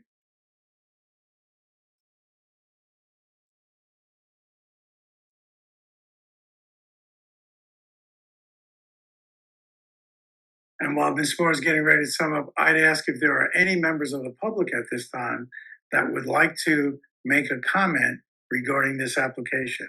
Now is your opportunity to do so. If you'd like him to make a comment regarding this application, for or against, or any comment, any statement regarding this application, please indicate your desire to do so by using the raised hand feature. Again, the raise hand feature is at the bottom of your computer screen, or you can press *9 on your telephone. I'd ask you to do so now.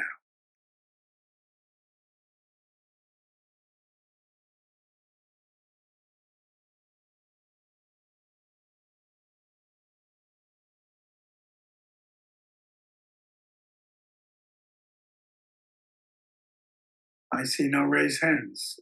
Ms. Moore? Again, thank you for the board time. I understand the lateness of the hour, but we presented an application tonight for services that we've indicated is needed in the city. The Newark Master Plan has indicated that the emergent theme under the zone, the state mandate, the state plan is for residents, the elderly, legacy residents, and seniors to age in place. And the criteria and the statutory relief of a D1 use variance ask us that we meet both the positive and the negative criteria, which I believe the applicant has met based on our testimony presented by our witnesses, our experts, and our planner. One of the things that this PACE model here is centered on the belief that it's better for the well-being of seniors with chronic hearing needs and their families to be served in the community whenever possible. They don't have to travel out of state. They don't have to travel out of the county, because these well-needed services is an alternative to going to a nursing home. They can age in place while getting the critical services that we believe that they need. A couple of the positive criteria, and I won't repeat them all, but our WellBe team and Mr. McDonough has mentioned, is that this is serving the public good. This is for seniors in Essex County, North residents to age in place and keep them independent. We've agreed as conditions of approval to market it to state and county senior services. We've agreed as far as to reach out to the workforce labor as the goal in the partnership for these necessary services and any employment opportunities. We've discussed partnerships and collaborations with hospitals and other healthcare community contracts. Our witnesses have testified regarding tackling food insecurities by addressing nutritional needs and counseling. This center will be improving the lives by providing access to comprehensive, coordinated healthcare services. Mr. Hazel indicated in his report that these services are essential to Newark. Newark's been deemed one of the most underserved communities medically, and we're providing medical care support services that are, again, I keep using the word essential services that is needed in this community, in Newark, in the city of Newark. There are certain safety mechanisms for storage, safety of the patrons. I understand that the board is concerned regarding the loading zone. And again, we would ask that the board approve this condition of approval. There are mechanisms in place in order to ensure that the applicant has provided any conditions that will be reviewed by their planner. And Mr. Hazel, and I know in my experience, sign-offs to make sure, I guess the question is enforceability. How do you enforce to make sure that we provide these loading areas or get a loading area? And the applicant has indicated that documentary evidence will be provided in order to make sure that any concerns that the board certainly has tonight will be addressed. It's preferred and partnership in working with the Department of Engineering to make sure that the goals of the Living Downtown Redevelopment Plan, by producing activities, by promotion and implementing design, and serving the well-being of the public. Again, there's certain checks and balances in place that we've discussed throughout this evening. Sign off from Department of Community Affairs, Department of Human Services, a lot of these that we've received. This is a positive. This is a service that would serve the public good. And I would ask that the board approve this application with the conditions that the applicant is willing to agree to. And again, thank the board for its time. Thank you, counsel. We're now in discussion. May I have discussion? Commissioner Gomez-Arias. Yeah, we all travel that road often. If this gets approved, our new neighbors will be stuck in traffic next to us. But the traffic isn't caused, I don't think, by the legal usage of the roadway, right? It's the person who double parks when they're not supposed to, or the guy who doesn't pull in all the way to park, or just takes forever to do so. So, is the juice worth the squeeze? Are we getting more positives than negatives? The opportunity to create jobs in Newark, certainly the opportunity to take care of our elderly at a facility that's only designated for Essex County is a positive. I still see the need for at least one loading zone. But I think if they can meet that requirement, the rest of the benefits outweigh the negatives, provided they can work with the city and come to an agreement on where to safely pick up and drop people off. Thank you, Commissioner Gomez-Arias. Commissioner Hall. Mr. Chair, again, I'll agree with my colleague. Halsey Street is Halsey Street, and I don't care what traffic study you do, you're not going to convince me that that's not a crowded block. And whether you go Halsey Academy, Washington, back around, it's all crowded. The reason there's only one-sided parking on Academy, by the way, because the street is very narrow. You can't have two-side parking. There's no question about value of this program. There's no question that we need it. Nursing homes are in trouble to a degree. I could go on and on forever talking about the problems in there. This whole is problematic. This program concept is wonderful.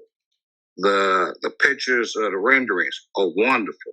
The building, the walk-in, everything is wonderful. The people I heard testify are very impressive, the doctors, right? But at the end of the day, I still have to worry about the people that's coming there, that they're safely unloaded and loaded back on the bus, or all this is for nothing. Yes, I'm concerned about traffic. But more importantly, I'm concerned about the safety of those seniors, right? I want to know. And to be honest with you, I don't know what I just heard, this, that, the other thing about this whole thing. But at the end of the day, I guess I have to rely on our engineering, our planning department to help make this right in a very, very congested area. And again, the same care that goes into this program should go into making sure our seniors are safe. So at the end of the day, the need is great. And thank you for being here. I'm very happy, and I'm going to vote in favor of it. But I leave it in your hands to work with the city to get it right. And I'll yield to the chairman and our attorney. I hope that if there's no loading zone, that you have to come back, you have to revisit this whole thing. Everything I heard, I don't even know anymore. All right. But I will be in favor of the project. I think it's a positive. We say Newark, East Orange, Irvington, Essex County is truly in need of it, and I'm in favor. Thank you. Thank you for your patience. Thank you, Commissioner Hall. Commissioner Hardesty. Due to the lateness of time, I'm not going to repeat what we've heard over and over and over again for hours tonight. However, maybe I'm not understanding what's different with this conditional approval with all the other conditional approvals that we do, because you usually say if they don't meet what our engineers and planners and them are saying with the condition, that then they would need to come back because our approval conditionally is based on that. So maybe you can explain to me what's different now than the other conditionals. Thank you, Commissioner Hardesty. Any other comments?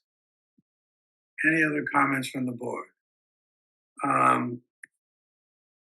I think this is a needed service, no question about that. I think the only reason this is here is because it's not permitted at this site. I believe that the problem with the loading zones is significant, and it certainly has not been resolved. I don't know how it will be resolved, and I am hopeful that the applicant will get 2 loading zones approved as they submitted to the state, as they submitted to us. But I don't know that. And I am reluctant to allow that change to their plans, which were approved by the state, to leave jurisdiction of this board without knowing that. So I'm not going to be in support of this solely because the most important function of and the sole question for this board, as I heard tonight, of this application hasn't been answered, may not be answered, and I'm reluctant to leave that out of our jurisdiction. So I'm not going to be in favor of this application. Are there any other comments from the board? Mr. Chair. Commissioner Hall. And I know this is inappropriate. I'm just not sure. We say it's, and I'll go back to the comment of, is it conditional or not? And maybe some counsel could advise me on it, because if it's not resolved, we approve it, then that's an issue. Chair. Well, the condition that the applicant has agreed to, as I understand it, is 1 loading zone. So that is a condition that the applicant has agreed to. Okay. May I have a motion, please? Commissioner Gomez-Sanchez. I don't know if you can hear me. Recording.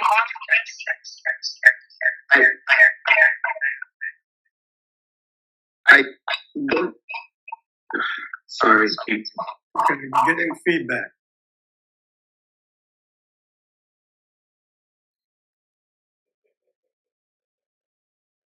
You're muted, David.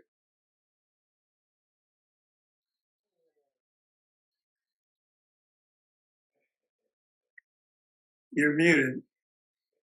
Is that better? Yes, thank you. I'm sorry about that. To everyone.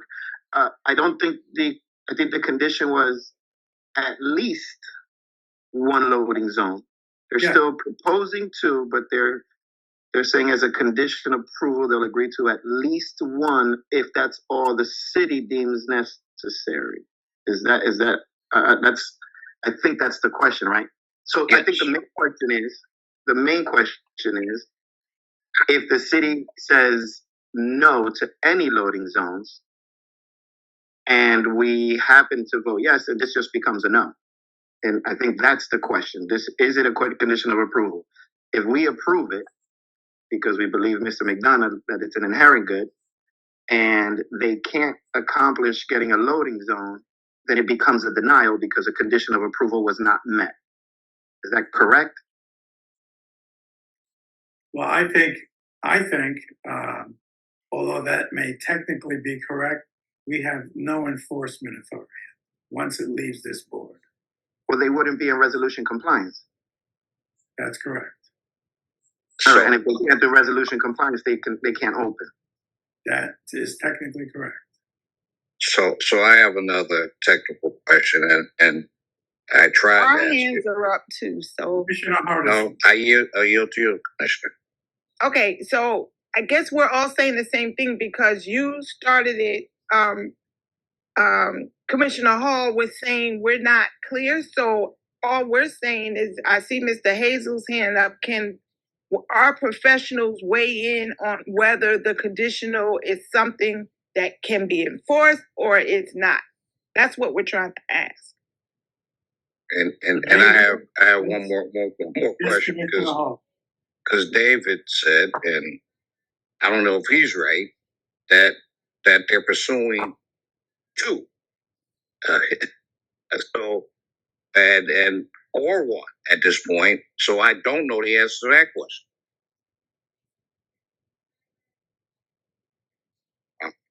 And hopefully our council will weigh in. I'm sorry, but I want to understand. Mr. Hazel? Yes, just for clarification, because I know there's been some comments about the resolution compliance. After every application leaves this board, there is a resolution that's produced, which basically reflects what happened at the board meeting and what the conditions of approval are. By you including the requirement of at least one loading zone as a condition of approval, not as a, well, we'll see and hopefully it'll get approved or not, but putting it as a condition of approval, they have to provide that, or else it does not meet resolution compliance, which means they do not get permits, they would have to come back to this board and get that condition of approval that's basically in the resolution changed in some way. Otherwise, they cannot even get permits to move forward. That's how resolution compliance works. So by virtue of it being in the resolution, they have to comply with every condition that is provided in there. I mean, Mr. Hazel, can you assure us that that's always the case? That is 100% the case. Let me finish my question. That every condition that we ever impose is followed? I can speak to my aspect of it, is that one of my rules is to basically review the modified plans and what have you, and ensure that they comply with the conditions of approval. And I know there's many a times when things don't come in there. Like, for instance, you'd say the resolution would say must provide so many trees. I had one just a couple of days ago that they didn't have the trees there. They either have to provide the trees or it doesn't go anywhere. It's not meeting compliance. So everything that I look at that is listed in the resolution, I stick to it. If it leaves there and goes and whatever happens after that, that is not part of the process. They would not have met resolution compliance, and they technically cannot move it. Because this is not just getting a CO opening. They can't get permits to do the work without getting this. Thank you. Ms. Chuma. Ms. Chuma, could you just state your name and title for the record, please? Sure, Nana Juma, zoning officer. I agree with everything that Jerry said in terms of resolution compliance review.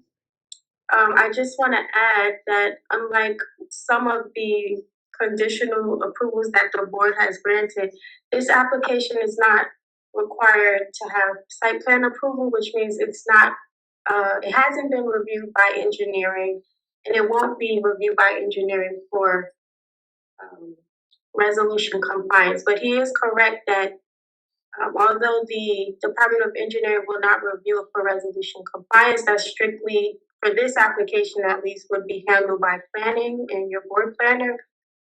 They will get a chance to review at the time of permits if they are able to proceed to permits. I just wanted to remind the board that they're not seeking site plan approval. It's not a part of this application, and engineering has not reviewed the application so far, to my knowledge, nor will they have to for resolution compliance. Thank you, Ms. Juma. Okay, Mr. Chair, I just got, I really need clarity on this. We're saying at least one, but in my exchange, trying to get an answer, there was two on there's two on the application drawings. And now, when I spoke, we said at least one. Are they backing off of two? So the testimony was that the plans showed two, they were submitted to the state showing two, and that the request was made to the city for two. That was the testimony. Commissioner Hardesty, do you have another question? Hearing none, if there are no more questions for the board, can I have a motion, please? May I should say. Motion to approve ZBA 24-07-147-159 Halsey Street with all conditions. We have a motion for approval with conditions. Commissioner Comisanias, may I have a second? Second. Second, Commissioner Hall. Call the roll, please. Member Hall. Yes. Member Hardesty. Yes. Member Comisanias. Yes. Member Jones. Member Jones. You muted, Jones. Yes. Member Rivero. Yes. Vice Chair Mumford. You're muted, Vice Chair.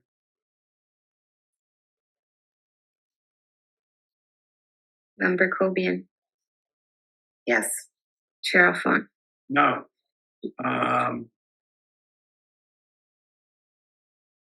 Site plan approval is not required. Congratulations. Your application has been approved. Chair? Thank you so much. Thank you, everyone. Thank you for the comments. Again, this is a needed service to the community, and we look forward to providing the documentation. I thank the professionals for their assistance as well. Thank you and have a good night. Chairman. Are there any resolutions to be memorialized? Council, Yes, there's one. please. ZBA 23-25, which was for 268-274 Heller Parkway. Are there any revisions or dissents? Commissioner Comisanias. Sorry, prior to this, I had my hand up. I just wanted to thank Dr. Patterson for his service, being a former military member. We appreciate you. Thank you. Appreciate that. Are there any proposed revisions or dissents to the resolution? Hearing none, call the roll, please. Member Hall. Yes. Member Hardesty. Yes. Member Comisanias. Yes.